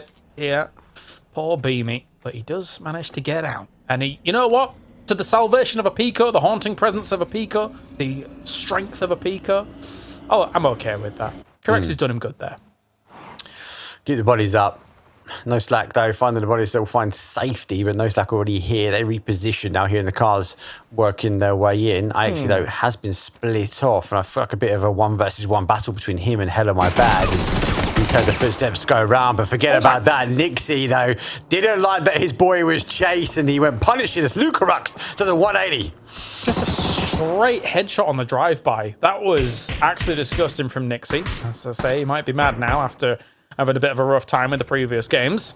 Not bad at all. Helmet flying right on off there for PGG. And this is all on the south side at the moment of this circle. So you would suspect that this is not going to be prime real estate for some of these teams. They want to get a move on anytime soon, but they do know that here come the reinforcements as well. I think PGG was trying to reposition maybe to try and get themselves a blue chip back if VP was leaving, but VP reinforced the position. So there ain't going to be any blue chip anytime soon for the boys. I think that's a statement. I think that's a statement that you're not going to push us away from our area. And I think the VP are flexing their muscles, and you got to answer that call. Now they can position themselves to the south. Construction workers coming in that southwest corner as well. Do they get caught up, although, on this aggressive stance that the Polar Bears have taken? And so far, a lot of the other teams, though, just a little bit of early engagement, a couple of shots backwards and forwards, but mostly everyone is in position now, and a lot of teams taking a wide position. Still just the Bushido Wildcats coming in north, but at the same time, I think that they know that there's probably some room on the north side of this circle, right? Based on the playing path, based on where the circle popped, based on everybody's kind of trajectories into a circle like this, I think Bushido Wildcats feels no pressure whatsoever to approach the north side of a circle. Construction Workers, on the other hand, on the south side, is trying slowly to make some choices, as they might have been trading some loot here and there before actually moving on in. You know, you want to be fully prepared, fully kitted, ready to go. I think as you enter the zone, you've got like a 4 cars driving towards you. It's like, oh, let's go back. This may be not the entry point that we want to take. Yeah, VP, yeah. We are 47 seconds away before we see where this phase goes. So at least for construction workers, they should be in transit as the zone hits, and that would allow them kind of maybe some of the time have a bit of a head start to some of the teams that might have already been positioned down. The other way to do a head start is an emergency pickup from Team Vitality. So good timing for them. They're in the southwest corner, so that will be going straight across test track. So they should be ready to go, and they'll be able to make the decision pretty quickly whether they want to take it or stay. They know that if this goes north, they are aiming for the high ground, and they're poised to be the ones to take the pillar if it actually occurs. So this could, in theory, yield a lot of kill points for them if the circle goes that way. And again, it's the perfect timing where they can abandon it if it doesn't go that way. So let's see. Look at everyone driving as well. Oh my God, it goes They heavy. have to go to the pillar. They have to go to the pillar. Surely. They're the only team to potentially take it as well. They have gone for it as well, so they are now airborne. But look at the migration from the south. Ninox Factory, though, is just on the south side. I think a lot of these teams in the south expected to go there into the fields where they are now. But there's going to be huge amounts of kind of jousting as these teams have to find entry points on the south side of the zone. I think Vitality's licking their lips, man. I think that they know that there's a huge opportunity here for them to be able to get a lot of points on board if these teams have to position around those pillar positions. Let's see, though, if they do opt to go for that. As now PGG going to be driving on past, so is S2G as well. Everybody driving past Test Track and Neox. The thing is that teams are going to try and take residency underneath the pillar as well on a circle like this. And that means that actually it sort of defends that position from other teams around. If this comes to pass here for Vitality, I'm really interested to see what they do. It's kind of an agreement, isn't it? Like, they sit below, people can't get to the base, they know they're protected from the gods above. Team Vitality are going for the high ground, so they have jumped now, so they are making the play for the high ground. I think arguably that is the only play that they've got, and actually that's going to skyrocket them into a position. They're in third at the moment. Let's see if they can manage the potential kills from that point. Joga Bonito does find, though, noslack. Overload will be confirmed out. Bolty 1-2. Construction workers, though, go full send as they do thread the needle between kind of our team nemesis and Fnavi. So Vitality took a few shots. They did indeed take the top of the pillar, so they had to just heal a little bit. But now they know that they have got a position of strength here at the moment as Joga Bonito. Simon does get knocked here from a distance. Has to move on away from that window. That was the one line of sight, actually, that anybody had on this compound, and he got knocked from it. So that's unfortunate there. As now Vitality has been able to take the spot. It's like the eye of Sauron looking down on Mordor for the rest of these teams. You don't want to be caught in the eye. Obviously, it's phase 2, you've got phase 3, but the water in the northeast corner might have a big impact here. Look, it's a roll of the dice. I think for them, they're in such a good spot. They just need to try and hold on to another zone and then farm the amount of long distance. They need teams to come closer to them. There's a little bit of a valley in front. Failing that, James, they're going to farm so much information. They're going to understand the lay of the land when it comes to this mid-game.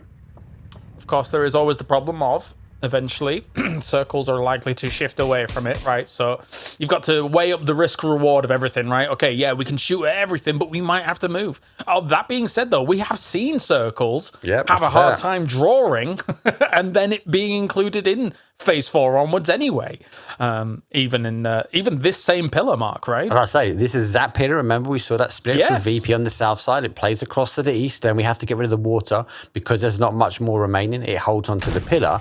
And then if we even want to go a little bit more to the west there, we've got the valley in between the two high grounds. Not quite a pillar in the west, but that valley is going to allow a team to kind of anchor down. Oh my God, talk about anchoring down. Scav, though, finds a mortar positioned right on top of his head. Now comes the secondary. It's at max distance, though, and it is being sent to the heavens. The fact that that's 700 meters is... Oh my, it's like a homing missile. What? The fact that he just hit a 700-meter mortar shot is absolutely barbaric. Not just one, but 3, 4, all into the same place. Holy. Yeah. That's rare. You don't get that often. That's crazy. Okay, well, that's a scary circle shift, because now we feel like it's not going to be holding on to the pillar. There is room for this circle elsewhere, right? In theory. I don't know. I think Vitality are happy here. Jedrock's just go to the top side. Go north, yeah. That position that they've got, they just need to keep an eye on anyone mass migrating across towards the east. Teams might want to come late and rotate around. But again, it's going to be a bit of a joust off here. We're going to see teams go head to head. It's a bit more of a race now, as Virtus Pro yet again, though, getting caught up on migration.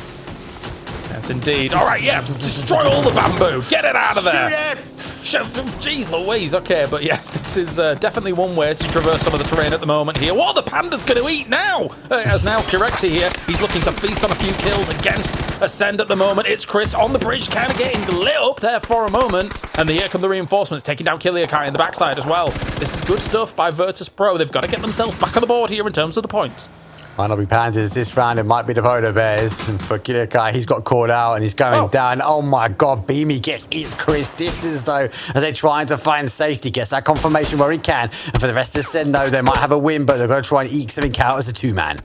Vitality has totally gambled on the idea of this circle going north now, and actually stayed, came back in, and went to the pillar after they've all now left from the pillar position.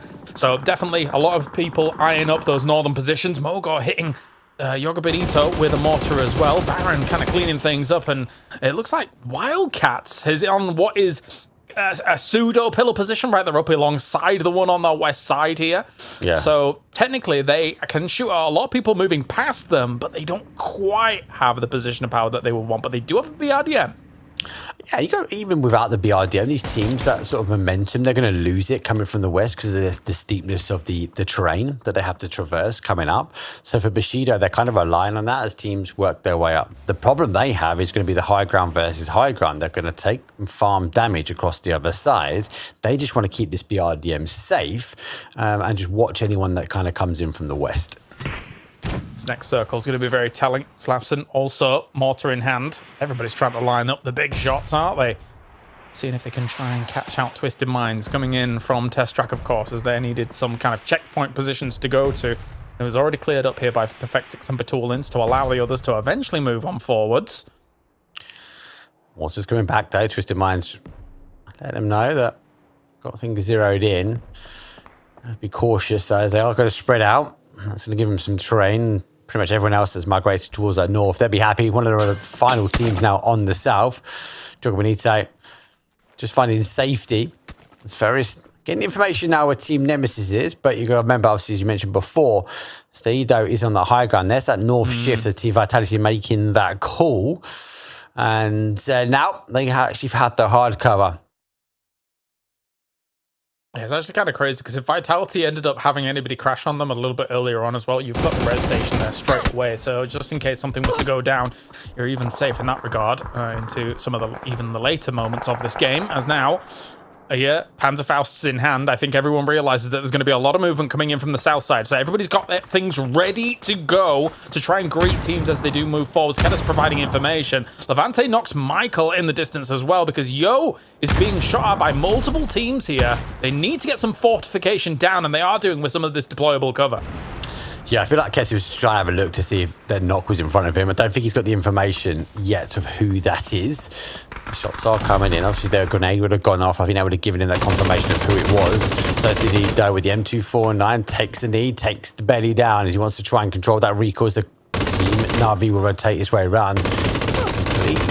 Get caught and lose momentum. It's so steep. Well, he takes the face full of bullets in return. Not too much done just yet, and also actually he doesn't have that much ammo for an M249, just so you're aware. He had like 150 bullets, yeah, but on an M249 that goes quick, so you're gonna have to be a bit careful. Oh my god, another mortar. This is just Mortars the video game. Are we playing Worms? This is more kills from Mortars. That needs to come up on one of the stats. You have to wait and see though. Only one's come through from Team Vitality. There's no follow-up, so for Team Yooo they have able to get the body back up. For Ascend, they do back away now as they go back the way they came from. Twisted Minds, though, losing not just one, but two, as Perfectix and Louis is down. That's the construction workers. Big example, able to hit back at Naylor, though. Dante on the digital side, though. Pick's going to be there. Grenade bounce off his head onto the car and nearly in the way. But it's going to be not just a molly, it's the shots that come through from Dante. And this is the problem when you go down and you dig deep. You dig deep for the holes of the grenade. Proper destruction for construction workers. An absolute demolition crew coming in and taking down their buildings. This is brutal. As for now, HiVE also kind of buzzing around on this side, trying to see if they can get in, but the circle is pushing them at the moment. Example's trying to hold them out alongside the boys here from Twisted Minds. It's only Batulin's on that north side. I think still he has a bit of a position for an anchor point. Now it's up to Example to do something he doesn't realize on the right-hand side there. Dante was there to take him on out, and he was also moving into the smoke. Batulin's is going to tuck tail and leave. I love that Twisted Minds, that they build momentum. You see them getting going, and a team comes by and goes, no, we're not letting you guys activate. We want to keep you down numbers. Batulin's has to disengage now. He's the final player. He's going to find himself centralized zone as we go back towards the fight on the south, which is Team Nemesis versus Na'Vi. This has been continuing not just this game, but for Nemesis, they're on the low side of the leaderboard. They're only on 8 points. They're desperate, eager to try and find more. Yeah, this is not the first day that they wanted. Not only that, it's not the first day that they're capable of, right? Like, they're capable of so much more than this. As now, HiVE still moving in. They've got Joga Bonito, I think, on their heels a little bit, but at the same time, Bushido Wildcats is moving to a position where they might be able to shut them down completely. That might save HiVE on the retreat outside the south side. They are chasing around, and again, it feels like more of these teams driving the same way. That's a great nade, bounce off the tree, and 2-0 finds Lucarux. Nixie back onto his feet to try and post. It's 2-0 trying to post the shots with the MT49. Unable to get a connection. More grenades coming forward, though. Nixie launches forward. Beamy launches forward for the res. And for Storm on request, they've got to try and find an angle. They've got to try and find an opening, but they found a confirmation at least. Yeah, HiVE unfortunately gets completely annihilated as Joga Bonito didn't want anything from Bushido Wildcats. And now with the Storm on request boys here in the north side, they're going to have to hold off quite the torrent of aggression coming in from Virtus Pro. Nixie, as I said, he must be mad after the performances in the first couple of games. And they know that they can be a true force. Oh, speaking of force, an absolute obliteration there of 2-1-0. Now here comes Panzerfaust as well. Beamy coming around the corner, seeing what he can actually find. Open up the door, coming around, sees the burning car with a grenade, and absolutely lighting up Hozyan. Look at Nixie. He's just charging. He's eager to get kills. Yeah. Pushing forward. Shots will come through. Crexy does the damage again. Jumps out the window. There should be a confirmation. Stormer on Crest, where they're blown aside as the Polar Bears now find themselves on 7 kills, up to 8th place. Yeah, that wasn't just choppy waters. That was just tsunami hitting Storm on request there from Virtus Pro. That was terrifying. A lot going on the other side as well. S2G getting obliterated here by Celtic. Joga Bonito now. I mean, they were on the south side trying to come in what was a very open area into some of these teams, so it was not really going to work on out. Spiro finished Hakatori. I guess he might have been in the line of fire. Yeah, okay, through these smokes, I kind of understand it. Really not much that they could have done there. And now, Nemesis, a few points on the bottom, 4 alive on the south side. They're slowly trying to make something of this. Yeah, again, they haven't, if you look at the kill feed, they keep having things stolen away from them. They're on 2 kills so far. They're up to 9 points, but they were refusing to let Na'Vi go. Steed, though, will try and find the reinforcements and maybe reinforce Diffix, as he should be able to see the cars rotating in from Bushido Wildcats. So, again, worried. Nemesis might be getting a little bit of tunnel vision. But for now, as long as they keep 4 bodies up, and now they also keep the zone, it might be a good conversion for a game for them.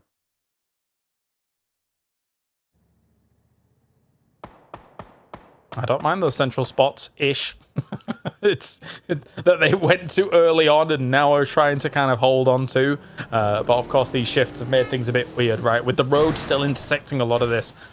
As Batulin's, Tony Hawk Pro Skater, what are we up to? Whatever one this one is. It does feel like it. More fire coming forward. Virtus Pro, 7 kills. Again, they're looking to try and convert this penultimate game here. It is match 4 out of 5 for day 1. So I suppose a last attempt to close the day out or have a salvation game. I think it's the only way really to put Team Nemesis day one so far as to where they stand. A win, a handful more kills, it's going to really change the leaderboard. Yeah, if they can somehow wiggle in, they've still actually got like deployable cover as well here to Virtus Pro. The only problem is can you get rid of Yooo, who is very much entrenched in here? They got here super early. They've had a time and a half to be able to prepare for any kind of encroachment onto their territory. So let's see if they can hold them off, because that's going to have to surely be the next opportunity here from Virtus Pro to do something. Do they have mortar shots? Yes, they do. 120. I think it's too... I think even just the minimum range is a little too far to be able to deal with Yooo. We'll see, though. It might catch Michael on the end. I was looking who's the furthest out. It's too far. It is in the right distance for Michael, but they can't. They're looking for that original smoke. They're looking kind of at James and Cappy position. They don't try and find it. James does find Nick as he charges forward. Beamy a little bit further back now. Does have the information to scrap that. Beamy does go down. JS9 PWD, you cheeky devil. And it's one polar bear remains. Correxy has to charge forward. Lucky enough for them, they're looking back in towards zone. They have to fixate and focus and stop Bushido Wildcats. That's a cross-circle knock from Melman against Yooo. So you can really see how open their position is. Melman actually completely finishes him off as well. So huge knock-on effects here from Melman from all the way over the other side of this circle. James shuts down Nixie, though. That's Virtus Pro really on their last legs here against Yoo's spot. Man, if only they'd have had 10 more meters to their name for that mortar shot to be able to actually completely dislodge Yooo. That would have been huge for Virtus Pro. But it's like just a moment of like, just too little too late, right? They just didn't have the information on exactly where they were. And by the time Blue's pushing, you don't want to go for the reposition. The thing is, their position at the moment is not in zone, so they have to leave. Correct? He's just going to try and wait this one out. So he's mostly got the meds to try and hold. If he gets the intel that they run, it's phase 6. You don't want to be tanking the blue. And for Team Yooo, they want to close again. Another team want to close this day out pretty well. Vitality with their emergency pick up towards the hard cover. They wait for the zone. They control it perfectly as it comes back their way, and they get underneath the noses of Team Nemesis. Well, this is the game for sure to have the catch up on Na'Vi, right? I mean, as much as they did, 1 or 2 points on that south side, it's still a chance here for their Vitality and Twisted Minds to really catch on up. Twisted Minds, it's kind of ridiculous to have just Batulins an example as alive for as long as they were, and then only now Batulins 9 kills from where they were coming in from in a salvage game. They just show their consistency. They might not have won the first finals weekend, but man, they're so good. Yeah, it's just that, as you see, Chris does go down towards blue. You can see this kind of every game, Twisted Minds sort of dial things up. They start to build speed. A better team shuts them down pretty quickly. But every game so far, they put a good number of points on. 9 so far for this game. We are in a top 6 scenario here. So they are in the placement points. And for Team Nemesis, again, a team which is more of a salvation. Yooo, Nemesis, and for the other side of things, Twisted Minds, Vitality, looking to challenge the top. Aside from the 2 kills that they've got, I do feel for Yooo in having what was a very strong central spot, surviving as well, and now they're going to have to really get rid of Ascend. If they do get rid of Ascend, it's not too bad to be able to play this side of the road for the moment, but then they still need to make moves later on down the line here. PWD moving forwards with the JS9, trying to find the off angle against all of this. Nemesis from the other side also hitting shots, and Levante shuts down everything that Bushido Wildcats was doing. So taking that ridge line that they seized on the south side of their compound is very important. The zone pushes his way in. The eyesights for Team Nemesis get pushed back, though. Cappy finds T-Bone. Confirmation done. PWD knows where he is. Jump shot, JS9! And takes the foxhole. Ascend will fall in 5th place. It's a salvation for them, but it's a 4 versus 4. And then 2 dangerous solos now. And PWD in the foxhole on the west side. Yeah. And now the rest of this lobby has to fight off against one another. There is little opportunities. I wonder if he even has a pickaxe. He could dig himself a little bit further forwards if he wanted to, maybe. The only problem is that as soon as he reveals himself, there's still some of these high ground spots, like Soset has, for example, that will instantly see him. And they will be keeping tabs. Even though they need to deal with the threats underneath them, they will be keeping tabs on him. But Vitality's position is so good as well, because they're going to go underneath. If they can stop Team Nemesis coming off the higher ground, Vitality are going to put a sting to this game, right? He's in the bush. If Battalions had a pickaxe, that would be an OP area, right? You dig down, bush on top. It's like camouflage. PWD, he definitely will have a pickaxe because old Ascent had one. And that's how they dug into that position with Keta. True.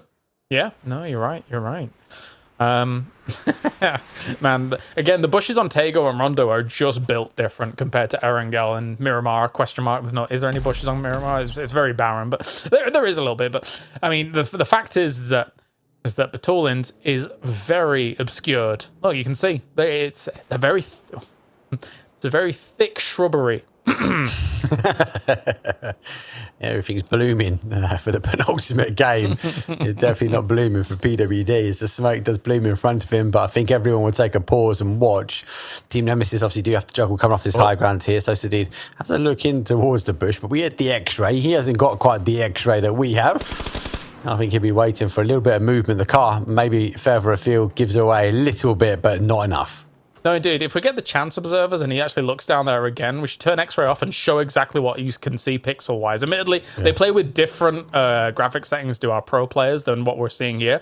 But as you look just down there, I mean, you cannot see through that. It is so obscured. He has to move. Not as much as PWD playing whack-a-mole as he jumps out to try and see which way he wants to try and go towards zone. Grenades going out to try and find himself a new Foxhole, but he makes the run on the blue. He takes the damage, and it's going to be for Team Nemesis that will get the final blow. Kill free read is going to be important. These teams will know there's a solo, and that solo is not just anyone, it's Battalions. Yeah, I mean, if the fights go very aggressive and everyone gets knocked at the same time, there's a world where he does even something more from this. Nobody's paying attention to it at all. This is a huge fight. Sosek going crazy with the M249 on the driver. That's two. That's three. There's no way. Sosek's going absolutely radio rental. He's got nuking out the discipline not to re-peek out that car and wait. He's been able to try and dislodge Team Vitality, exposed, and he's just found 10 kills. A salvation game so far from Team Nemesis. Oh my god. And this is why we said at the beginning of the day that Nemesis here has crazy potential coming out from this. They'll check the bush when they're finished with Vitality. Both of these teams playing from the pillar in the end get themselves top 3.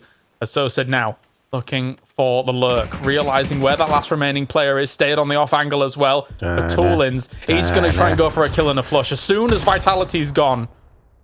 Yeah, I think he's ready for the kill feed. I think you're right. He's tracking what he wants to do. He knows that he wants to eke out not just the one, but the second. There it goes. Now we should see him activate. There goes the activation. Now he finds one, and it's one and done. Team Nemesis will spin their shoe. It comes from 15th place, all the way flying up, though. 13 kills, 23-point game. And it was the gods from Nemesis was able to underpin our Team Vitality. Nemesis reacted so fast at the end, I don't think he got the flush, by the way. Like, they knew, okay, well, there's nowhere else he's going to be. It's that bush as soon as they hear the shots. That is wild stuff. What a game coming in from Nemesis here. Let's bring Avenger back in to talk about our Rondo, because it felt quite a formulaic Rondo here, Avenger, considering what we had available to us. And Nemesis is back on the road again. Yeah, they are. What a great game to get onto Rondo here. And yeah, what a way for Nemesis to maintain control of that. I actually didn't expect them to kind of maintain that high ground control, but the way this circle worked out was just perfect for them. And they held on to that ridge side, and the amount of kills they got from there was insane. But wow, what a clutch from Battalions, man. That second place. Yeah, he didn't get the confirmation on the knock there, so no flush, but still second place, 6 points is a big way to salvage. I do find what would be an interesting question mark would be to, I mean, you can't really predict exactly where everything's going to go. You can make your best guess, but for Vitality, they had the high ground. They technically had where Nemesis played in from and decided, well, we're going to go north. We're going to try and control the north side of this circle, right? So I wonder what they will be thinking. Like, should we have stayed? Shouldn't we have stayed? What's your thought? Look, for me, they're on the high ground, and we spoke about it, that we see the high ground play away. Yes, we've had a few times that it comes back this way, but they didn't want to take the risk. They wanted to keep the pressure on the top of the leaderboard. So that push towards the north, I think, was the right play. That push down to the south, though, James, I think was even better because they held the ridge line, and you could see they were trying to keep Team Nemesis at base. They wrapped round, but it wasn't enough. Society disciplined, got in the car. He didn't over peak here, and obviously was able to expose Team Vitality at the very end. It's 23 points going the way of Team Nemesis. Vitality gets themselves 11. What's important here, though, Avenger, as well, is that Twisted Minds, I feel like this is their third second points gain in a game out of 4 games. They are just constantly, never-endingly here and present. Yeah, they're so consistent. It's actually crazy. 2 third places and a second here in this one. The consistency is just crazy. That was only in Miramar they had a bad game, but otherwise they're here off consistency. 3 out of 4 podiums so far, and this one could have maybe been a little bit more. It really keeps things nice and open with Na'Vi going down early in this game, and you can see as the tail of the tables is going to be able to tell us that Twisted Mind's still second. Team Vitality moves with 38 points, and Nemesis a ginormous leap, Mark, here after that game. That's huge. That's 10 points, 10 places for them. They started in 15th, now they're in 5th. And again, you mentioned it, Na'Vi going down early, that's going to really allow these teams to kind of close the gap. We don't want a team running away with it, right? And obviously, for Team Nemesis, they didn't want to let them go. They were eager to find the kill points, whether it was Na'Vi or not. They refused on that east side. They chased them down to a point that Nemesis they put some kills in the plate of Vitality. But for Na'Vi, they fall short. They're on 46 points, and Twisted Minds able to catch up. Still a little bit of movement going on there from Vital. So said, almost 900 damage done here for Nemesis. Stayed was the one up on the pillar there. Martin trying to rain down some damage with the MK12, doing quite a bit as well with the 590. Yeah, Sosa's push there to get 3 knocks was the way that they won that game. That was just insane. It shouldn't have been allowed, but the way that he kind of moved, the cover that he had, and those guys were completely open on the ridge with no cover, so it's easy 3 pickings for him, and yeah, easy game to win. But they had no idea that, even though they looked a few times, that there's no way that he's got to be somewhere, and then the shots come from the bush and Batulin strike. Sure, he got 5 kills, but that second place was the biggest clutch. Yes, it was. Let's take a look at our team focus for this one. Looks like old Na'Vi here. A short one from Neox Factory. Yeah, it's they didn't really get much from this, all things considered here, Mark. But this is highlight worthy alone. A 700-meter mortar kill. Unreal. Yeah. Planned as well, and then it was just a barrage that followed. It was just perfect. I felt like Na'Vi is when a lot of these teams in the south side were just kind of trying to take every fight they could, but constantly chasing the zone. Good amounts of util from them, able to clear out the cars, and then this was the bit that Nemesis didn't want to let them go. Nice rotation from Na'Vi, trying to use the train to their advantage. They're trying to get underneath Nemesis, again trying to force maybe Vitality to take aggression on towards them, but it wasn't going to be the case. As I said, Nemesis needed the points and needed to climb the leaderboard, and they've done it in this game.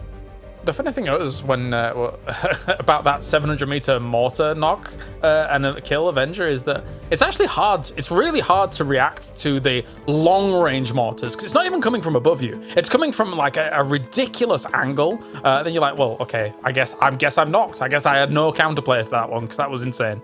Yeah, that was insane. Really well placed by him. But I'm actually a little bit surprised they only got 1 kill out of they had the 2 knocks on the PGG guys. They had the 1 mortar knock, right?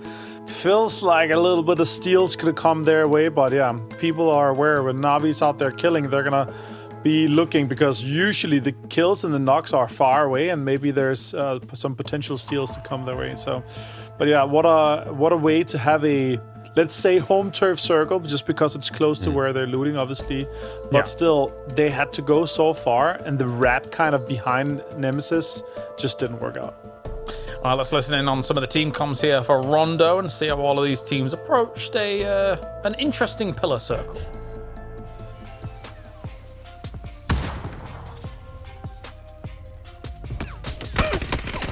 Анти, бро. Фармите его. Только смотрите, что у вас Лево. Поехали. Пускай дают. Сверху зацел, что просто станет. Справа уезжает тачка. Хае дает, еще хае. Выезжают. Два типа. Дайте хае туда. Один берешь просто. Да, вот видишь, они форсируют уже пиздец. Я сейчас бы... Лежи до конца, забей. Один у тебя внизу, один у тебя в спине. Бля, там 3 нокка. Нокну еще ног. Еще ног.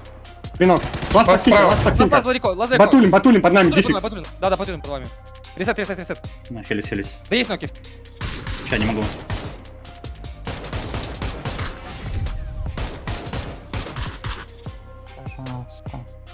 Можешь виталити пережить? Да, надо переживать виталити. Нельзя. Если он убивает, то инста нокает топи. Если верх скажем, когда.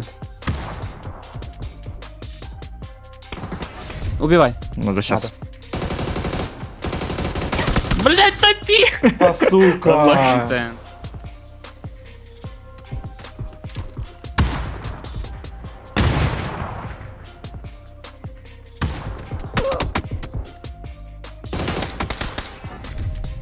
Я не спешу.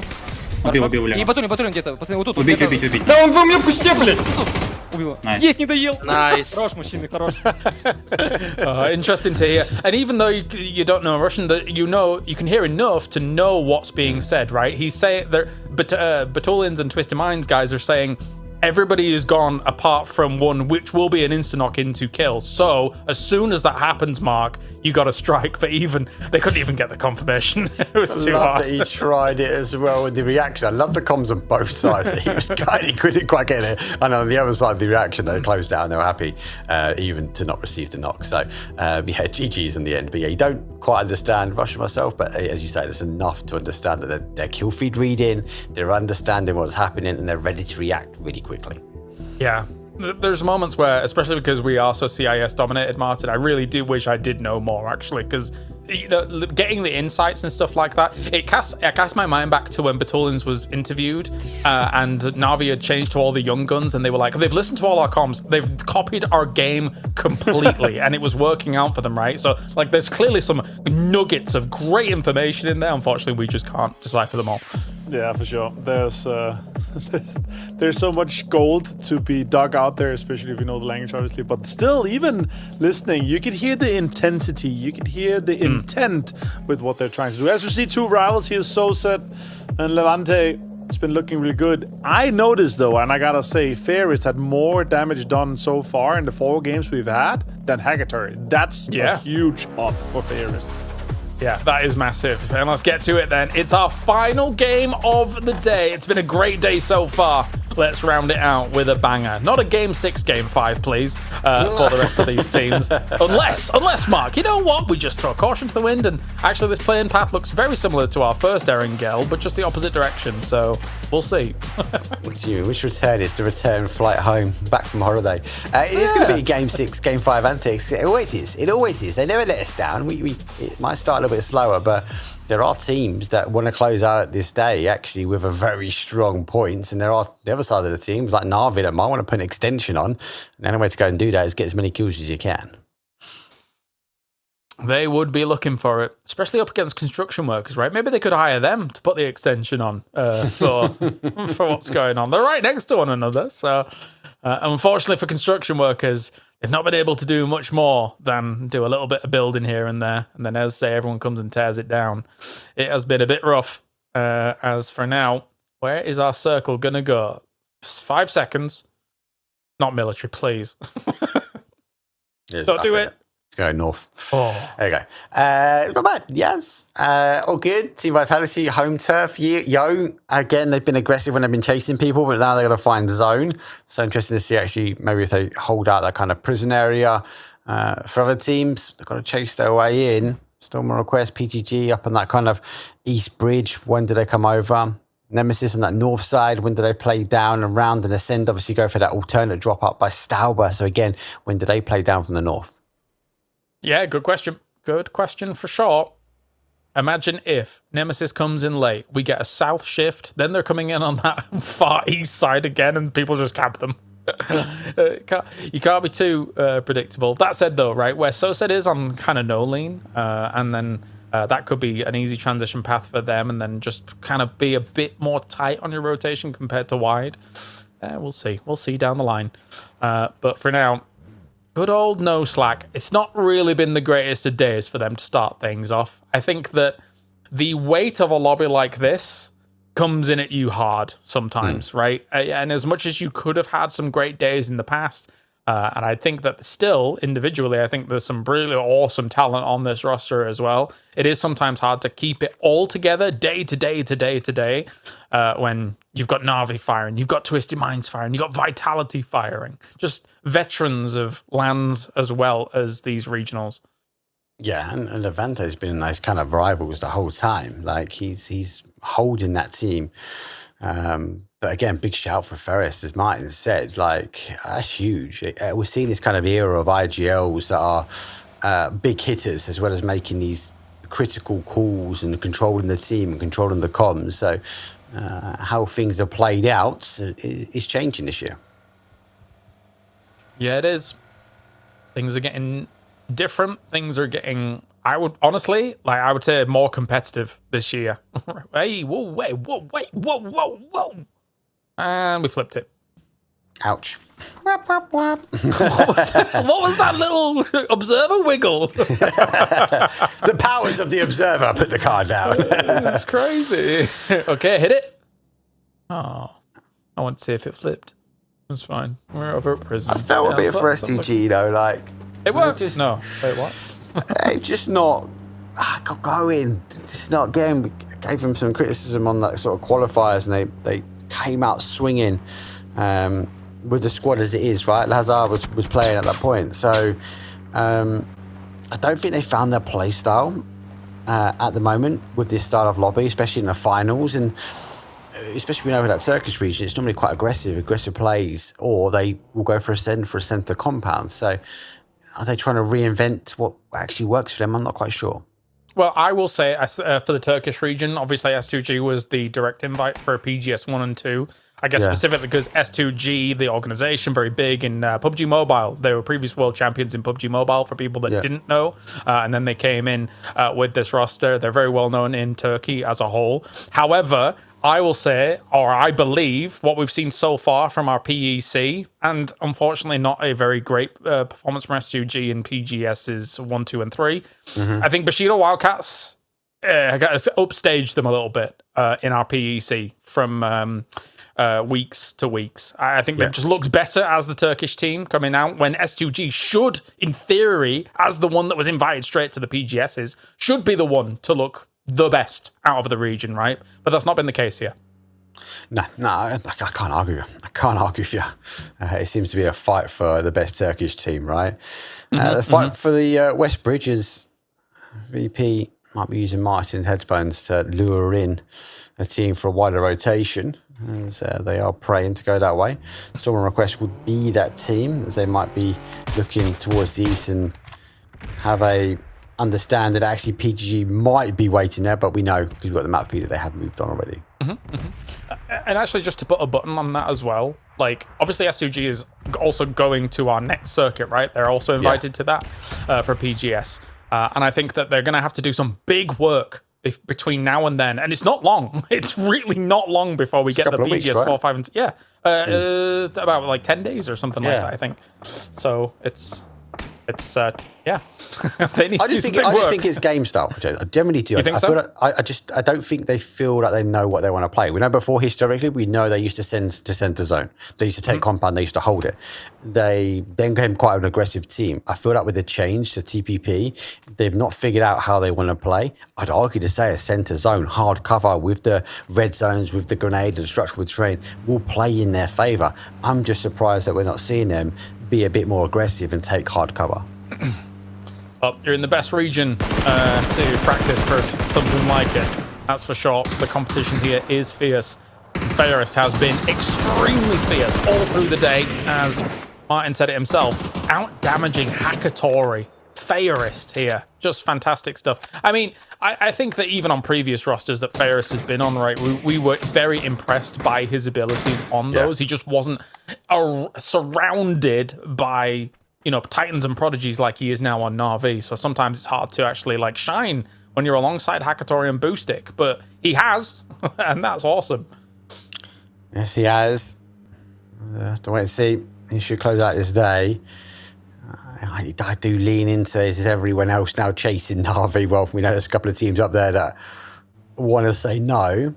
And even down to Nemesis, a good finish here with a handful of kills will put you on top. And that's a massive confidence boost, though, coming off the back of a day number 1 with 10 games left to play.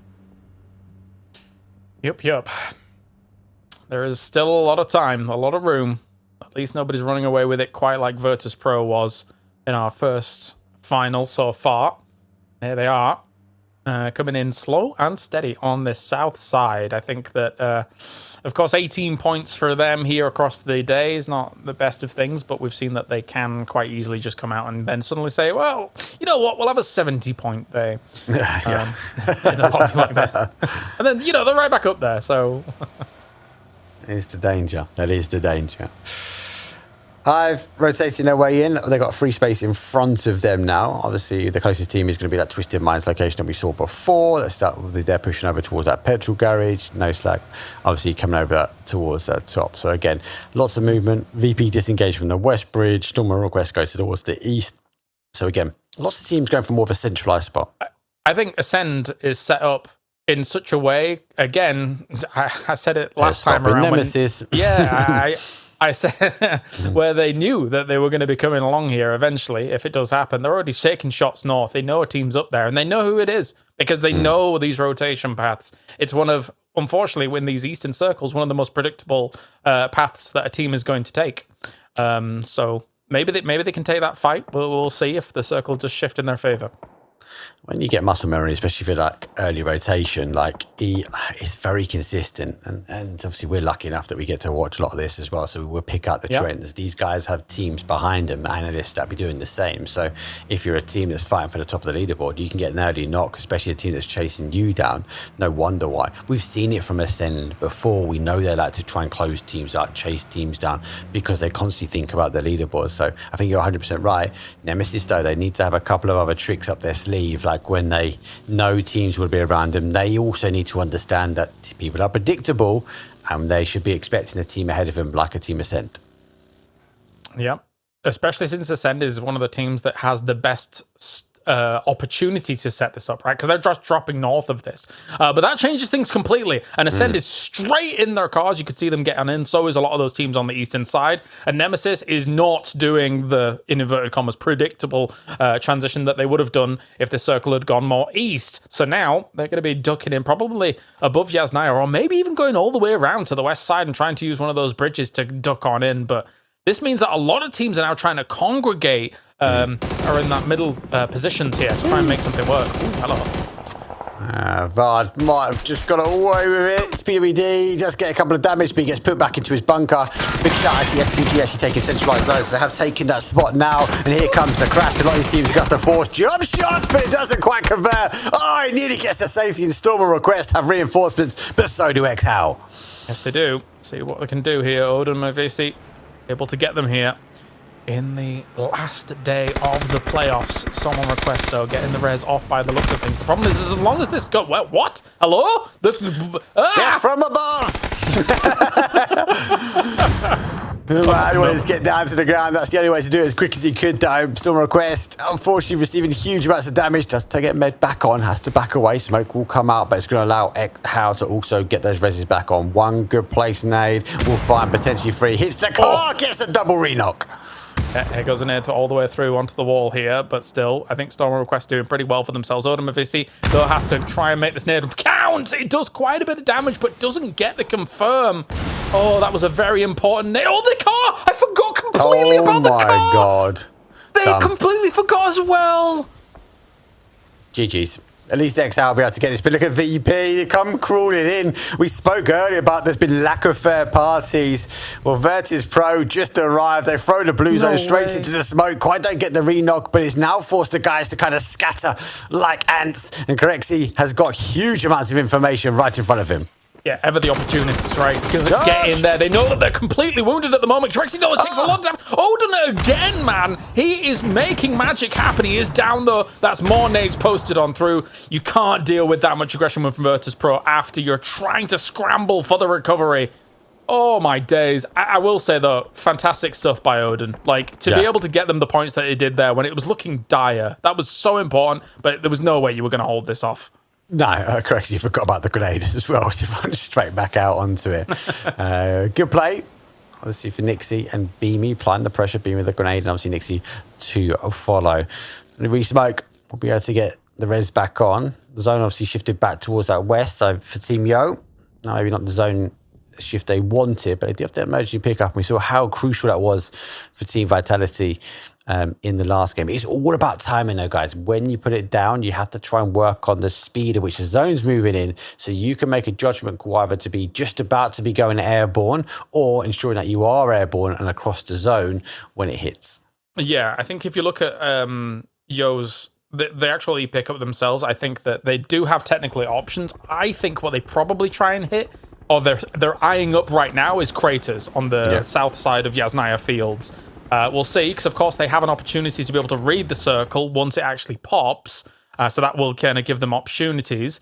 Okay, so they're probably not hitting craters from that. They're probably trying to go towards a Na'Vi location, but it might be kind of dicey here.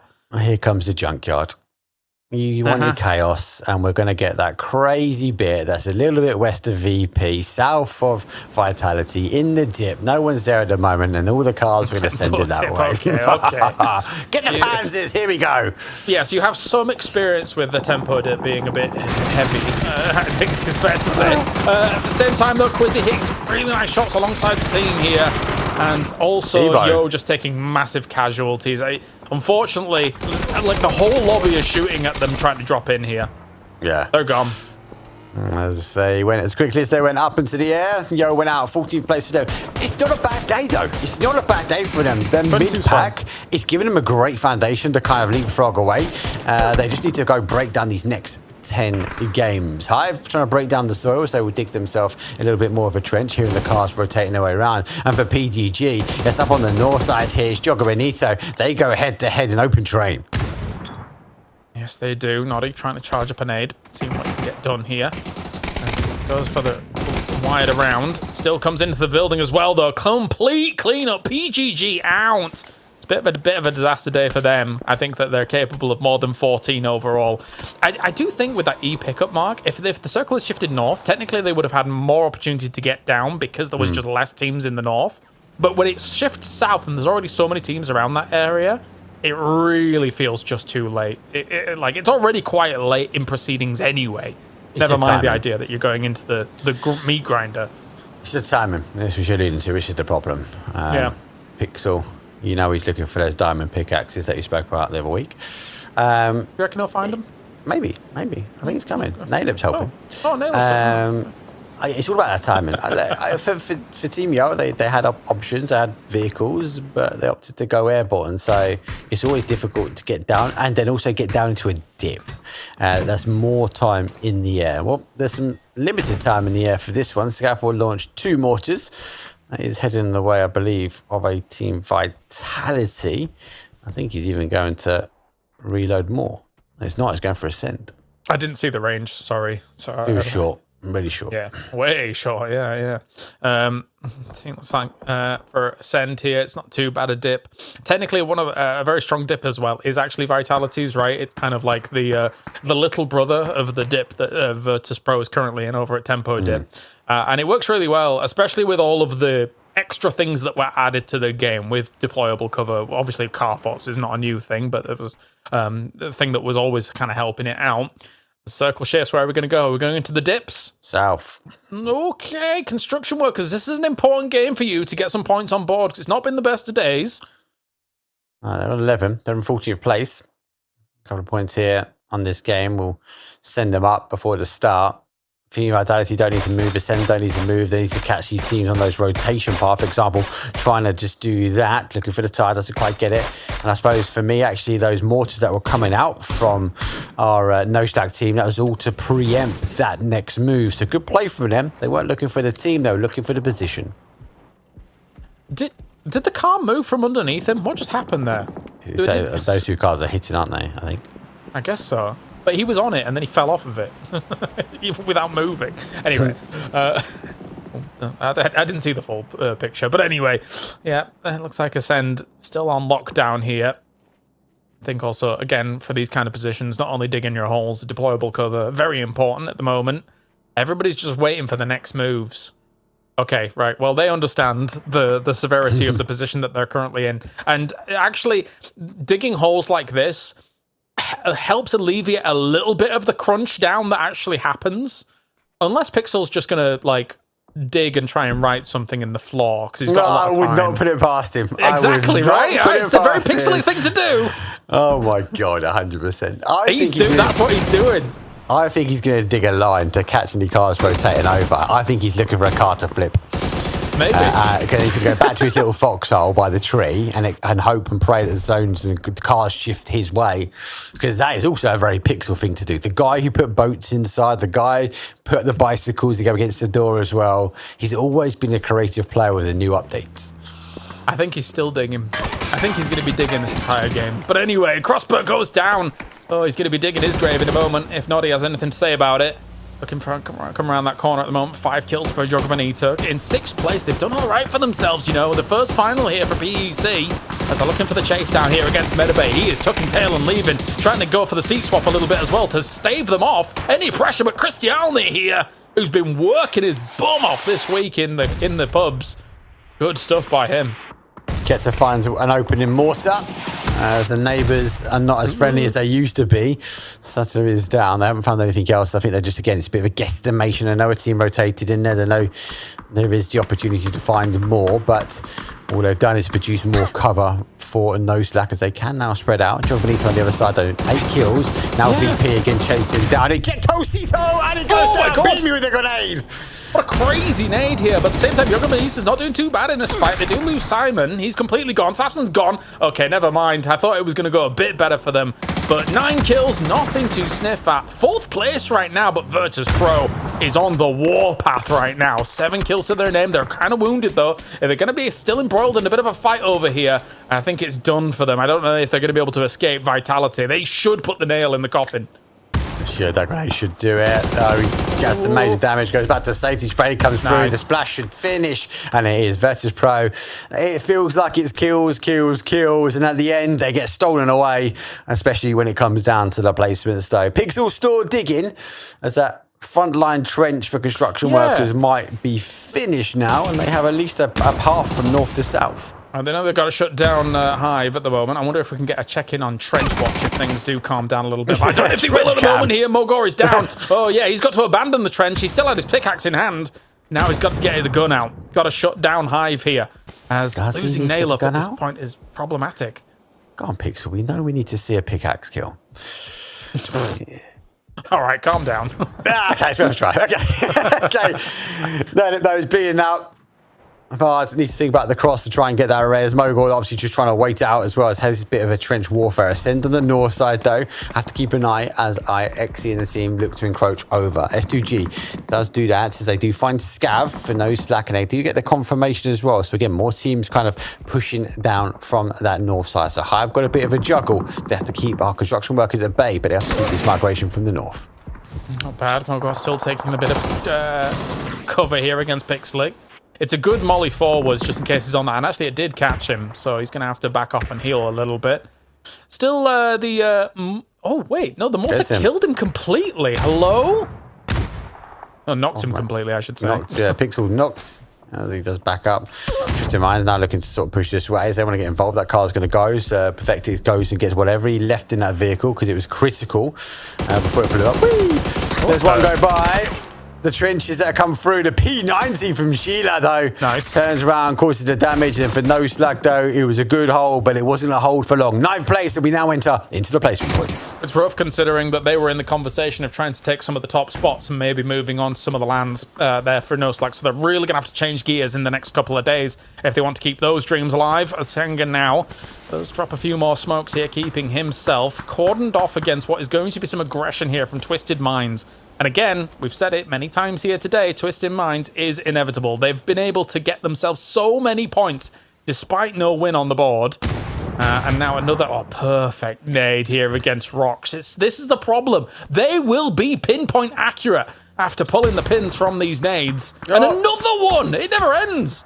Yeah, again, they're in these dips as well, so if they can get it in and around the area with a player like Perfectix, it's a confirmation every single time. Perfectix, though, does work his way back. Level 3 vest, level 3 helmet. Smoke will go out to try and deny the opportunity. Batul is making the call that Team Nemesis, though, is sweeping their way around on the southwest side. Yep, yes they are. They're looking for... and the circle goes the way of Twisted Minds. This is an omen. Twisted Minds is going to end up the day on first place if everybody's not careful about this. As Perfectix now lighting up Keta and Ascend. I don't know how they're going to survive some of the aggression that's going to be coming their way, because I think S2G as well could quite easily push on the fact that that knock has happened at the moment. Schiller does peek on over. Perfectix is shooting and throwing nades at everything. Okay. Ascender have to rely on the nosy neighbours being Twisted Mind to keep them alive. I can't see them getting that res. Yes. The Skilly Kite launches the grenade forward. Keta, though, is going to bleed out, and he has to try and get the information. Now comes the final grasp, and for Keta, though, he gets put on top. They use the car like Tetris to try and get the knock on Kiliakai, and Lou watches and thanks for the cover that's being produced.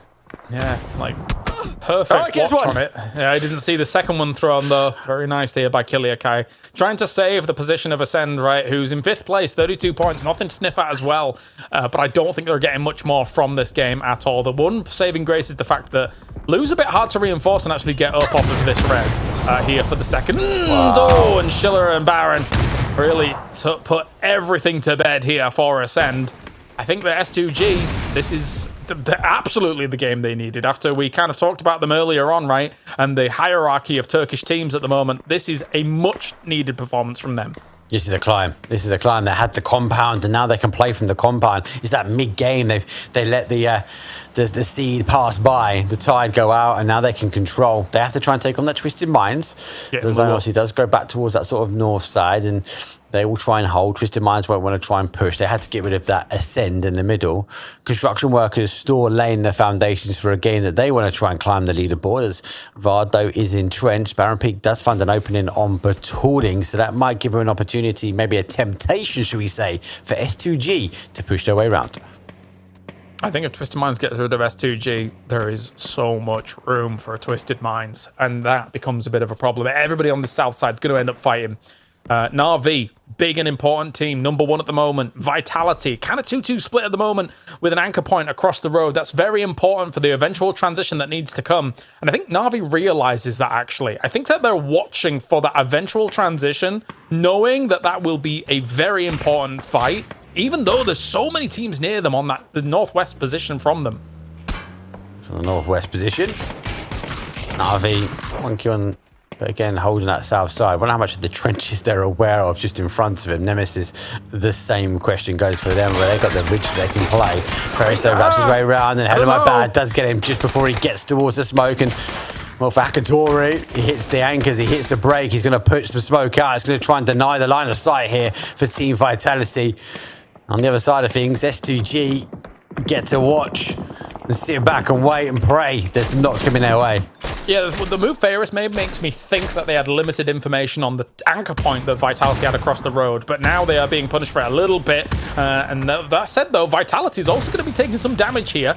Akatori and the boys throwing some nades forwards. That car almost caught him there for a second. Spiro, though, does connect with another nade. This second wood could be the big follow-up he needs. Oh, and another one. That's getting hello. Oh, my God, he survives. Thank God he's lying down, just negating a bit of that damage there, Mark.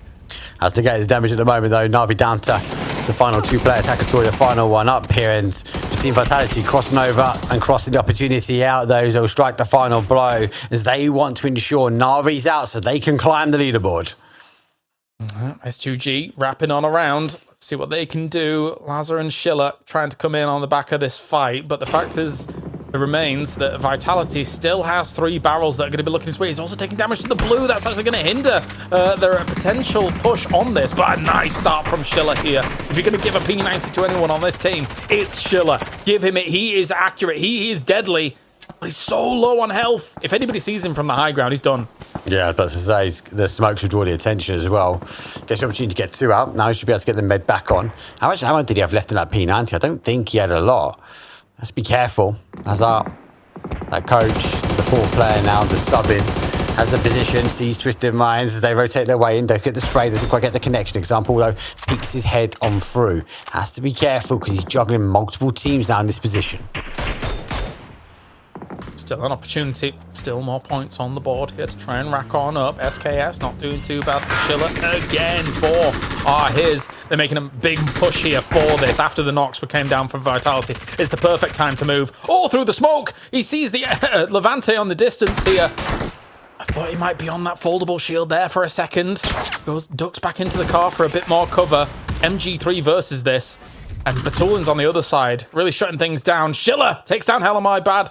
And this is going to be way more points for S2G. It's such an important game.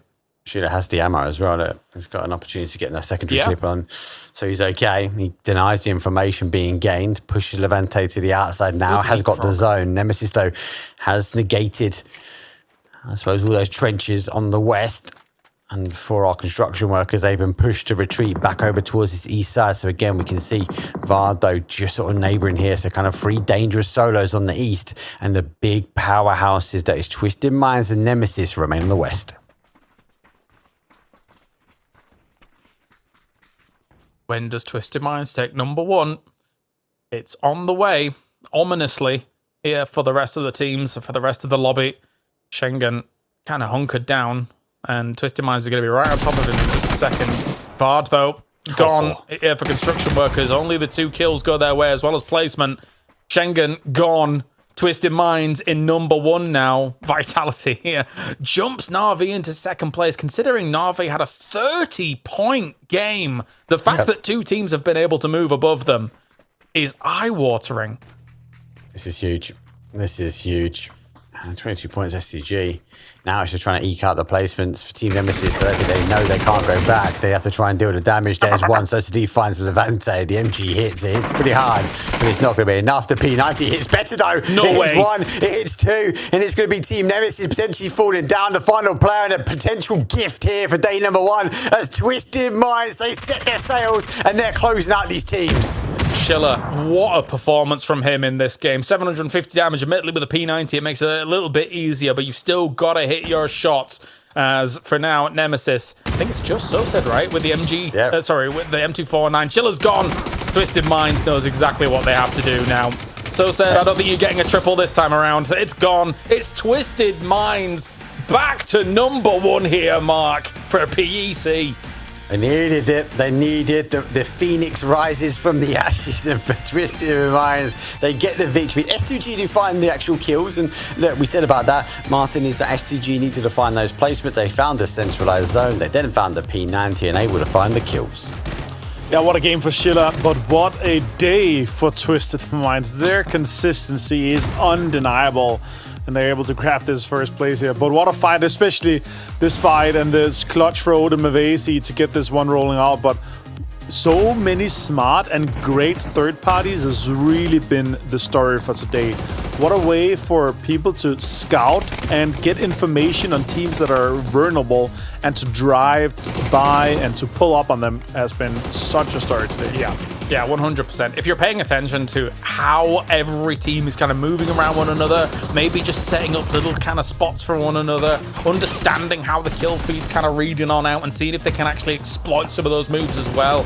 PEC is the motherlode for those kinds of plays. As we take a look at how all of this actually went down. I was really hoping, Mark, that construction workers would be able to get a little bit more from this spot, but I think that their attention was divided quite a lot in some of these moments, right? Like understanding that there's some really strong teams around them that are having to pay attention to, and nobody's fully committing to the fight against them, which means that they're kind of being a bit antsy about those fights. Yeah, they're just keeping everyone at bay, aren't they? But it's actually alluding to, they're juggling multiple teams at the single time. And then it comes down to which is the one they can maximize out. And that's what we see. Look at even this point here, Twisted Minds are starting to charge their way down. They know exactly where to go. So when they see the kill feed lighting up, it's well done. So it's just a strategy game for them, just kind of knocking one team off at a time. And then eventually, it's actually, let's close it out. And as Martin says, that level of consistency that Twisted Minds are able to produce is huge. You used my trigger word, a strategy game. Yes, yeah, absolutely 100%. That's what PUBG is to me, my friend. That's what it is to me. 19 points go the way of Twisted Minds, but S2G 15 much needed points. As you say, Martin, I think really mostly off the back of Schiller. I know that it takes a team effort to be able to get you to that spot, but giving the P90 to Schiller, yes, please, more of that.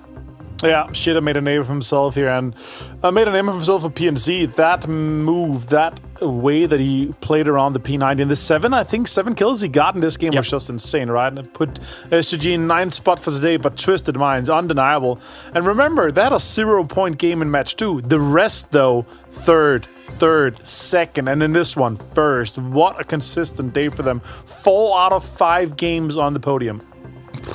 Absolutely redonkulous there from Twisted Minds, as that will position them here at number 1. Team Nemesis, man, what a move up, right, Mark? Considering that they were really down towards the bottom in some of these games, and then Sosa decides, you know what, M249 is a cool gun, and then decided to use it for the rest of the day. Well, they came into that penultimate game in 15th place, and during that game, they even went to the 16th. So for them to go back and climb those leaderboard is again a bit of a save.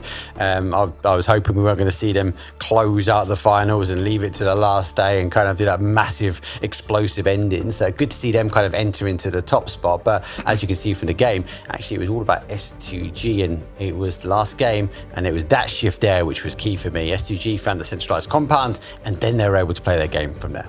A very important one, and also an important one for Vitality to position them safely on that podium position, as well as they took some strong dips and were able to take some pretty decent fights. I even liked the 2-2 later on in the game, Martin, across the road, to use that as the potential to be able to eventually move across. I think that was important, but unfortunately they got embroiled in just too many fights from too many teams crashing their position.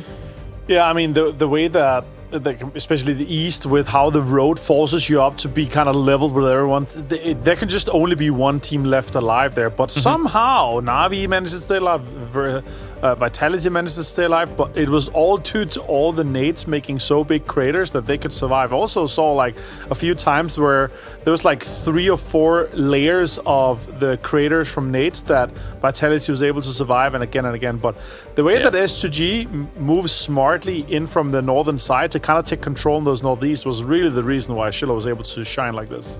Yep, very impressive stuff. Unfortunately for Levante there, not much more you can do from that crate as the Blues pushing on in. Everybody's looking your way. A tough one there, Mark, but hey, the fact that Vitality, after having the position, where did they finish? I can't recall. They eventually were able to push up high into the last finals, but now being able... Yeah, okay, so not terrible, but this is, I think this is where Vitality should be with the caliber of players that they've got on their board. Yeah, again, adding to your point, it was a last attempt for them, right? They kind of waited to the end to sort of climb those leaderboards. So yeah, 7th, not bad, but not as expected, because they are a LAN capable team, right? And we know Levante, he's a cheeky chappy when it comes down to LANs as well, and a team that performs. So a good start for them for day number 1. And actually, I kind of like what I'm seeing. They're playing aggressive, they're playing smart. That Rondo game was very smart. They came off the high ground and they played towards that north position. They did try to close out Team Nemesis again. So they're able to dial up the level of aggression, but also dial it back down. All right, well, let's listen in some of the team comms from this game as we round out day number 1. Бля, вот тут трупы лежат. Посмотрите, вот тут. Может быть, да, вместе надо. Дропом. Инста. Найс. Тоник и твисты фулка. У меня упор еще! Блять, за машиной. Что за бред ебаный? Передо мной. Хуярит. В тачках где-то. Я бегу просто. Я флешды. Хай. Давай. Я иду просто. Вижу перед собой на меня стало. Убил. Не имеет слаз. Он у меня. Хорошо. Найс. Очень что бьют. Спасибо.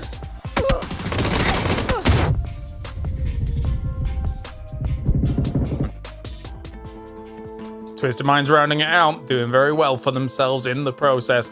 Number one, once again, they were annoyed that Virtus Pro was apparently the previous champion. I mean, they need a return to normality here, Martin. Yeah, the Kings of EMEA are back, and they're here to deny everyone to get a chance of those cheeky 250 PGC points like they need it. For sure. And of course, they are the defending champions of Esports World Cup as well, so they're already there. They're crazy, crazy guys. But we do have our interview ready with one of our big performers here from today. We've got Noddy coming in from Joga Bonito. Hello, Noddy. How are you doing? Hello, I'm doing good. You? Not too bad. Fantastic. We enjoyed watching your games. They was cool stuff. So, my first question, Noddy, is obviously you guys missed the first final. Coming into this final, how did the team prepare to be able to perform this well? I mean, we always look to play our game. We are obviously aiming for top 3, so we can play, so we can have a chance to qualify for LANs. We are a bit disappointed about the last playoffs, but it is what it is. That's fair. It's a tough region, I think is fair to say. Mark, do you have a question? Yeah, let me just carry on with that, actually, because I want to probe a little bit more, Noddy. You're a team that's very well known for aggression, especially for kills. So, like, for the next couple of days, like, what is the plan for Joga Bonito? What are you guys going to go away tonight and do a bit of research on to come back tomorrow? Nothing, as I said, just play our game, fight as much as possible, have fun, and that's it. I love it, mate. Yeah, keep up the level of aggression. You guys love the kills. You always seem to be chasing them down. Avenger? Yeah, Congress are doing well here today, Noddy. And I want to ask a little bit about kind of prior to this, because you guys have had a shadow ban, you could say, in the scrims for playing your way, but in the cups you then proved yourself and saying, you know what, you can actually roll with the big guys. How did that affect you guys, and how have you taken your aggression into the finals here? Talk to us a bit about the kind of insights on the team, maybe. I mean, we was frustrated, obviously, because of our ban on scrims. We couldn't practice for 3 months. But yeah, I don't know, we just play our game, just fight as much as possible first phases, because people don't feel comfortable fighting, and when they don't feel comfortable they do mistakes, and yeah, that's it. I, for one, think it's awesome that you proved the doubters wrong, I suppose, when it came to that. So well done to you, and well done to the team. Any final words or shout-outs you want to give, Noddy, before we let you go? I don't know, just thanks everyone for watching, our fans from Balkan. And that's it. Shout out to my teammates for carrying me. And that's it. All right, well, thank you very much, Noddy, and well done today. Good luck tomorrow if you can make a big move up the leaderboards. Good luck, my friend. Thank you very much. See you. Thank you. All right, that was Noddy here from Joga Bonito joining us, and thank you very much to him, of course, for joining us. So for some of the teams and things like that, obviously English is not their first language, so it's always awesome for them to join when we request them, right, Martin? It's great. It's great.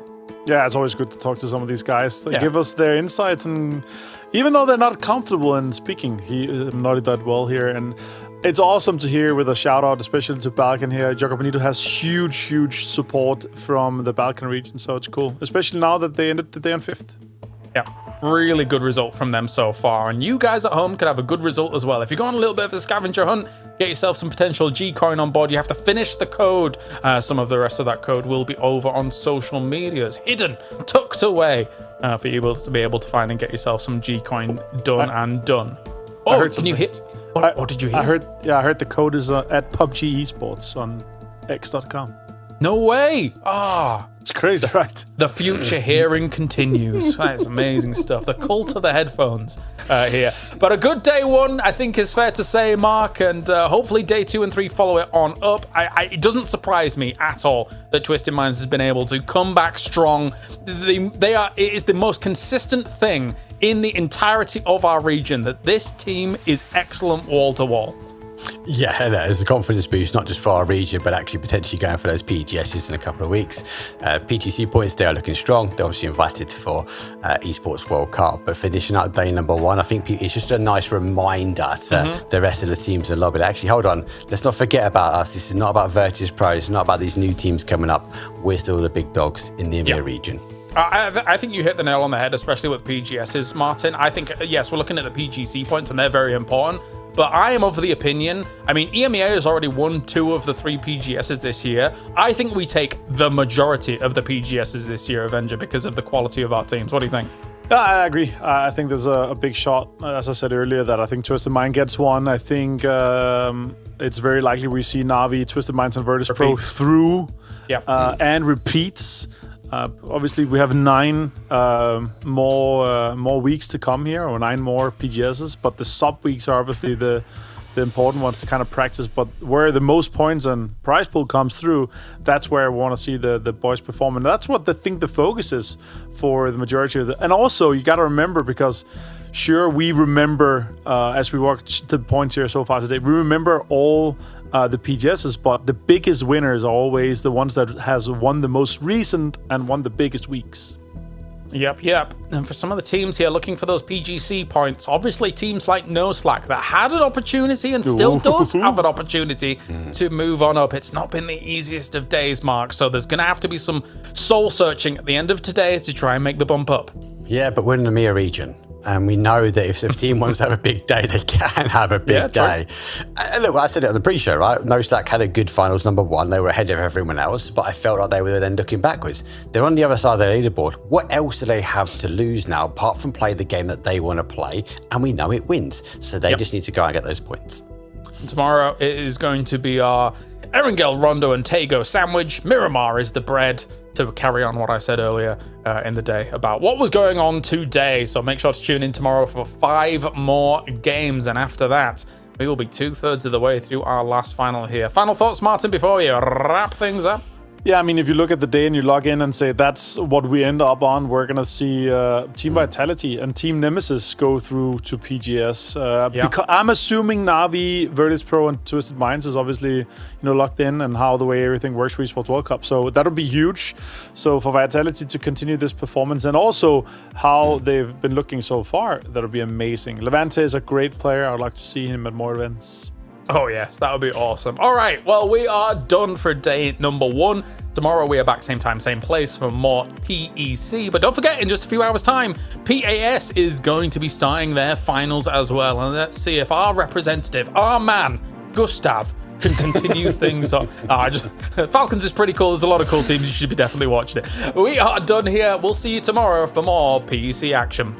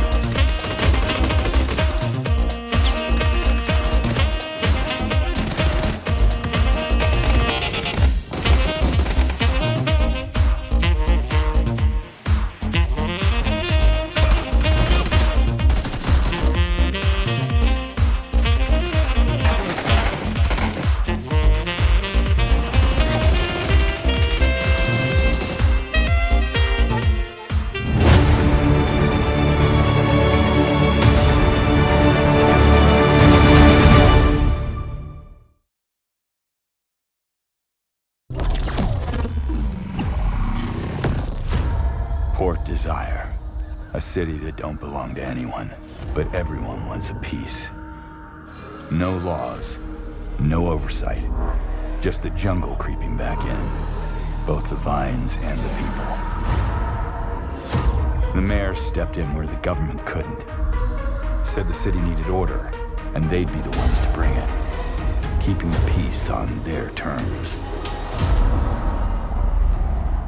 I walked away from it all. Kept my hands in dirt instead of blood. But desire is a fickle mistress. The city won't let me go. It won't forget my name. I asked for nothing, and they still came and took everything.